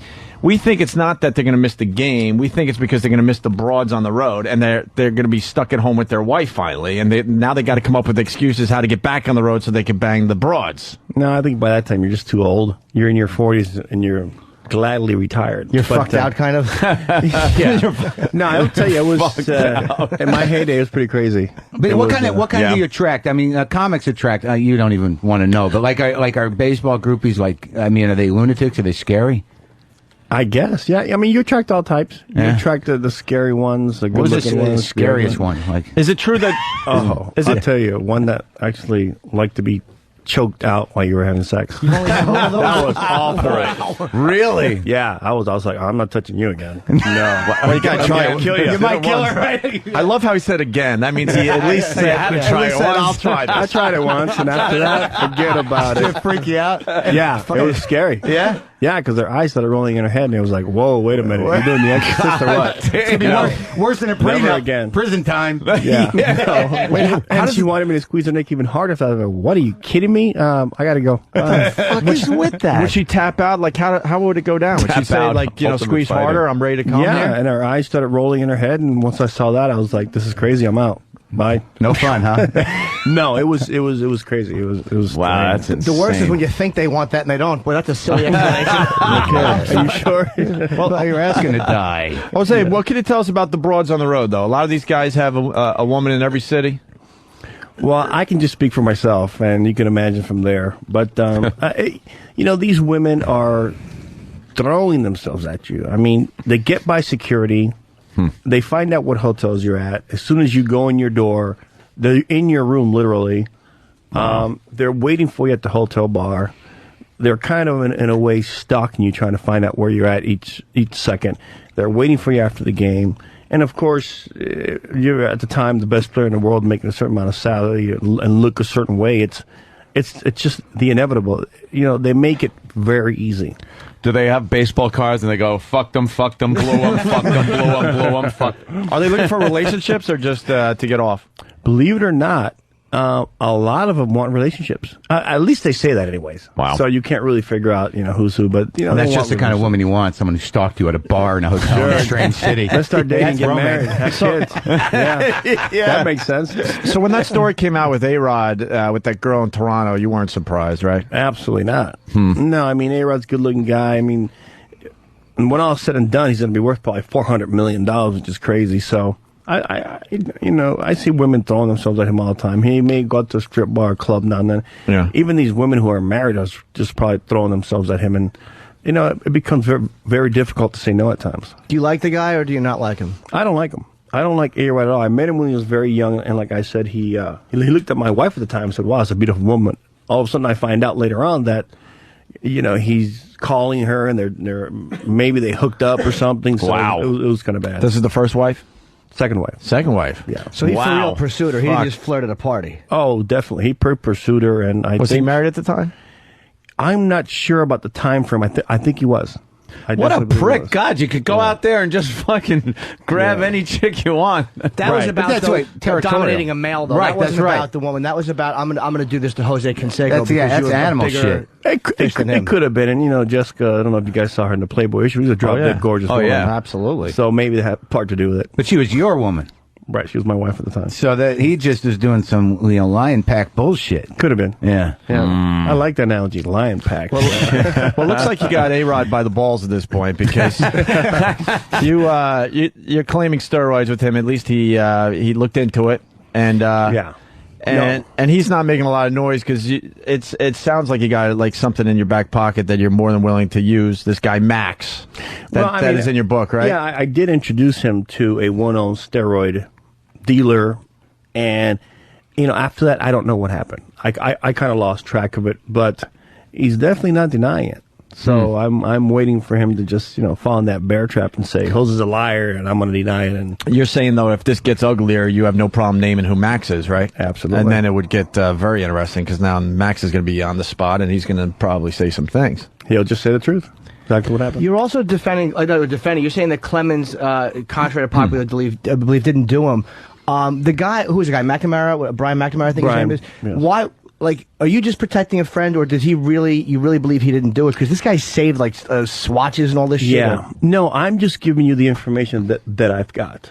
Did I think, especially in my first book, or suspect that Roger Clemens used steroids? Absolutely. Do I have any evidence whatsoever that he did? No. So you're kind of like on the fence. Did he do it or didn't he do it? I always suspected him. I try to get information from him if he did, but I have no evidence at all. So do you feel like the players, do they hate you? I mean, are you hated by players, or do some of them kind of like, hey, we like what you're doing because we didn't do it? What's the reaction from players? Serpico. You Serpico? Well, yeah. Right, I mean, yeah. Even if some of the players do like me, they can't say it because if they're associated with Major League Baseball or have a coaching job or playing at the Major League level, I mean, if they say I'm on Jose's side, Major League Baseball will ostracize them and blackball them and then completely get rid of them. Absolutely. Jimmy and I were discussing just before you got here that were you the first guy to do steroids in baseball, or the first big name to do it? That's a good question. I don't know. I really don't know. I know I'm the first individual that actually set and broke records while using steroids and educating other players, and that was to them a great example. Where did it come from? Were there guys like drug dealers? I mean, when did you first become aware that this was an opportunity and a possibility that could really change your career? Well, for me, it was a different story. For me, in 1984, I was playing with the Modesto A's, which is A-ball, and my sister calls me back home, and I go to the hospital, and my mom's brain dead. And my mom had never seen me play baseball at all, so I promised her on the spot to become the best baseball player in the world. Meanwhile, about 2 months later, I got acquainted and introduced to steroids. And I decided at that point to use them to fulfill that promise to my mom, become the best baseball player in the world. Who was that guy, though? Was he a skeevy guy, or how did that come about? No, he was actually a high school friend of mine that was a weightlifter. Oh, I get it. And he was using steroids. So I asked him about it. I played a lot of high school sports. I mean, steroid use was like rampant in high school. So, I mean, to think that these baseball guys weren't doing it is just stupid. With the people I hung out with, pot use was rampant. Right. Yeah, steroids was not even in the picture for me. No, it was pretty much just, you got a joint. How do we get a guy to buy a Southern Comfort? Where are we driving? Yeah, get someone to buy us booze and some pot and go to the woods. Yeah, on the woods. Were in the pot click. Yeah, that was me. Jose, you know when I knew you were on steroids? We said it earlier this morning. When you took that baseball off your head and then it went over the wall for a home run and you continued playing, I'm like, wow, that guy's on something. Didn't even feel it. That guy's on something. Didn't even feel it. How bad of a fucking teasing did you get from your teammates? Oh, I mean, it was so funny because I remember, like it was yesterday, this guy from Cleveland Indians, I forgot what his name is, Martinez, whatever, hits I'll send my line drive fly by me in right field. And I remember as a child, the first thing they tell you is do not take your eyes off the ball. So first thing I do is I look at the ball, I run back. First thing I do is I look to see where the fence is.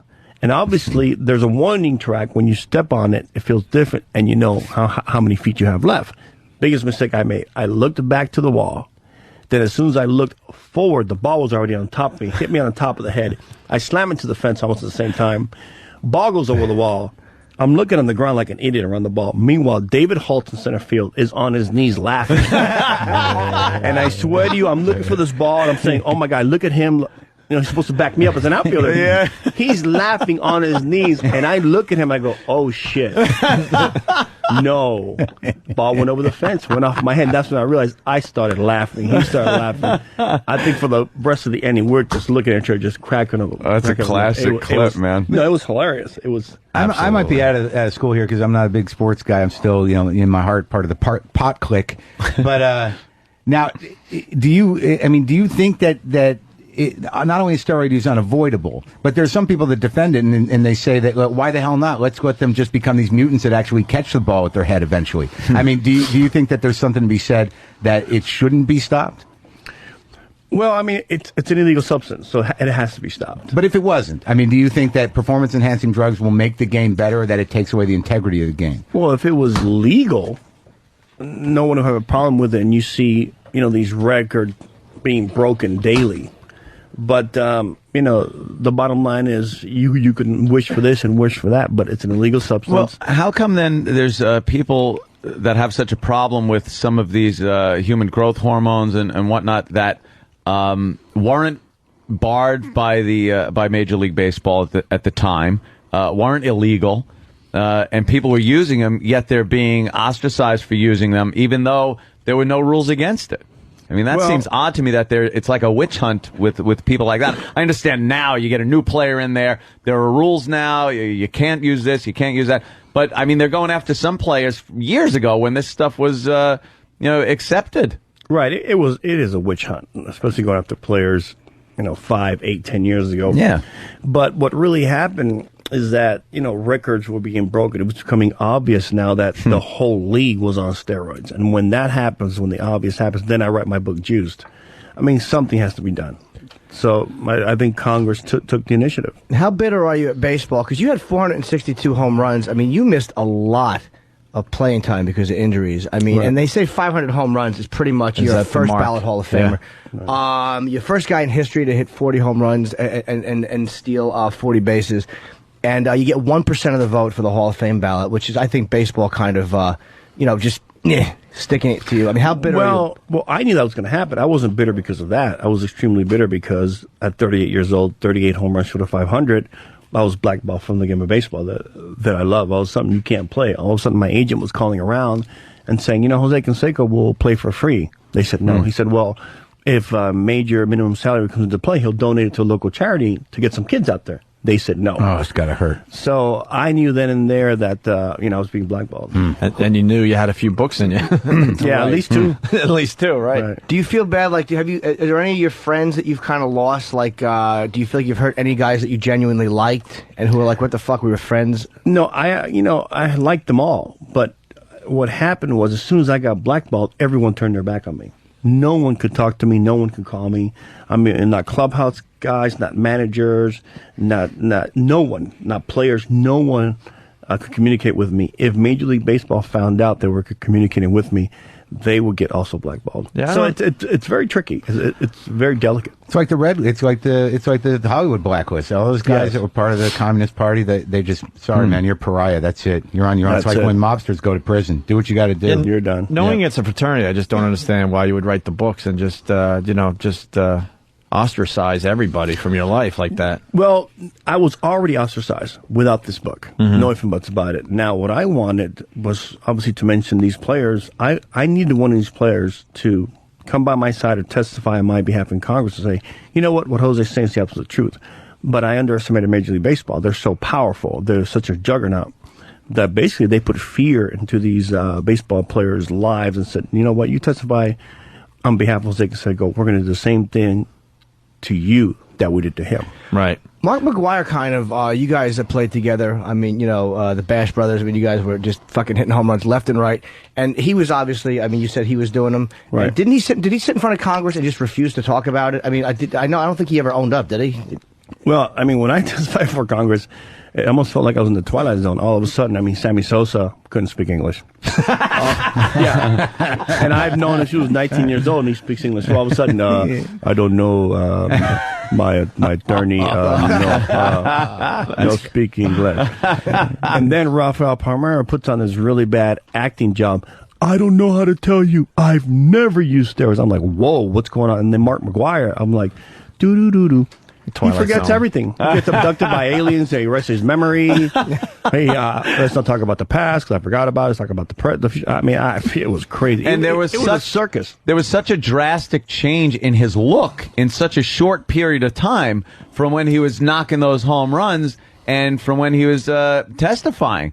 I mean, he was just a giant. Mark McGwire was friggin' huge arms, he was big humongous, neck man. and everything. And there he was. He looked like a bookworm Well, now he's a little with the golf little player. glasses Uncle on. Bob. And, you got to think, all right, come on. Give me a break. Didn't here. you write in your book that you injected him? Yeah, definitely injected him. Injected Mark McGwire with steroids. Now And Rafael Palmeiro. And Ralph. Uh-huh. Really? You injected him? Absolutely. Wow. It's funny how McGuire didn't want to discuss the past, yet he didn't mind the past when it was Maris's home run record. And they were harping on that as he was approaching 60 and 61. Is it weird, like, injecting, like, another athlete in the ass with steroids? Is it a little homoerotic? Like, No, what because goes on there? it How was does that going go on down? all the time. No, because Homoerotic. Do you just pull? But you have to pull your. Oh my God, the locker room looked like a shooting gallery on the Lower East Side. Right. yeah, I mean, it's just the top I'm of the just saying glute it's got to be a muscle. little weird. Like if Jimmy needed the steroids, I don't know if I could put a needle in his Just don't ass. fucking put him on your dick and use that. It's fine. It's just a needle. It's not like he's totally naked now. He's just the top of the glute. I mean, we're all in Right. our I'm just baseball trying to make a pants. joke there, Jose. Jesus. You know, it's How just creepy the would very that be, top, though? and you don't take off. Now, Now, I'm just sitting here thinking, now, could I get on steroids? Do I have to work out, or is there? well, if you want to maximize the effect, yeah, you need to work out and diet properly. And Would it help our radio show, you think?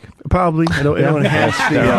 Anything could help. Yeah, anything could help. It'll enhance the What about output. a B12 shot could help at this point? What about the Just like rumor about steroids. your balls shriveling up to the size of raisins or something?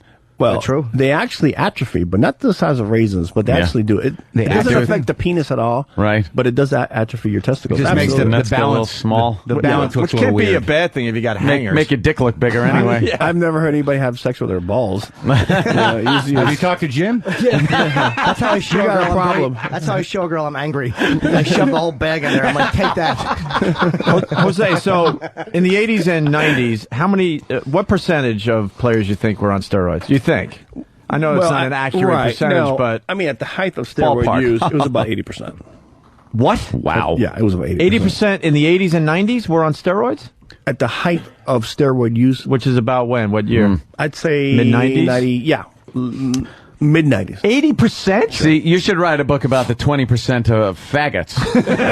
that wouldn't do it. As a matter of fact, I made a comment. I said, for the last 10, 15 years, find an MVP that was not on steroids. Wow. Really? So, yeah. Let me throw a name at you, Cal Ripken. So if you're saying 80% of the ball players were on steroids, He was in the 80s, though, I think. Oh, you're skirting that one. So no, I never even heard Cal Ripken related to steroids. So he was one of the good ones that Probably. He wasn't a possibly slugger, I don't avoided think. it. I'm just. Probably. But if 80%, Jimmy, that's not all home run sluggers. You know, That's- Rod Carew wasn't, you know. Yeah.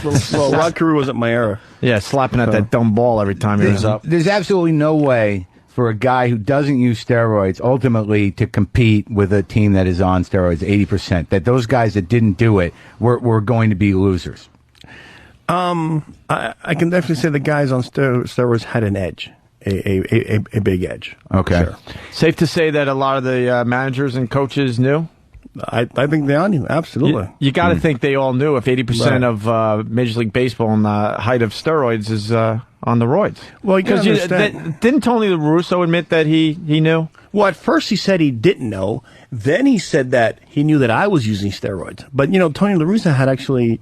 We used to make fun of him because he used to have snitches come in the clubhouse when the managers weren't allowed and the coaches weren't allowed in there to actually look around and listen to see what people were doing. Oh, you think he overmanages? He always struck me as somebody that kind of fucking micromanaged a little bit too much. Lefty, righty, right, we get it. You know, Right. I mean, he was a great manager. He was a perfectionist. So... But it had to be like, it seems to me that I don't know the history of baseball, and I'm speculating here, but at the time when steroid use started to get popular, that it probably bolstered the game. I mean, that's why the big shots are into it. It's some money. You guys are like thoroughbred horses. They probably knew that if the performance goes up, they're selling millions Baseball of was dollars. almost dead because of the strike, and then next Right. thing you know, we got Was that guys hitting 500-600 foot Right. homers. Yeah. So Yeah. that's I mean, why. you got Sammy Sosa and Mark McGwire in the home run competition they had. Which I think is which was all you know, steroids, it right? brought the game back. But They you were- had 46 they were both home runs awesome. that year. I mean, that wasn't that year Right. 46. And It's that like you came in kind of like get 10th. overshadowed. And you came in 10th I was that year? last. So on some level, steroids saved the game of baseball. Absolutely. At Safe some to levels, say, yes. it saved the game. It brought back the game to the best game in the world. You know, the home runs, the long ball, Probably that's why the silence. That's why a lot of people weren't willing to speak up about it because it was bringing it back. Now, what turned that around? What made it so people started saying, "Hey, got to get these steroids out of baseball"? Well, it wasn't the people in general. It was the owners in general. The owners lost control of the salary structure.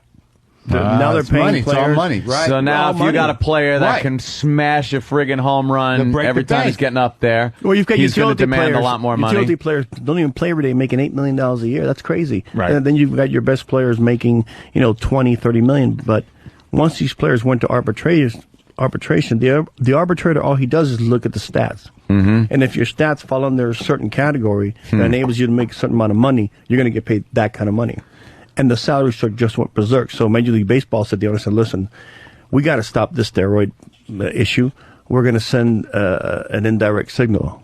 We're going to blackball Jose Canseco. He's the godfather of steroids. All the players knew it. They were coming up to me saying, Jose, you're being blackballed. I said, I know. They all knew it. So they said that we made a lot of money in the 80s and 90s. Right. And if we want to hold on to that money. Right. Now we're losing control. Right. It's like, the money. You have a controlled fire in your backyard. You know how to light it. All of a sudden it gets out of control. What do? Right. I mean, you have to control it somehow. Shut it down. That's exactly what happened. I'm sorry, Jose. How about people that say steroids might help you hit the ball far, but it doesn't help you. It doesn't help you concentrate on the ball, or it doesn't help you become like an accurate player. And Your hand-eye coordination isn't there. You still got to be able to connect with a fastball to send it over the fence. Right. But then people say that it does help you concentrate. Like, is that true? Does it? I don't think so. People give steroids way too much credit. You got to have the natural skill. You have to have we know the Opie's not on skill. steroids, concentrating. What happened? What happened? I want to get back to the Tony La Russa and the managers. So is it safe to say Joe Torre knew that guys were doing steroids? I'm safe to say that they all knew. Absolutely. Every manager. Absolutely.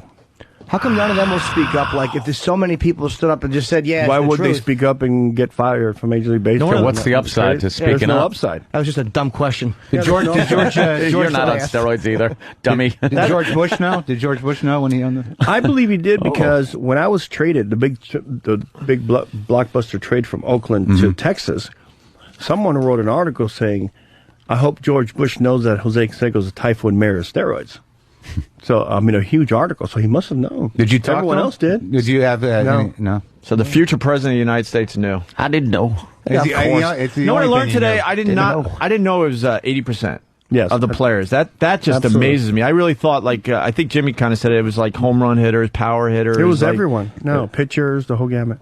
Bat boys. Yeah, bat boys. Big, just bulked up bat boys coming out there. Yeah. What's the side effects of steroids? We've heard all sorts of things over the years. I don't think anyone knows what the long-term side effects are because obviously they're illegal. No experimentation has been done on a human subject, so I don't think anyone knows. But what's happened to the guys that have been doing it since the 80s? I mean, the human subjects took it upon themselves to go ahead and do them. What have been the repercussions of guys that you know? Well, I have not heard of any deaths directly linked with steroid use. Just deaths with trying to stop a moving car because you think you can. Well, that's a psychological problem. But I know in professional wrestling, which has had its scandals as far as steroids go, there have been a lot of deaths that people have attributed to steroid use. And then they've done the autopsy and they've checked the blood levels. And they've got steroids, they've got cocaine, they've got heroin and speed in their system. That's which a party. would be attributed to Jesus Christ. Wow. Right. Are you still doing them at all? Like just to stay in shape, or did you? Just I don't totally use stop? anything illegal. No. None of that. Oh, it's illegal. Actually, I didn't know it was illegal. Against you got to have a law. prescription for it. You've got. Ironically enough, it's real easy to get. They did an article saying that 60% of the men in the United States have low testosterone levels. You just go to a doctor and say, "Listen, check my blood levels." Oh, you've got low testosterone level. They prescribe you steroids. Would that help with rods? Would that help with erections? I'm got sure, another yeah. drug for As that. a matter of fact, they use that for the therapy. They use testosterone therapy. Let's look forward to a bulked up Jimmy. Yeah, I fucking love Cialis. Fucking 3 days later, you're like, oh, I'm a fucking real man. This is fantastic. But I didn't know. 3 days later, well, I mean, it just damn. stays in your system. It's really great. Jimmy wraps some pine tar around the base. Unbelievable. To get a good grip. So, I mean, I know it's a stupid question. You don't regret doing it though. Like you don't like we see the path that it kind of took you on, or like you don't regret having taken them. I do regret it, but I had the best intentions when I actually did it to become the best baseball player in the world for my mom who died, and I had the best intentions, but things didn't turn out right. Do you regret naming names, or are there any names that you kind of wish you hadn't, even though you were being honest? No, I really don't regret that. What I regret was that none of these players came to my side. Not one. Again, where's the upside, though, you know? Exactly, where's the upside? They're not going to... No, they're not going to... They saw what happened to me, and they were going to put themselves in that kind of position. There's too much money to be made in baseball. I'm gonna miss steroids in baseball. I gotta be honest with you, because I don't really care what happens to you guys after your days are done. I love. We're useless after that. I mean, you guys don't you don't care about the fans for the most part about their lives. I don't care about. I want to see 500-foot homers. I want to see pitchers throwing 100 miles an hour. Exactly. I don't care. Weird mutants running down the bases. Right. Yeah. It's kind of a hacky bit, but they talk about like all the drugs that made music what it is today. You know, right? And imagine taking the drugs away from these musicians. What crap we'd be hearing on the radio. American Idol. I'll tell you guys a true... exactly. That's what happened. This is a true statement. Before steroids, there was marijuana and cocaine and liquor. When steroids came in, everybody went on this health diet with steroids and supplements and all that. Marijuana was gone out of the game. Cocaine was gone and liquor was gone. See, that's imagine that on who has the real balls. Mickey Mantle, who could hit Homer's shit face. Yeah, all right, or Babe a guy Ruth, juiced up. I want to know what Babe Ruth was on, because like everyone Hot had dogs. Hot dog and liquor. Yeah, everyone had an edge, Women. whether it was steroids or other shit over the years. And he's an American icon. Yeah, and was doing the same thing basically that athletes are doing today with the women. And you can exchange the steroids for the liquor and so forth. But the guy who can play fucked up, that's the real hero. Yeah. We were talking about how the players didn't come to your side and, stick up for you. You must have had certain players that just wanted to kick your ass or call you a rat or some shit. I mean, actually, players didn't make that comment. Fans did. I guess I'm speaking for the players, but players really didn't get involved. Really, at all. You didn't have anybody that was like, Jose, what the fuck are you doing? Who's gonna stand? Another guy that's his size. That's on roids. That's like fellow players maybe would be like, Jesus Christ, you're stirring up this shit. No, we never had that because the players knew I was telling the truth. Hey, what's going on with Barry Bonds, in your humble opinion? Obviously, he wants to continue playing. No one wants to pick him up. He's done. But I mean, he could probably hit 20 or 30 homers this year, and it would be good for attendance for some of these teams that aren't going to do that well. Well, then this it would year. have to be an American League team. Obviously, he did. But what's the deal there? I mean, he obviously has a year or two left in him, and I heard they took down all his signage at the stadium and stuff. They want to make believe they don't even know him anymore. It's very simple. The deal is they don't know if they're going to convict him of perjury or not. Imagine if a team signs him and in the middle of the season he gets convicted. So, I mean, you just can't do that. You just can't take that risk. They want to keep that nice family. His head got big after the roids, bro. I mean, he's played already for 20-some odd years. He's 44 years old. I mean, Jesus, he's broken all kind of records. I mean, the man is... Will they remove records at all, do you think? I mean, there's always this stupid thing with the Astros because he played a few more games than Babe Ruth, but they won't take records. They can't do that. Absolutely no. Yeah. No, they can't. There's no way of judging what steroids did to whom and who really used steroids. And sure, maybe some of them got caught, but what about the guys that slipped under the radar? You can't tell. Well, nobody wants the Carl Yastrzemski. What was that? Like the year of the pitcher? I mean, was one guy in the league hit 300, he hit like 301. Nobody wants that anymore. People like to see a fucking offensive game. But there must have been some guys, like these guys were talking about the fans, there must have been some division among the fans. It would seem to me that the older guys, the older fans, were probably, supporting you. Am I right?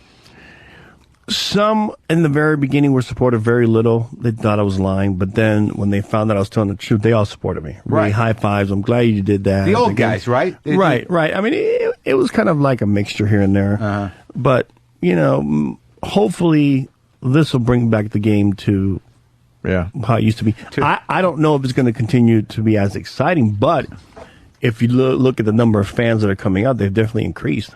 You think it's also a lot of the guys that made whatever they made per year, and now they're going out to make their living just signing. They see a guy like A-Rod making fucking, it was a $252 million contract, and they're like, ugh. So they have to be happy to see some of these guys at least being embarrassed publicly or... Yeah, you really don't humanized, really. Jose doesn't like A-Rod. You really don't like A-Rod. No, I don't like him as a person. Would you like to smack him if you could? If you could do it and get away with it, would it just feel good? One crack to that dumb smiling face of his? At least 4 or 5. Good. I like that. Good. Is he the guy you hate the most in the game? Yeah. I would definitely say that. Wow, look at the look here, Jose. Right. Jose's not happy. Jose's a fucking problem. You don't want to tangle with Jose. You've had a couple of Jose, are you writing these books for the money a little bit too? A little bit in there? No, you got a nice opportunity there because the books come out right around opening day and all. It's perfect timing. Yeah, it's the timing of the publishers. Really, why wouldn't you? They actually predict when the books come out. Right. I have nothing to do with that. But you have enough money to live, you think? Yeah, I just wanted people to know the truth. I wanted them to know what happened. Then I wanted a follow up to the first book to see that I was completely right and I was vindicated and people have changed their opinion about me completely now. Isn't that funny about the truth, though? Like, it's a weird thing. When you do tell the truth about something, there's you get that weird double-edged thing where people are like, we really appreciate your honesty. Now get the fuck out of here. Sometimes it's funny. The truth is not accepted. It never is. Are you kidding? It's strange. Yeah. If you tell the truth, people are like, we appreciate that, but you can't come to dinner here anymore. Right. Upset my wife. You want to take some phone calls? Sure, let's do it. All right, let's see what these guys got. Let's say hi to Chris in New York. Chris, what's going on? Hello, Chris. Maybe we'll get A-Rod to call in. They're going to rain out. Hey, Chris, what's up? Can you hear me? Yeah, Yes, I can hear you. What's up?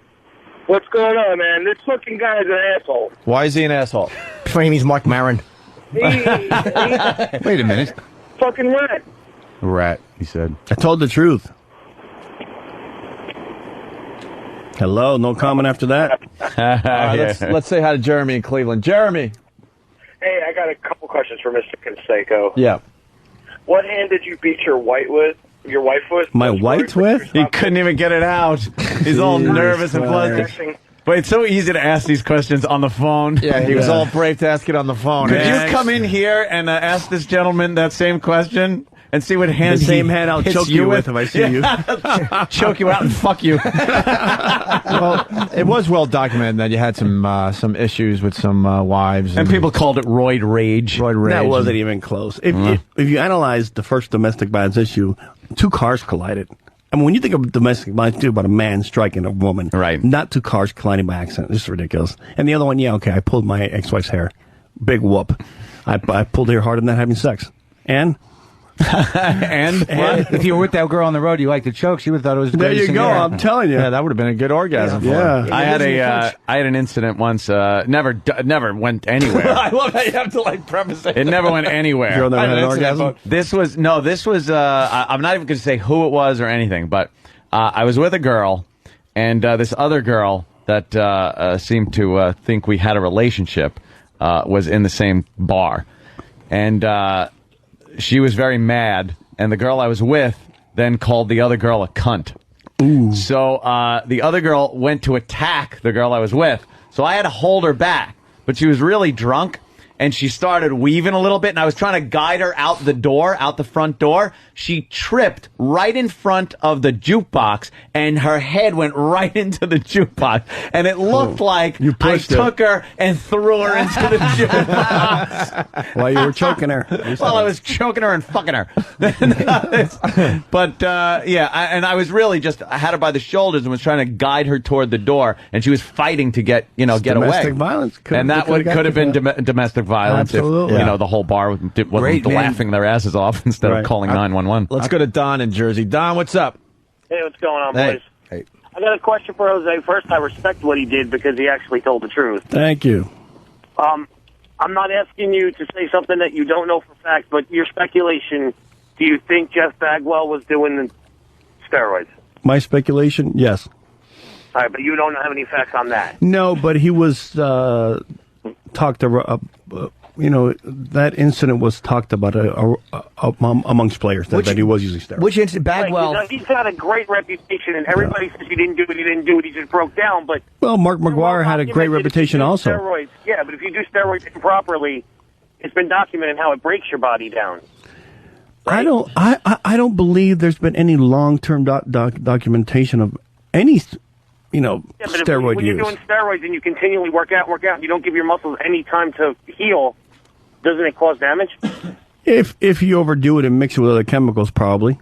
Right, that's what I was referring to. But I respect what you did, and you guys suck. Jimmy, you're great. Thank you, I know nothing about steroids, but I would assume that, like anything else, in some type of moderation, it probably isn't as bad for you as if you're just using too much of it, like anything else. You know, if somebody sits around and smokes a little pot every so often, it's not like the guy that's just constantly stoned. I'm starting to think. Nothing. I'm starting to think the only guys that weren't doing steroids in the 80s and 90s were guys that were just scared to do it. Pussies, you're saying, Opie? Yeah, pussies. Bunch of pussies. It gets into a maintenance middle situation. relievers and pussies. Scared of needles. It gets into a maintenance situation, so it becomes hard to be prudent or casual about it because you got to maintain it, right? I guess Well, it's a matter of timing too. Eventually, I think if I would have not have written this book, everyone would have been using steroids. So just a matter of time. Mariano Rivera couldn't be doing steroids. He weighs 90 pounds. It couldn't be. He's a lot bigger than he used to be. Maybe he was one of them who was not. Who knows? Hey, Jose. Use him as a needle when he was. We're gonna go. Is he skinny? No, nothing. Hold on. Jeff in Staten Island has something. I don't know if you want to answer this, but ask Jose what the guy in the stands at Yankee Stadium said to him that got him so pissed off he had to be restrained. Oh. Do you remember that I incident? remember that. I think he. I think that was in 1991 when the night before, I went out with Madonna, and the next day was all over the media, the papers. I think he had said something really nasty about Madonna and my wife at the time, that they were getting it on. It was something crazy and stupid. And he kept on saying it and saying it, saying he said some really nasty things. And I just turned around to him, you better shut up, you better shut up. And he didn't, obviously. And he left. Hey, did you have sex with Madonna? No, I did not. But you did introduce her to steroids, obviously. No. Look at that fucking didn't help body her of hers. performance. My God. Let's say hi to Todd in Connecticut. Todd. Hey, morning, Opie, Anthony, little Jimmy. Hey, man. Hey, Jose. I'm a big Red Sox fan. I was just wondering, you played for the Red Sox. I didn't see none of their names in there. Do you know if any of those guys took steroids? Like Big Papi or Manny? Well, I didn't know Big Papi personally or Manny Ramirez personally. They didn't play on the Red Sox team when I was there, so I really have no opinion on that. So you didn't see anything happening on in the clubhouse then?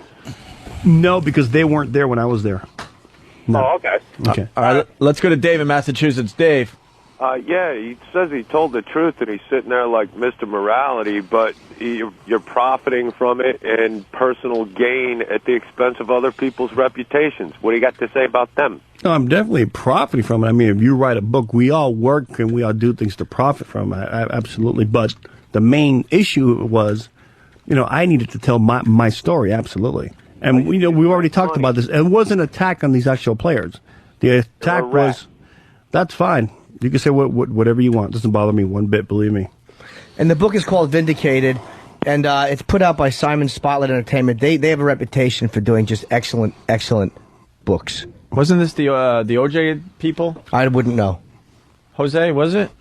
The OJ book that got No, I think that was HarperCollins, wasn't it? Oh, okay. Probably, yeah. It's a shitty company. Right, yeah. Simon Spotlight Entertainment is known, but what they do is they deal with quality only. What publisher did you have, Jimmy? Doesn't matter. Same one, Simon Spotlight. Let's go to Wisconsin. Paul, what's up? We got Jose Canseco in studio. What's up, Paul? Well, first I want to thank you for your book and what you've done. Sure. I'm a big baseball fan. I'm very happy with what you did. But I want to ask about Derek Jeter, if there's any possibility you ever see him or with steroids or anything like that. I'll hang up and hear your answer. No, I don't think so. He's never been mentioned in any circles. And when I played with the Yankees those 2 months, no. It's so interesting. These guys are calling because they're like, what about my hero? Oh, I know. Yeah, That's what I'm getting my to. hero. What about my mother? Yeah. Wouldn't surprise me if Jeter did him, though. Made him so fucking strong at blowing off fans. That prick. Yeah, Jimmy used to be a big Jeter fan until he blew him off. So Yeah, he was very he now hurtful. hates all of the Yankees because of Derek Jeter. No, you know who I like? Oh, I was going to mention him. You know who I liked the most out of the fucking Yankees that I met? That fucking jizzbag. I don't like A-Rod. He's never going to win anything. He's one of those guys, he just won't win. He couldn't win with the Mariners couldn't win with him and stupid Randy Johnson and Edgar Martinez. He's never going to win. Was Jason Giambi was the nice Yankee I met. Yeah. And I think people like him because he kind of came out and apologized, and I think he just stopped. Right. I mean, he was honest about it. I said, listen, I made a mistake, and that's it. Right. Everyone was doing it. I was trying to help our team, our city, our players, and you move on. One more question here. Chuck in Jersey. Chuck. Hey, how you doing, guys? Hey. I wanted to ask him about what happened with Maglio Ordonez when he accused him of doing steroids and No, actually, Maglio. Maglio. I guess I wrote an article, and the article was about that I was trying to extort money from Maglio Ordonez. Meanwhile, the article also states that I never spoke with Maglio, I never spoke with his agent, no one there, and I actually did a. No, but you wanted money to keep him out of your second book. But this is what I'm talking about now. Okay, that never happened. And then finally, I took a polygraph on it and passed it completely. That never took place. I'll only say this: I don't know what happened with Jose and Ordonez, but if there was a blackmail thing, don't you think that they would have set you up to take the if you were trying to blackmail them? Don't you Absolutely, think that they'd probably take my phone calls and record them. So that never happened. Are you at peace as far as the Hall of Fame goes, Jose? Absolutely. Yeah, you are. It's a rough one, though. No, I don't think. Even if the steroid era didn't exist, I wouldn't be inducted anyways. I just don't have the stats. How many games did you miss, though? I mean, or roughly, I don't know. I had 3-4 back surgeries, elbow surgery, hand surgery. So I must have missed a total of 3-4 years. Total. You and Pete Rose just egged the place on Halloween. Toilet paper or something. Bud Selig's house. We go by there with about 50 dozen eggs. And just egg, laugh, and drive away. Yeah. What about past commissioners of baseball? They were aware of the steroid thing too. Absolutely. I mean, Bud Selig was absolutely aware of it. They just didn't do anything about it. That's all. Isn't he a doctor, Bud Selig, or am I completely wrong? Yeah, I'm wrong. That makes it even worse. I don't know. No, I don't know if he is or not. I don't know why I'm thinking Dr. Bud. Maybe I'm confused. What we learned today is that everyone knew. Yes. When this was being done. When it was good for the game, who was going to say anything? Cashing checks. Right. Yeah. Who's going to, if it's not broken, don't fix it. Right. Who's going to say something? But then the second the owners, as Jose said, the second the owners started seeing, we're paying a lot of money for these monsters. Too much money going out. We're going to have to, kind of leak this out. And right. Hey, Jose, it's obvious that we're all just getting along here. We're pals. So why don't you give us a huge exclusive right now? Something you haven't told anyone else. I've told everyone everything in this book. Right. How about I've just put it out there. How about just one thing that'll get us international news? Let's go. One player. President Bush did steroids, right? No. I'll tell everyone. I injected you before. That's it. There it is. Opie. Knew it. A-Rod used to go from hamper to hamper smelling athletic supporters. Just something that we can use. That fucking no-winning bum. Oh, we got the great Jay Moore on the line here. Jay Moore. Hey, Jay, how are you, buddy? Hiya, boys. Jose Canseco looking good. Thank you. How you doing? Feeling good. You guys finally met a guy that blinks more than Jimmy. That's why I wear glasses. Yeah, you blink a little bit there, Jose. What's that about? I do the same thing. Probably my two marriages. Nerves, right? My divorces. There you go. I owe how much? I've gotten a slight twitch myself. I love the book, Jose, and I can't wait to get vindicated. Have you read the game, Juicing the Game? No, I have not. That's a pretty good long, it's like a tome. It's like 800 pages, and it basically just explains what you've been saying for years of, how baseball turned its back because it was so good after the strike for all these guys to be hitting bombs. Right. And then people say, you can't, steroids isn't a baseball drug, and all these doctors testify about how it's the perfect steroid drug. Right. I mean, it's the perfect steroid sport, I should say. Steroid sport, and it works. Twitch response and the slow twitch with the long season and the anaerobic plus the aerobic energy's wasted and spent. But also, Dr. Moore. You a doctor? I might as well have been. You should have seen the weight I put on for the Street Kings movie. I put on 30 pounds. I'm more amazed that Mr. ADD read an 800-page book. Yes, that's a long book. How did you get past page 2? Fucking Cliff Notes, asshole. We know what you did. Exactly. You know what? You'll be surprised between the Nixon and Truman biographies. That was like a year of my life I'll never get back. Jimmy, where are you performing this weekend if I wanted to come see you? No. You know what, Jay? I'll be in New York. I'm not doing any road gigs. Hey, Jay, I'll be in Seattle. Yeah, Jay. We got Mark Maron at Giggles in Seattle. Jay, did we do all right with the interview? Is there a question we didn't ask? Was that Mark Maron? Yeah. Yeah. Hi, pal. What's up, buddy? Like I said, ADD, Jay. I'm one of the few people who's not angry around. Jay, is there the thing about Mark and I, we just kind of rub each other the right way. And oddly, too, like you wouldn't put us in the same room usually. Yeah, well, we've gotten along because I tolerate you. Yeah. That's nice. I love Jake, you, man. The Marks in Seattle, June 28th. I'm at the Pageant Theater in St. Louis, right? Very nice. Jose Canseco's got a book out, and did he pork at Janice Dickinson in The Surreal Life? Not even close. I'll tell you something funny. Oh, I Makeup forgot does about wonders for her.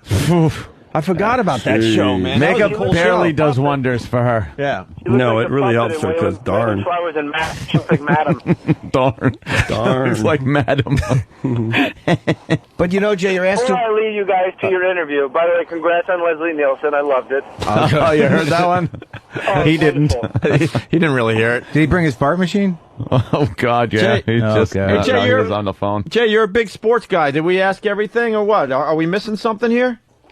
Pretty much. It's too bad about the back surgeries because Jose was on the fast track for the Hall of Fame. Absolutely, he My was. friends play this game all the time. Oh, does Don Mattingly belong in the Hall of Fame? Absolutely. Yeah. All right, Even good. though you know what? I would've he fucking retired turned you because he new had one asshole. back surgery, I think. Yeah. That knocked him out of the game, but definitely. He's a pussy. His last season, he had like 49 runs batted and like 7 home runs, but he was fucking injured. Yeah, the injuries. You got to keep in mind, Don Mattingly and Kirby Puckett's numbers are exactly the same. The only difference is the rings. And Don Mattingly never raped someone blind with pot with glaucoma. Joe Girardi, greatest slugger of all time. Go. Go. Joe Girardi. Yeah, exactly. I'm going to do my impression of Ahmad Rashad interviewing Jose Canseco, okay? All right. Jose, sheer will. Whatever you said. Remember when he used to swing for Michael Jordan's balls? He would just go up to Michael and not ask anything, just go, Michael, intensity. Fucking Jay, man. Does Roland still work? I got a lot of catching up to do because I'm finally back at work, so I'm up early to call you guys more. Yeah. Does Roland still work there? Yes, he does. Well, he's here. I don't know if you guys know this, but he talks exactly like Tara Reid. Oh, yeah, wow, we're yeah. gonna have to look into that. He does. And then when he's done, he kind of goes, I don't know. Yeah. All right, that's it. Jose, I met you at, you probably don't even know who I am. I met you at 24 Hour Fitness. I'm the comic, Jay Moore. Okay. And you were doing, I have no fucking idea. You just got an okay. If you, Jay, my dick got hard from that response. You know how happy that made me? That's exactly the response I've gotten from every famous person I've met more than once. Yeah. Good for you. Thank you. Here's the strange part about Jose Canseco. He's a 24-hour fitness. First of all, he's like, a fucking borderline Hall of Famer. He works out like where I work out, and the Persian people in the Valley of L.A. I don't want my fucking 400-plus home run hitters. I don't want to wait for the tricep extension between him and some fucking hairy Persian lady. And he's sitting on a bench, and for a half hour, this fucking mental patient is working wrists. I go in, and he's like, I'm just working wrists. Blink, just staying in shape. Blink. He wants to keep his smack in shape. Holy smokes. He just sat there working wrists. Forearms. They call forearms. They call forearms.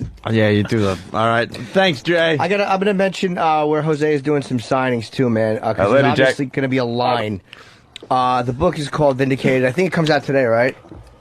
Well, is it today or? Oh yesterday? yeah, I think it. Last Thursday it came out, but the real push was yesterday and today. Oh, okay. Last night, what an ill-informed asshole I am. All right, well, it's out now, so fucking buy it. Hey, sir, did we do a good job for you over there? You guys did fantastic. We love your show. You guys do a great job. We really appreciate you. Oh, thank you very much, Jeff Garland. That's my 330-pound attorney. He's a nice. Hey, he's Obviously, he's on the roids too. Take care of himself. Hey, we got the site. I'm going to plug. Is there a website? First of all, I'll give out two things. Today, at 3:30, there's a great independent bookstore in Ridgewood, New Jersey called Bookends, which is a great place. You can get a lot of people in there for a signing. And then tomorrow, if you can't get out to Jersey today, here in New York, at 12:30, the Barnes & Noble on 5th Avenue. I think that's Union Square. Am I correct? Correct. It's a massive one, too, so don't worry about not getting... Not the Union Square one, it's the other one. Oh, it's not? No. 5th Avenue and what? Do you have a cross street? 46th. Okay, 5th and 46th. Yeah, nobody tells me anything. They just give me fucking 500 dates here. But either way, 5th Avenue and 46th, Barnes & Noble, 12:30 p.m. tomorrow. Today at 3:30, Bookends in Ridgewood, New Jersey. And is there a website where you can get the rest of the signings? JoseCanseco.com. Nice. Okay, good. I'm surprised some cyber squatter shit didn't grab that. Like they did mine. How does Jose Canseco have his name and Jim Norton is taken? Yeah. Hey, fucking disturbs me. Sonny Forelli from Boston writes, ask Jose about Goody Two Shoes Kurt Schilling. What about Kurt? Oh, what a hypocrite that guy is. Oh, my God. He made such a big fool of himself before Congress that one of the congressmen had to reprimand him. He's just ridiculous. That guy's an idiot. Why don't you? How did he make a fool of himself? I don't remember. Aside from his fucking tampon sock, which was fake. Well, I mean, yeah. I mean, at first they had him on this task force for Congress to stop steroids. Then he says, right in front of Congress, there's not a problem. There's no steroid problem. Then in an article a few months back, he says there is a steroid problem. So which one is it? Is there a steroid problem or is there not a steroid problem? He was just blabbing out left and right. And in your opinion, was he on the roids? Kurt, no, I don't think so. Too goody two shoes? Yeah, absolutely. Just a fucking wispy-haired asshole. Nobody likes Schilling. Fuck you and you're killing the Yankees in with the Red Sox out with those dirty fucking Diamondbacks. Yeah. Randy Johnson, homosexual? No. Fucking hate him. That'd be a big one. Yeah, he certainly would. Hey, do they call him the big unit because of his cock? That's the rumor. No, I don't know about that one. Well, I mean, it was just the rumor. Not that I, Maybe because he's 6'10"? Yeah, he really is a fucking lumbering John Holmes idiot. He falls into a well. Fucking hate him. He's done nothing but murder the Yankees his whole shitty career. Fuck. All right, we're going to let Jose go. Yes. Very busy man. The book, of course, is called Vindicate, available in bookstores and on Amazon.com. And thanks for the honesty, man. We appreciate it. Thanks, guys. Cool. We'll see you soon. My 3rd and 4th and 5th book come out. Oh, yeah.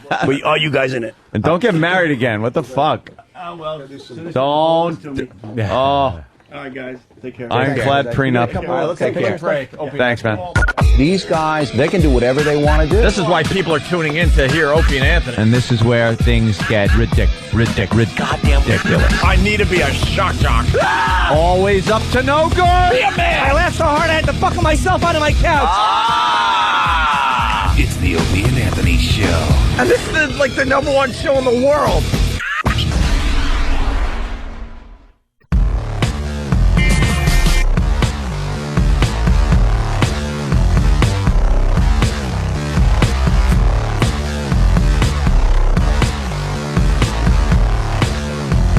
So, getting back to Anthony's ex's mother. What? Was that what we were talking about when Jose Canseco walked in? Well, yeah. Wow, you shocked a lot of people today with that, and then people on Instant Feedback are like, "Wow, Anthony just got saved by Jose Canseco. You would have." Somebody wrote, "Oh, you could have rode that till 11, no problem." Oh, I know. You're calling your ex's mother a. I can't even say the word. Yeah. It's tough for me to say that word. I did. I say it, but... Called it the C word. The C word. We'll just call it the C word today. Yeah. Wow. Yeah. And I thought you all got a along. Revelation. I like my ex's mother. Yeah. Good for you. Yeah. I just Mark there in the studio, by the way. I did things and said things for the better of the relationship. Yeah. And it's not like people didn't know that. Mm-hmm. I think it's not like my ex didn't know that. But it's just the way I felt. But, I kept up a good front. Yeah. Because, non-confrontational Anthony. Mm-hmm. That's me. Mm-hmm. That's why I'm beloved. Yeah, I know. I feel that. And, I just want you to lose your shit one fucking day. That's all I ask. have. Not so much. I want you to put fists through monitors. I want you to that's kick down you. doors. Look in the fucking mirror if you want to see that. I want to see windows broken. Wait till I've shot my computer, for fuck's sake. I put a round through my computer. Hey, I'm more into guns anyway. We could do a couple things. We got to make sure people don't forget that we started a war with WEEI. Maybe they could call from the battlefronts and tell us how it's going so far. Also, it's our 10th anniversary of our April Fool's prank that we did on Boston, telling the city the mayor died. Yeah. We actually got the clip that started all. Famous. And news stories. I don't even know if we want to go there. And I got an observation. You're hot! Not him, you! Me, Opie? Not you. Janine is a piece of ass, and it needs to be said loud. Regular at FH Riley's. I bet you don't even know who that is. Of course. Is that J9? Huh? That's Janine. Yeah, I know she is. Janine. Looks very sexy. Hey, guys. Hi. Janine did some audio clips for us. She's the voice of the whole. But, right. She, is it safe to say you were a big fat person? I was a giant fat Jesus person. Christ. You lost a lot of weight. A lot of weight. Well, that's what we're getting at. Now, Wait, I got to turn off a mic. There's like, fuck it. So that's, I completely didn't recognize her. That's what I'm saying. Now, she's in tiny little jeans. Janine, how much did you used to weigh? My highest was 314. That girl right there used to weigh 314 pounds. 314 pounds. 314 a year ago. You're about 314. Wow. Look, if I wasn't I only wish I was a size 14 back then. I was like a size 26. Oh my God. 314 pounds. You must feel like you're floating. And only when I'm in water. I'm trying to remember, like, what the fuck you looked like. She was. You were always cute, but you were huge. What did Opie say about you when you were standing through the window one time? What's the heavy one gonna do? Yeah, it was some. I don't think he said heavy. So I'm the reason why you was lost. Exactly it. It's Yeah. So I'm the reason you lost almost 200 pounds, huh? Great. a little bit. Now, what are you down to now? I know it's Surgery. not. Huh? Now as of now, I'm like 137. Jesus Christ. Are you eating better and stuff like that? Oh, yeah. Are you Oh, exercising? yeah, tons of protein.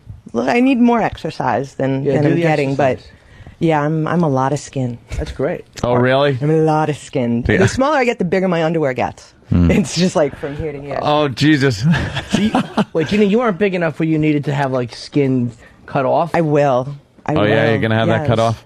If only James Gum was real, that would be free. Yeah, just cut some diamonds into your back. Make a nice skirt for somebody. Throw you down a Exactly. well. The fall collection. It doesn't look like you got skin hanging, though. Oh, I do. It's all right. there. It's It's pretty bad. You but look amazing. Thank you so much. Amazing.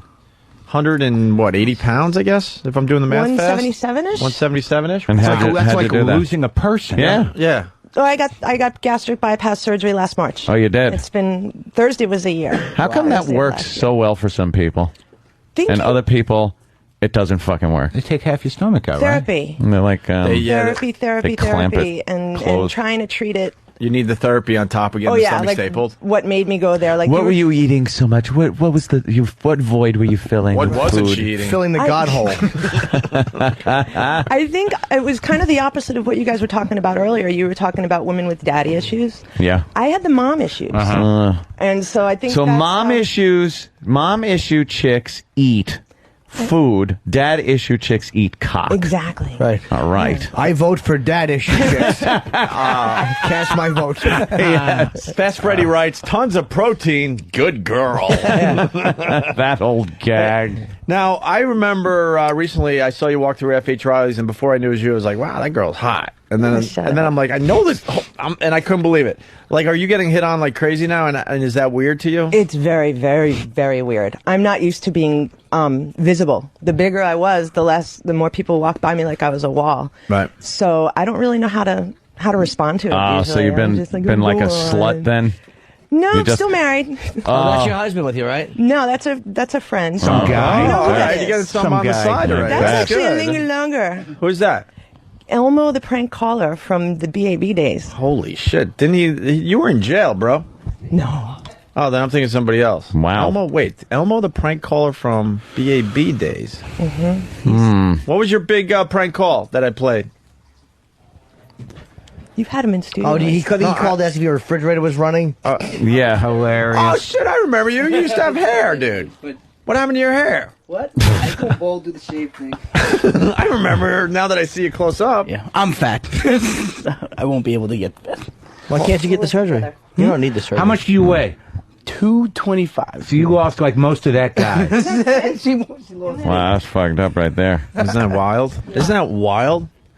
Man. Is your husband loving it? Oh, he's totally loving it. Yeah. Very, very much so. Yeah. He can find everything now. Exactly. Well, Is the sex better?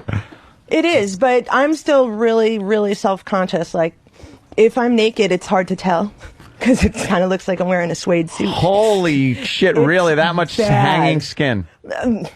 So when are you gonna get it chopped off? They said I have to wait 2 years, but I want 2 years? kids, so I have to see what goes on with Oh that. my god, you're gonna get all skinny to fuck yourself up. Yeah, but there won't be stretch It's- marks from that. Do you have the scar from the cut? How do they do The that? scars are tiny. Oh, are the they? scars are tiny. It's I laparoscopic. I thought when they did that surgery, In the old days, I thought they opened you from chest to belly button, and I it's called an autopsy.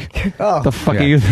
I should have known that, shouldn't I? I'm suing NBC. Jim C, you should have known arthroscopic surgery. You can't even say it right, can you? Arthroscopic surgery. They just put a little like a needle-like thing in you. They work with you get a little slit scar, and they work with little tubes and telescopes, little scopes that they put in you.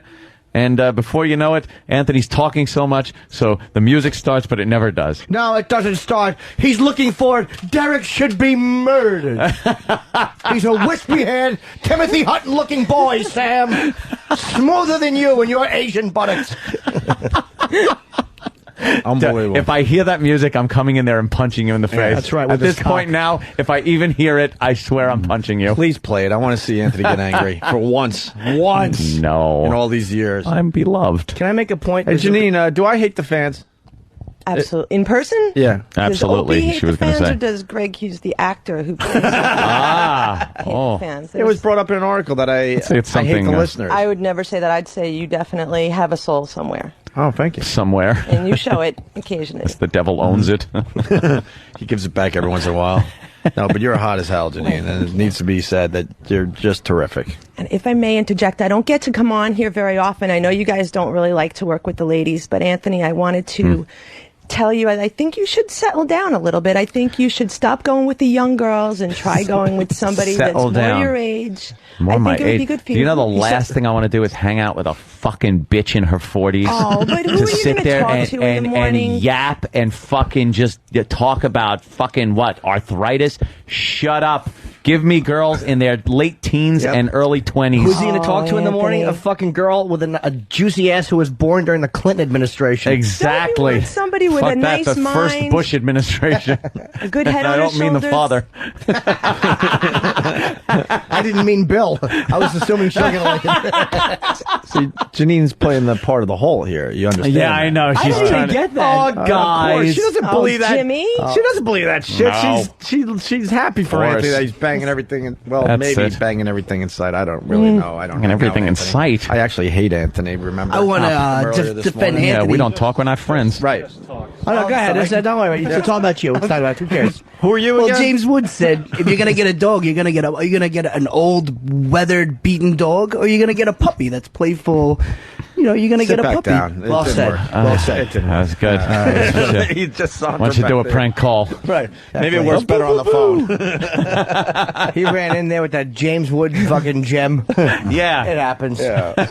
Imagine James Wood. Just Nice talking about- try. He has a big cock. James Wood is a legendarily big cock. Yes. Always Yes. mention Probably the biggest cock in Hollywood now that Uncle Milty's dead. Willem Dafoe, who Will- we have been no. coming in, allegedly has a very fucking large First penis. question. That's First right. question. That's How right. big's your cock? That's right. How many of us could work on it at the same time? Give a little elbow. Good for you, right? All right, Janine. Thank you. Thank you, guys. So, are you done losing the weight? Because you don't want to get to like anorexic stage or anything like that. It's supposed to kind of level off on its own, but if I'm gonna try and do a pregnancy thing, I'm gonna see where that goes. Oh, They say Did you have to lose the weight to possibly get pregnant? I hear like fatter women can't get. It's dangerous to get pregnant, right? I don't even think I was ovulating. Really? I was- You were so I- fat. Bunch you of weren't fat ovulating? around your You would ovaries. eat the eggs when they came out. Not to mention, Fry 'em there up. wasn't much likelihood of pregnancy at that point either. I mean, I was miserable with myself. My husband understood, and he wasn't, So, are you popping out eggs now? The eggs are dropping? I am. By the time they Eggs hit are the womb, cooking. they had bacon, cheese on them, on a roll. How old are you? That's awesome. How old are you? I'll be 36. So yeah, you got to get on that before they turn into little mongoloid pods. I'm going to be all over it very shortly. Mongoloid pods. Little dumbbell capsules. Here's the other thing. You don't look 36. Not anymore. You didn't look 36 Why when are you you were being? big. I've never seen Who him this wants nice. me? You're This is- gushing. I love this girl. Hope he's gushing. He's nicer to you though that he has been to 10 women in a row. Holy shit! Exactly. We've had long conversations at F.H. Riley's about you? this. Yeah, Absolutely. she's good people. All I right. was good people. Now I'm down in person. Nice. You are a good person. You know what? Can we open a window? Could you just take your clothes off and glide like a fly. bat? Yes. See, you're hiding it well if you got skin hanging because Oh, we I can't have see. much skin. Much skin. See, I'm really trying to. Just tuck it all into the bra. How do they remove that? It's With a knife. With a idiot. knife. Well, no, I thought it was a cheese grater. No, but I mean, do they have to cut like all over your body, or they like fucking just squeeze you and get into one area? I think no, they have to cut all around. I think if they were going to go for a lower body lift, which would be the thighs and the belly and probably the ass, it's almost an all-around incision. Yeah, you ever seen a butcher do a skirt steak? Oof. Yeah. You know, it's sort of like, they go all around, they take off the bottom, they trim it. Well, here's interesting. You look like an articulated Barbie doll when you're done. Exactly. Just a little slit around the waist. Here's a question: the before and after pictures. Have you seen it? That other women from other women that have had this done or whatever. Mhm. Does it look all right? It looks way better. Way better. It looks way better. Anything is better. Yeah. Right on, man. That's so they just bunch it up in a knot on the back, cut the base of it, and then they cap it. Is that what you do now? Just pull it onto between your shoulder blades with a scrunchie? Oh my God! Exactly. Screw 'em on. Oh my God! Jesus. And I'm the evil one. No, you're being really nice. I like her. I don't know. When Opie's nice, I have to be mean. What the fuck is going on? I don't know. And look, you know the show well enough that when he said you're good people, and you said, well, actually, I'm a good person now. I almost went. We love you. Squirted out a few, did you, Jim? Did you? Oh, the hole gets one. All right. All right. All right, guys, let's just be nice. Yeah, come on now, guys. Janine, get lost. Be We're not nice. going to do this all day. That's Jesus. it. You got your compliment. Now sit Come on. back down, will you? It doesn't even feel real. You like her too much to be mean. I know. Yeah. I do like Bye, her. Janine. Try not to step on your calves. You're dragging skin. Hey, by the way, can I make a comment? It's kind of not on what we were talking about, but Lily has the fucking latest hat in the collection. Does she? Oh, yeah. Lily got a brand new little hat. Yeah. She got it in New Orleans. She certainly I believe. She went to New Orleans. Yeah. And she wasn't raped there, which is amazing for a white girl to go down to New Orleans she could and thank, not be sexually assaulted. Brad and Angelina for that. Oh, really? Are they single-handedly cleaning up in Absolutely New Orleans? they are. Great. Fucking Here Lily. comes our big co-star from the pilot. Hello. Hi, Lily. Hi, Lily. Looking very fashionable today. You know how to fucking wear a hat, huh? I sure do. That's a nice hat. Can you come closer? That's a nice hat. Is that good? Yeah. Kind of. She's such a smart Are you ass. scared of Mark Maron? Yeah. Why? Yeah. He's got long hair and glasses. What's wrong with that? Serial killer. Oh, okay. Not Jim, the guy with long hair and glasses. Oh, is it? Jim's a sweetheart. Well, you just know him, that's all. I'm a good That boy. is true. Are you really scared of Mark? No, I'm kidding. I'm not. I'm not scared of men. Hold on. You want to Now see? I'm all men. See? No, he wants to look I at... wanted to see if the colors were the weave, but they are. There's like two different colors from two different He strands wants to look of at your straw. eyes, actually. How does she look so good in that hat? That's a hat that a Negro over 80 should be wearing. And she looks to with a fucking banjo and a sad song in his heart. But wait, isn't that all hats other than baseball hats? It's true. Damn, he's Well, right. Oh, boy. Gonna wear a derby. Oh. With the exception of a certain cap with a tassel. Lily. How would a tassel or a pointy white one? Lily? Yes. Ron and Fez noon to 3. Let's not forget that, because... I've been away. I forgot how it works. that Ron could and Fez get you in Union trouble. Trade. Oh, Sorry. Yeah. Where's How was your trip? Was it good? It was good. It was good when I stayed in the white area, I have to be honest. Oh, did Yeah. you stray? A little bit, and then Uh-oh. I just went right back to my ritzy hotel. Why did you stray? You were in search of black cock? Shopping. Black cock? The hat. Jesus. I had to buy a hat. By the hat. Yeah, they don't sell that in the white areas. They The sell guy was like, Mardi Gras whatever stuff. you do, don't make a left and don't make a right. Just stay on the Wow. street. Congratulations. Stay on the road. Stay off the moors. Congratulations on your religion. The number one religion in the world now. Oh, Oh, is you're it? a Muslim, yeah. Yeah, Muslim is the number one Great. religion in the world. You believe she's a fucking Muslim? Yes. How does that fucking even Technically. figure? Because I saw her playing with Technically. marbles. I'm like, what are you doing? She got just my clit. Jimmy. She can handle it. You know, I got to she go can. do like in a half hour. I got to go do my progressive video cast show. Oh, right. Yes. Yeah. This is a good training. Good Yeah. Now I got to go to the other side. warm there. up for that. Yeah, absolutely. This show. Somebody at XM better fucking hire Lily. I'm just saying. Thank you. I got other plans for Lily. No, I don't agree with them. Secretly breaking down the Ron and Fez show piece by piece, and I got plans for Lily. Lily cannot leave. She will be leaving. I heard about Lily's plans. She shouldn't leave. She will be leaving, my friends. Lily's got her heart set on the fucking, not even in radio. It's on the tube. Lily wants to be on the tube. Should be on television, right? Yeah. Eventually, sure. Yeah. But I got to chase that dollar first, since I'm getting nothing here. Get married. Thanks, Earl. Earl. Getting nothing. Married? here. Ew. Yeah. No. Ask his ex-wife how much money she just made. Well. Yeah, how is fucking XM not giving A lot. Lily any money? Because It's they silly. don't pay the staff. under a certain level. Would you come on as an intern? I am an intern. Oh, wait, that's right. You don't get paid and you work. You're still an intern. I'm like a super intern, I guess. Super I don't even know what intern. it Wait means. a minute. You don't get $1? Not for this fucking show. I mean, well, that show. Or this Ron fucking and show. Fez, You're right. Or this one.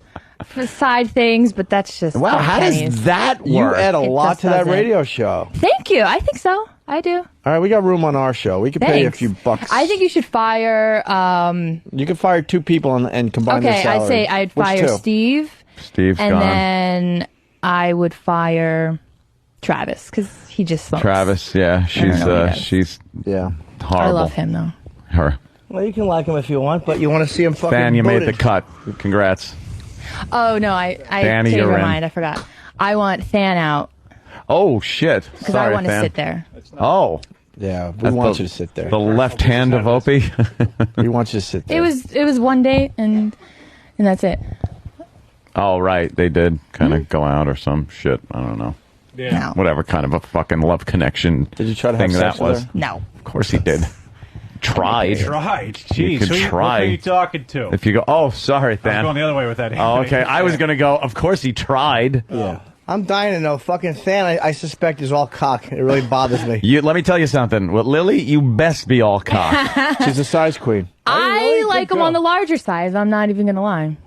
That fucking. And any girl who says that she does it is a fucking liar. Because if you had a choice between a bigger cock or a smaller cock, you're gonna choose the bigger one. And the fucking photo she saw of my cock from the wedding was me in the urinal with Keith the cop. We were giggling. It looks like a baby dick. You like couldn't I even have pump no it up. It was flaccid. I mean, they're fine. Oh, yes, it was flaccid. What's the cutoff? 12, 13? Oh, I think like more than 10, 11. What about width? No, What about girth? That Isn't was the girth low important? side I'm talking. Where do you start? Oh, 12, 13? I like 8, 9 is good. I think 9 is perfect. Fat? You like the Yeah, girth? not isn't- too fat. Right. Not 9 is nice. perfect. Move Jesus. to fucking Africa. Exactly. I know. Well, she went Spoiled down to New girl. Orleans. She's, No, I don't mess with black she's guys. in to search. be honest. Why? What's wrong with the black guys? They're black. I'm just not attracted to black men. How are I'm they sorry. not paying for this radio gold of yours? Exactly. What the hell's wrong with them over there? Trying to have oh fuck. What guy? You got it. Yeah. She's tired of having to change her PIN number after sex. Come on, it's funny. That was I didn't great. fuck it up so much. I was rooting for a bomb. And it was a gem. Thank you, Jimmy. I can't deny that was a fucking good one. All right, we can look at stuttering ass. all day long, but we got to get out of here. Okay. We're going to do line of the day. Lily from Say hi to Ron Ron and Fez, noon to 3. Say hi to Ron and Fez. I will. Adore those gentlemen. I got a Thank you. fantastic scarf and a dazzling Thank you. hat. How's Always Eastside fashionable. How's Eastside Dave's haircut? I haven't seen him in a week and a half, so He looks ridiculous. I only saw pictures. Oh, it looks silly. Well, he's, not so attractive as it is, And he's retarded. but I'm sure he looks less attractive. What position do you want on this program? Executive producer. Really? I gotta aim for the top. Really? Yeah, okay. Interesting. Yeah, I got to cut Ron out. and Fez, Oh, noon you to got to 3. head Thank out? you. Yeah, I got to cut out. All right, thank you, Lily. Bye, Lily. Mark. And Mark's got to We're leave. hanging out. Yeah, no, we can hang out. I got to go do my progressive video show now. What happened? Yeah, no, I'm having a We're great sitting time. here man. having a good time, and you want to leave on us. Oh, see, now I'm an asshole for hanging out for 9 hours. I've been here since yesterday. And now I'm the douchebag. Oh, shit. What happened? I thought we were all having fun. That reminds me of this thing. Oh, When God. when did it become not fun for you? You know what? Do you know the comedian Tom Rhodes? You know Yes, Tom I know Rhodes? Tom, sure. One time we were in L.A. This was years ago, and it was me and my buddy Jack, and Tom was at a comedy club, and I said to Tom, "You want to come back to the hotel? We're gonna have a couple of beers, smoke some pot." This is back when I did that shit. So he comes over, and we ended up like the three of us just hanging out and partying all night. The sun was coming up, and I'm like, I think I'm going to crash. And Tom literally stands up and goes, "I thought we were hanging out. I thought you said we were having a couple of beers. What the fuck?" That happens to all of us. In It's so 12 amazing. hours. But I got to go do a thing. I really appreciate you guys All having right, me. though. Mark Maron, Giggles, Seattle this weekend. The last CD you're going to be recording before who knows what you do to yourself. Take care, fellas. Always Thanks, a pleasure, man. Mark. Thank you. Because he's busy. Always good seeing Busy you, man. Yes, Jimmy, what's wrong? I wanted to all is well actually, but I wanted to plug a gig I have coming up. You can't, Jimmy. But we ran help out of Jimmy show. out. No, we can't. I'm turning his mic off. it's Wow. No, Jimmy. it's for Jimmy. Nice. Jimmy. the 12th of Jimmy. April. Jimmy. Detroit. Ooh. Clutch Cargo. Michigan. Yeah, I'm finally coming to do a stand-up show. My first one, That's aside pretty from cool. Traveling Virus, in Detroit. We have a huge XM audience in that area. We did I great hope with the so, Traveling man. Virus, and we were barely on that FM at the time.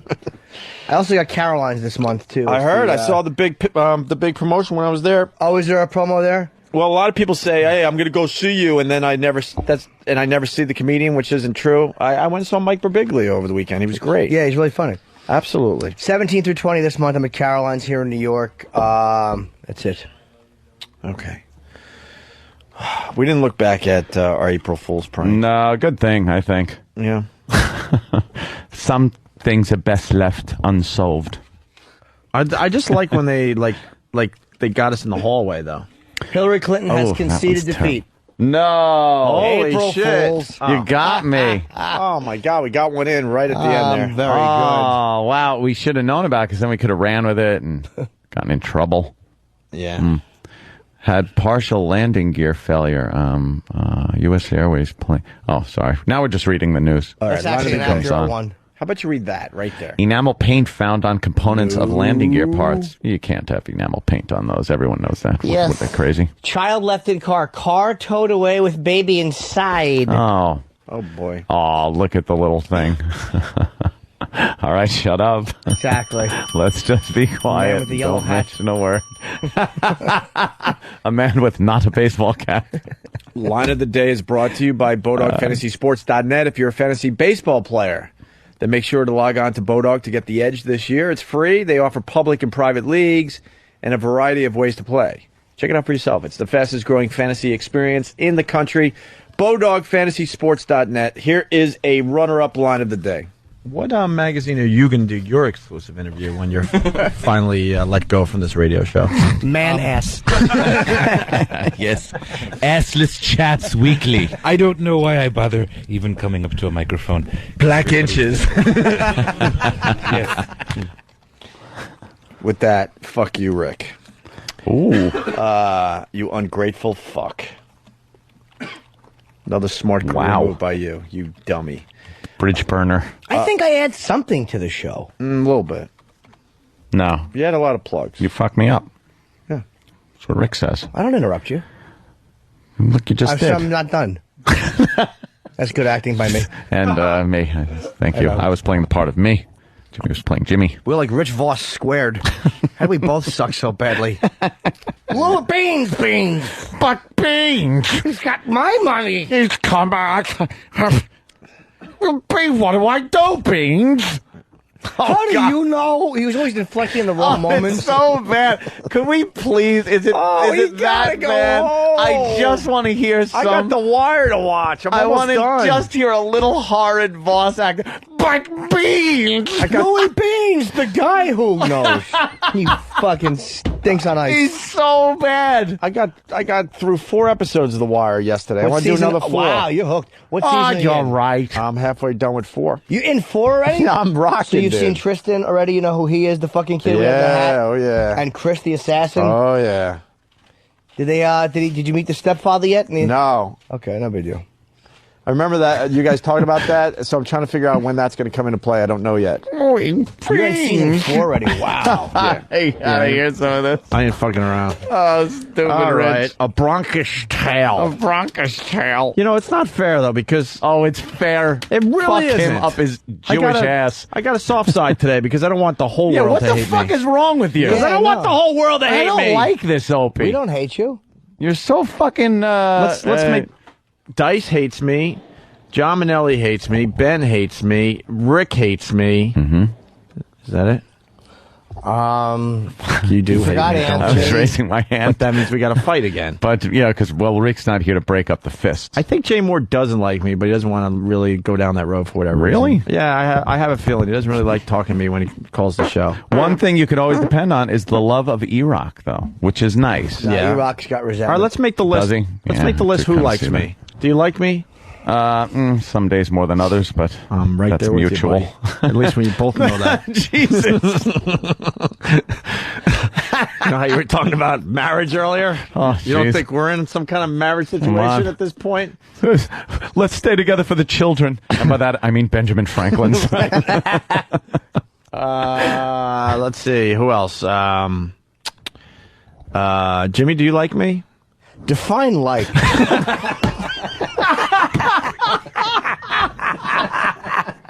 Holy choke up on the bat for that one. Yes, you did. He was waiting. Please ask me. Jimmy's sitting there going, please ask me. Please say like, too, so I could get the line out right. Please don't say, hey, Jimmy, do you? Because then I have to go, do I what?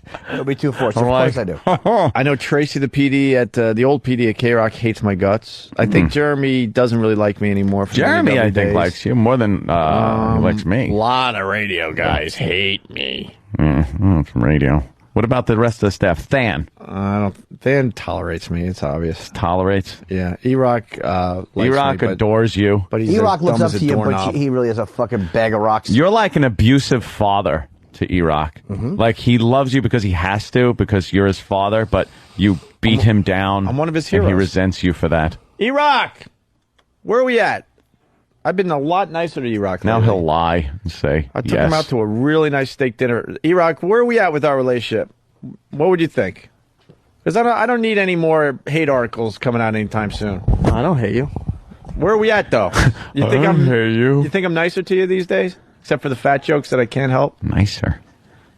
Oh, my God, he's thinking. I think it's Jesus civil. Oh, no. It's civil. Oh, wow. And this is from, this is from your number one supporter on the staff. Oh, my God. Oh, the guy you personally brought in. Hey, you want to fucking get E-Rock? Yeah, just take him out for a lard martini. Fucking. Oh, here comes the article. The hate article in Weight Watchers magazine. That's something. Come on, E. Didn't we have fun for your birthday at Sparks Steakhouse there with the secret guest that everyone's still trying to guess who it was? Yes, it was Gotti. very nice. It was very nice. Very nice. Yeah. E-Rock had a great time. He wanted it to end like that. Fucking you laying on the street with a cigar in your mouth. Sam, what about you? Do you like me? Sam? I love Opie. Oh. Aw. That was just a Wow. That was just a cliche. There was no sincerity in that answer. None. No. I love Opie. Exactly. I think the next one to hate me is going to be Steve. Steve? Yeah. I think That's Steve's gonna be going next to one. hate you? Hold on, wait. That would imply he doesn't already. Steve has a really weird relationship with Opie. Steve wants to hate Opie, but yet every time he walks by the mirror, the little voice goes, "He's right, you are an incompetent." Wait, hold on. Oh, shit. What does the little voice say? Go ahead, say it right to say it to my steroid face. head. Look at the size of Steve. He's a big boy. He is. He's got big biceps. All right. Steve, So I caught a little bit of this. I was. do you like me? Yeah, I actually do.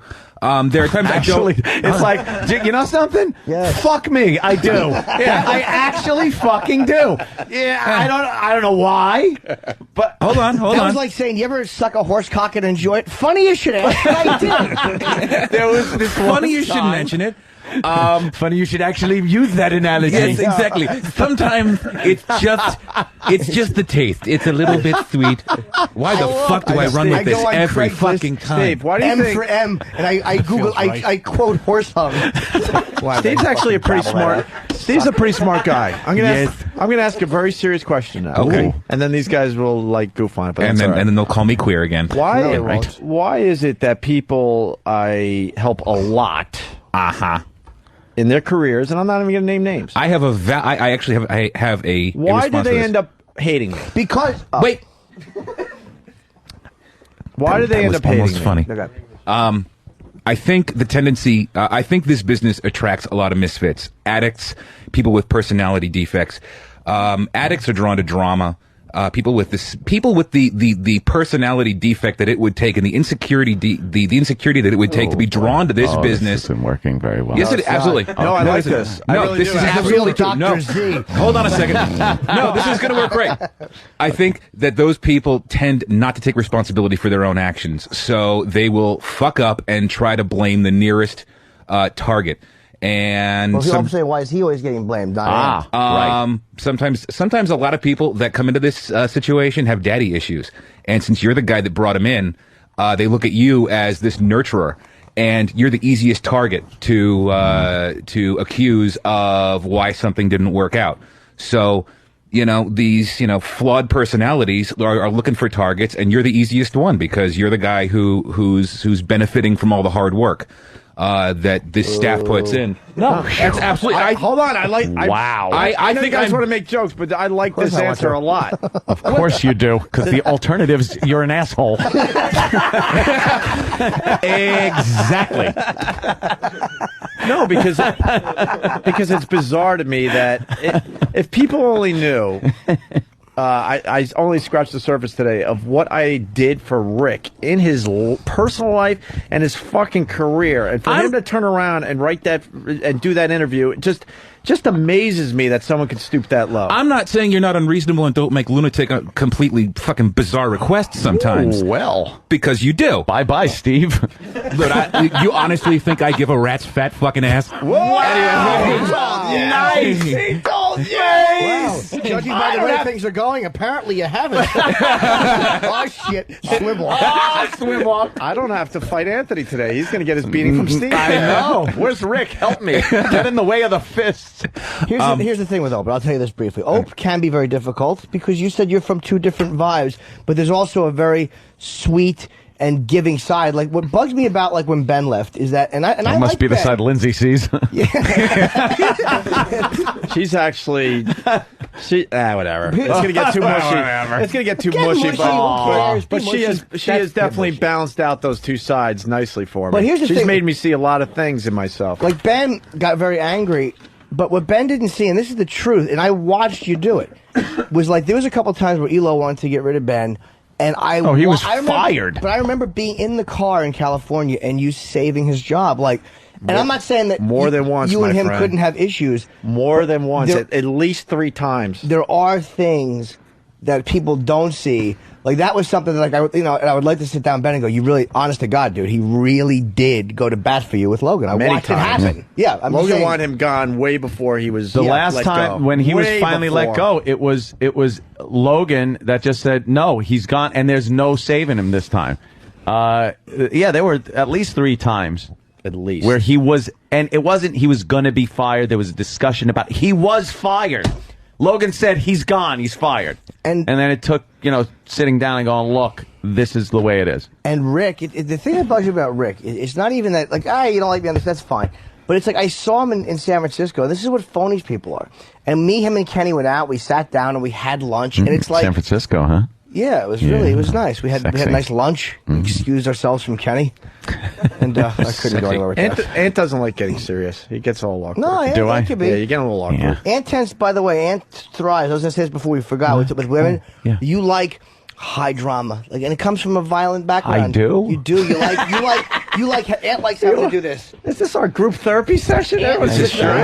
Anthony likes having to do Man, this. hold me. Anthony likes having to do this. It's okay, honey. It's good. Shh, it's cool. It's cool. Anthony likes to kind of like be. You're like a caretaker. Yes, even though you probably hate it. You're a caretaker. No. You are. Boy. I don't like that at all. I'm not shit on I you. It's hate true. drama. I know, but Well, yet of course you do. attract Yes, it. you do. You absolutely hate drama. But look at your first wife. Why She am was- I in it? Why was your first No, wife you're so on the cool? outside of it, shit. looking in. I need drugs. You avoid all this, which is fine. No, Anthony, I'm telling you. That's why this whole thing works well. It's working out childhood crisis. But getting back to Jimmy, you sat with Rick, and none of this came out when he had the chance to say it to your face. But, or even like, I understand why he wouldn't say that to me, but like he not even a word about you. Like just chit chatting, general nonsense. We went to lunch. We had a nice day, and it's almost like, dude, to be like, I wouldn't personally. I mean, I would have been friendly if I saw someone, but I think we talked and actually arranged to meet. Kenny might remember more than me. Kenny left. Why would he stay when you need him? I had things to do. Well, and the same thing with Ant and I and Rick. We were on the sidewalk less than 4 or 5 months ago. I don't even know because it was we left K-Rock. Bumped into him. He was going up for a job. We talked. He and could have said whatever he wanted to my face. I was right there in front of him. Yeah, man. And it's like, come on, what are you doing, dude? Just to get yourself on the cover of Stepping Out? Stepping Out, my friend. Why? Wow. Yeah. Why? Chauncey Hayden's rag. I like Steve's. That was very interesting, Steve. Thank you. And that has been told to me by other people in the know. So it's very interesting. It seems like someone's been It's 17 years of therapy, my friend. So really? You've been going for 17 years? But since I was still fucked up. And I'm Holy still shit. completely fucked up. That really throws therapy out the What window. does therapists do? See, that was Fucking a- hit see, you. that was a- fuck you. Call you worthless. Let me point out something. That Time was for a therapy. Where's my KY? That was a chance for Anthony to be a little serious, but he got a little uncomfortable, so he went right for the joke. That's what Ant does. Shit. I did. If we're going to be talking about each other. I did. You want Anthony to be serious? Yeah. Look at them fucking hitting that white girl. They fucking just. Very easy to get Anthony serious. Let's say hi Just to mention Jason. one of them in his neighborhood. Jason in Carolina. Invasions. You see me get serious. Jason in Carolina, what's up? Hey, boys, I just called that douche station. I don't even know who they are. Oh, whatever. WEI, yes. Big And, war they're- started today. They're fighting back. I asked if Opie was there. They put me on. He said, "Hang on." Somebody got on, claimed he was Jim Norton. Started asking me where I went to school, and then it insinuated that I was just ignorant and stupid and uneducated. But he entertained my phone call for quite some time. Good. Can you pop this So, up? Good. Pop That's this up real fast. It's fun the first couple of times. But when C-bombs start getting dropped on the air, they won't. Yeah. Yeah, let's attack. Yeah, they think hard. it's fun now. It's always the same beginning, middle, and end to these things. At first, it's like, oh, this is funny, and then it's like, uh-oh, and then, oh my God, we can't do a show. Fucking jealous scumbags in Boston acting like they didn't know who you were. Oh, we're Just gonna- fucking jealous AM scumbags. We're going to escalate this thing. What's the starting number again, tomorrow. Fan? Starting tomorrow. I don't know the number offhand. one moment. We should have wrote I it don't down know. somewhere. Attack. All right, thank you, Jason. I appreciate it. Attack. All right, where were we? Thank you, Steve. Thank you. I was going serious there, and Ant tried to derail it because he. Oh, I was trying to be. The comic genius that Trying Rick to said be you were? fun. Yes, All right, yes. You know what? There's another. That's me. You know, to wrap up the whole list of not the whole. There's more I know, but a list of people that hate me. Why does Dice hate me? I don't think Dice hates you, to be very honest with you. I really don't. What was that about? I don't know. Maybe because he was going on Howard, or maybe he felt like you blew him off. I honestly don't know. I talked to him in L.A. I saw him a year ago. Yeah. So I just don't know. I mean, he didn't shit on you. The only thing I could think of is he wanted to talk to me personally before we started doing our show again, and I didn't want to talk to anybody. Like when we got back to XM, I just wasn't into socializing with anybody. I barely wanted to do radio. When my dad, died, it was I can't even explain what that did to me on so many levels, and so I blew off everybody. I still have a list of phone calls I still got to make. And that's the only thing I could think of is the fact that I didn't call him back. But I explained myself about that. I'm like, look, I wasn't talking to anybody. I honestly don't know, but I don't think he hates you. I mean, Andrews, I don't think he hates you, man. The first year back on XM was not fun for me. I only started having fun about a year into it. And that's the truth, because recently I joked, oh, it's fun to do radio again. But seriously, the first year, I barely remember what we did. I was so not into it. I was so depressed. So depressed. Way past that now, but that's the only thing I could think of with the Dice thing. Yeah, I don't think it's real hateful. The dice thing. No! See, it was getting too serious. See, he has to jump. I gotta fuck it all up. You hear? I hear. I like you, Opie. I'm just wondering, because kiss me, because I'm sure other kiss me. All right. Put your lips from over there to over here. I didn't interrupt that. Yeah, see, I'm sorry. All right. Where are we at? Can't take it. WEEI. Seriousness. We want around-the-clock calls to 888-525-0850. And if you have a Verizon phone, what is it for a free call? I forgot. Pound. I want to say pound WEEI, I believe, yeah. What are their names? These fucking Dennis and Callahan. Dennis and you fucking you over the hill jizzbags. Let's expand our war immediately. Their main number is 617-779-3500. Their talk line is 617-779-0850. And the number we've been giving out, 888-525-WEEI, right? Yeah, all those numbers, if Pal Talk could scroll them and entertain each other as you do. Yeah. What about their on-air studio fax number? Fax. Get them where it Still hurts. doing Facts. How about their mailing it, their P.O. box? Nothing? You want their email address? I mean, their regular mail address? No. Snail mail? Yeah. Nah, we'll see where we take this. What's their battle postal tomorrow. code? Let's do another runner-up line of the day. I didn't mean to not have you back. What? Sorry, I'm just wrecking the show. Go. Yeah. No, I know. And in an attempt. No one had my back for waxing. That's right. Exactly.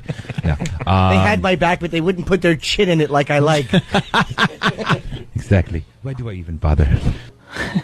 Oh, yes, Ed Asner. Ed Asner is on the list of people that hate me. I forgot. Wow. He did call me the Destroyer. All right. Is that it? Line of the day, runner-up? One more? What? Okay. Another runner-up line of the day. You know what I mean? That's what people do. You know, when you get left, you can't hurt them, so you got to go out and have sex with people they know. Sure. Right? Didn't you do that? Apparently, yeah.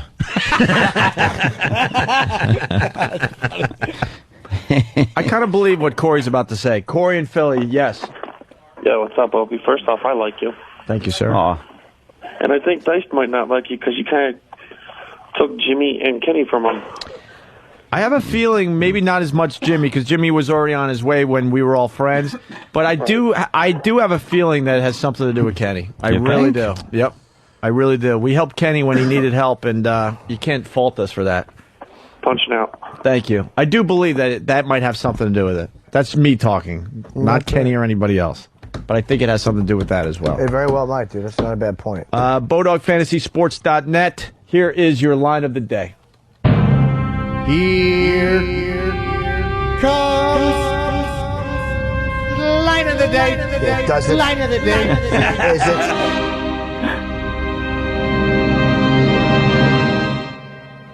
So are you popping out eggs now? The eggs are dropping? I am. By the time they hit the womb, they had bacon, cheese on them, on a roll. How old are you? That's awesome. How old are you? I'll be 36. So, yeah, you got to get on that before they turn into little mongoloid pods. Very short. Very shortly. And that's how you executive produce. That's right. Also, they have kind of an FU line, this WEEI. They call it the Whiner line. Ugh. Ew. 617... 779. 779. Thank you, Than. 3535. Is that what you got? Yep. All right, good. Now wait until these shitheads. Here's what they'll do. They'll have their phony empowerment. Like, yeah, this is fun. And then when the other shows start getting called, and they're getting all these messages, they're going to go, all right, enough is enough. Yes, It's we not can't fun have anymore. this. And then we'll get the phone call. We'll stop. We won't stop it, and they will have to deal with the pest. Good luck to you. Oh, by the way, I didn't forget. Robert De Niro. It's not what you say, it's what he sees. In his directorial debut. We can't accept that. Starring Chaz Palminteri. I didn't give it to you, I gave it to your son. And Rich Voss. Louie, Beans, I want my money. A Bronx Tale. Beans, you can't dodge me forever. Come on, what are you doing about? What are you yelling about, huh? John, I got a problem with this guy over here. Louie Beans, this guy owes me 20, and it's been 2 weeks now, and every time he sees me, he keeps dodging me, John. Should I crack him one or what? The struggle of an idiotic Jewish comedian stammering his way through a few lines of film dialogue with a genuine Hollywood actor. Listen, see, sometimes violence is not the answer. Is he a good friend of yours or not? Nah, John, I don't even like him. Well, there's your answer right there. Look at it this way. It costs you $20 to get rid of him. He's never going to ask you for money again. He's never going to bother you again. He's out of your life for $20. Come on, you got him cheap. You're right, John. You're always right. A Bronx Tale. How do you know the right answer all the time, Johnny? Well, I try to keep my eyes and ears open all the time, and I read. You read? Yeah, I read. Come on, let's go to Mario's next door and get something to eat. Oh, God.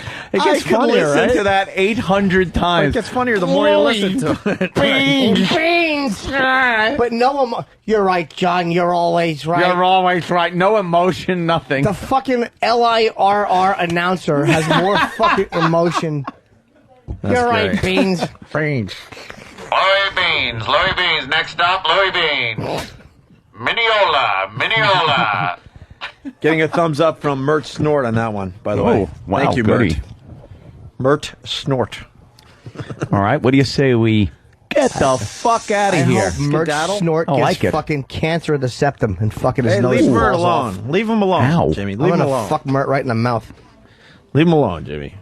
Interesting to see nice Opie today. I don't like it. Well, it is. Yeah, April Fool's Day. nice Opie. I don't like it. Okay. See what I did? All right. See? You did an April Fool's on everybody. You were nice. Excuse me, we're still broadcasting? Hey, excuse me, there's radio gold happening in here. Did anyone see the on-air light? Do we Radio have one of those? gold happening. We got an on-air light? Oh, how about that? Someone stole Tippy the Turtle's hat, and she's chit-chatting. Tippy the Turtle.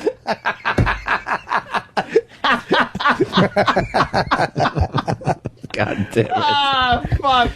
You know, Oh, that's good. Rick is right. You're ruining this show. I Jimmy. know, I'm You Tippy really the gotta Turtle's stop. hat. I'm spurling it. You're a spurler of good things. And she's the only one that can wear that sexy fucking rope scarf. Honest to God, it looks like a noose.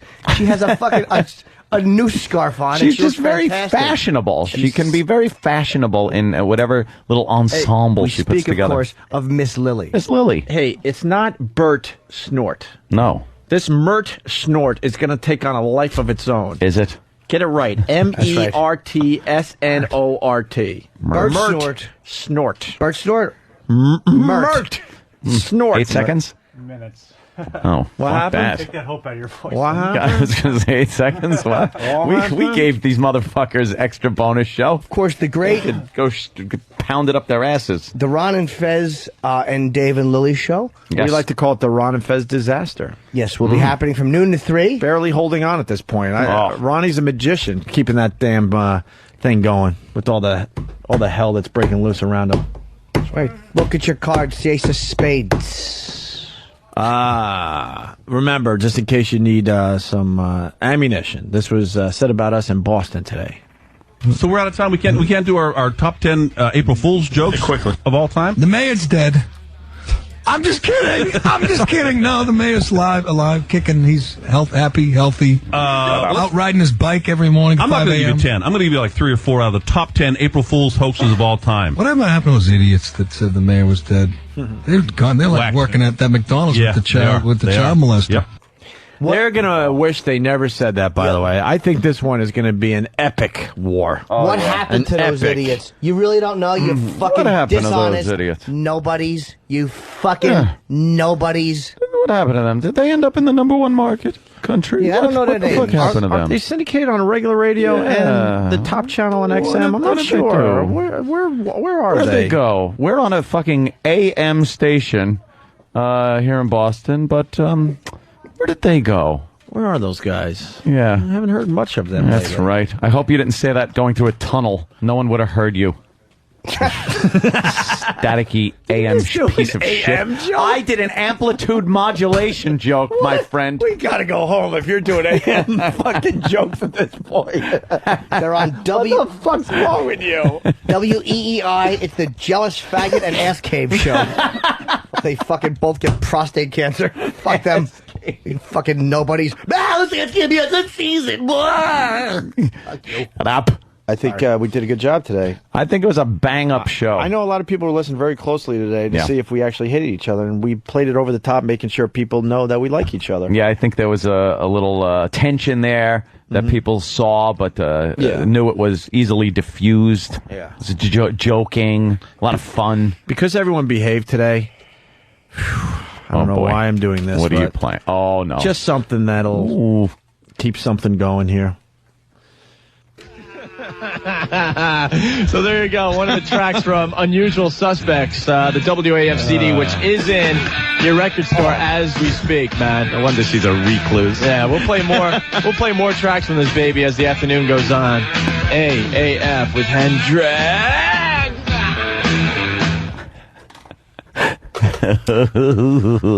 Do you know? Yes, Jimmy? I have that feeling in my mouth like I just ate something sour. Like you're chewing on steroids. I got a feeling like you ever go over a real steep hill in a car, and then you get that like feeling in your stomach. No, I mean, that's what that gave me. Yeah, I do too. But it's a Thelma and Louise type of fucking plummets. My favorite part is man. You say just threw a man in there. You say man. This is Hendrix man. And we're gonna be playing this baby. It's like, who is this? It's like character. Yeah, Hendrix. Now you should give it one more quick play that people will look out for the man. Yeah, and, I play want to hear this, the man. baby. By the way, this is from Kevin in Connecticut sent this in. He has an old tape of us. You want me to replay it, Jimmy? Man. Yeah, just one more time. All right, one more time. Sure, no problem. Oh, wait. All right. Oh. Well, E-Rock, get the tape. Get the tape, E-Rock. I don't think you'll be hearing that one anytime soon. Oops. STP. Hey! You broke it, man. I wanted to hear that, Hello? baby. On the air. Oh, we got to go home. Hey, Adam. Adam Ferrara. What are you doing? I'm on the air, Adam Ferrara. Adam Ferrara is going to be at Is he? Where's he Stress going to be? Factory At the this weekend. Stress Factory this weekend. Go see Adam. Say hi, Adam. Hello. Adam just said hi, Good, we but it's can't- on my iPhone, so you ain't going to hear shit. Because he doesn't make enough money doing fucking Rescue Me and his films. Oh, that he's on the road all the time. Where are you right now? What? Oh. All right. All right. He's in the faraway land of the LIE driving out to Long Island. All right. I got to go because I'm on the air, but I'll call you later. Say hi to the fam. All right, the Pally. two of you, your friendliness make me sick. I love Adam. I've me known too. him for Good years. for Adam. Hey, be We were careful. both bums. Drive safe. Don't forget the signal. All right, we got to go home. By the way, Forget to signal. You're a douche. I'm just spoiling things again. Yes, you Sorry. are. hey, Smud, SMUD from Whackbag writes, Epic War. Ooh. Fire up the blimp. You fuckers. I think you should fire the blimp. I was going to say goodbye. Don't yell at Steve like that. Don't hug him, Steve. Give him something real this time. Give him something real. Give him something real. Oh, no. He's hugging him. Oh, he just poured water down Jimmy's back. Wow, Steve is angry. Oh, sweetie. Look how passive-aggressive Steve is. That was Steve, fine. Make Jimmy suck your cock. Make me. again. Please. You have just to make got it done. stop. That makes it sexy. Yeah. I want him to hurt. Covered with honey. That's right. I'm afraid of disease here. Put this piece of gum on it. I'll fucking pop it in my mouth. Oh, it's a pop joke if you're in high school. By the way, now that Jose is long gone, I want to thank that rat for stopping by. Jesus. Book signing today at 3:30 in fucking Ridgewood, New Jersey, at that bookstore. And I like the fact that he's just fucking blowing up all these cunt athletes. I really do. Yeah, it's I cool. love what he's doing. It really is. And the book is called Vindicated. Oh, look, Hamas puppet. They're such fun people. It's a Hamas puppet show Look. that shows a boy stabbing President Bush. It's just, Their puppet shows can't even be fun. They can't just be fun. Oh, look, it's the I Hate the Jew Cookie Monster. That's right. That's funny. They do. They make these cartoons where it's just anti-Semitism and anti-American. C is for crowd, which I blow up with my bomb. You fucking unfun people, you. Jimmy, Nothing fun. I just found a chewed pen. Oh, Christ. Oh, that you had to did, be did you? Earl's. I sure did. There Earl you loves go. chewing the pens up. There you go. Wonder where Jimmy this one will loves go. chewed pens. Yes, Jimmy does. There he goes. The pen goes up his ass and gets taken out and put back on the table.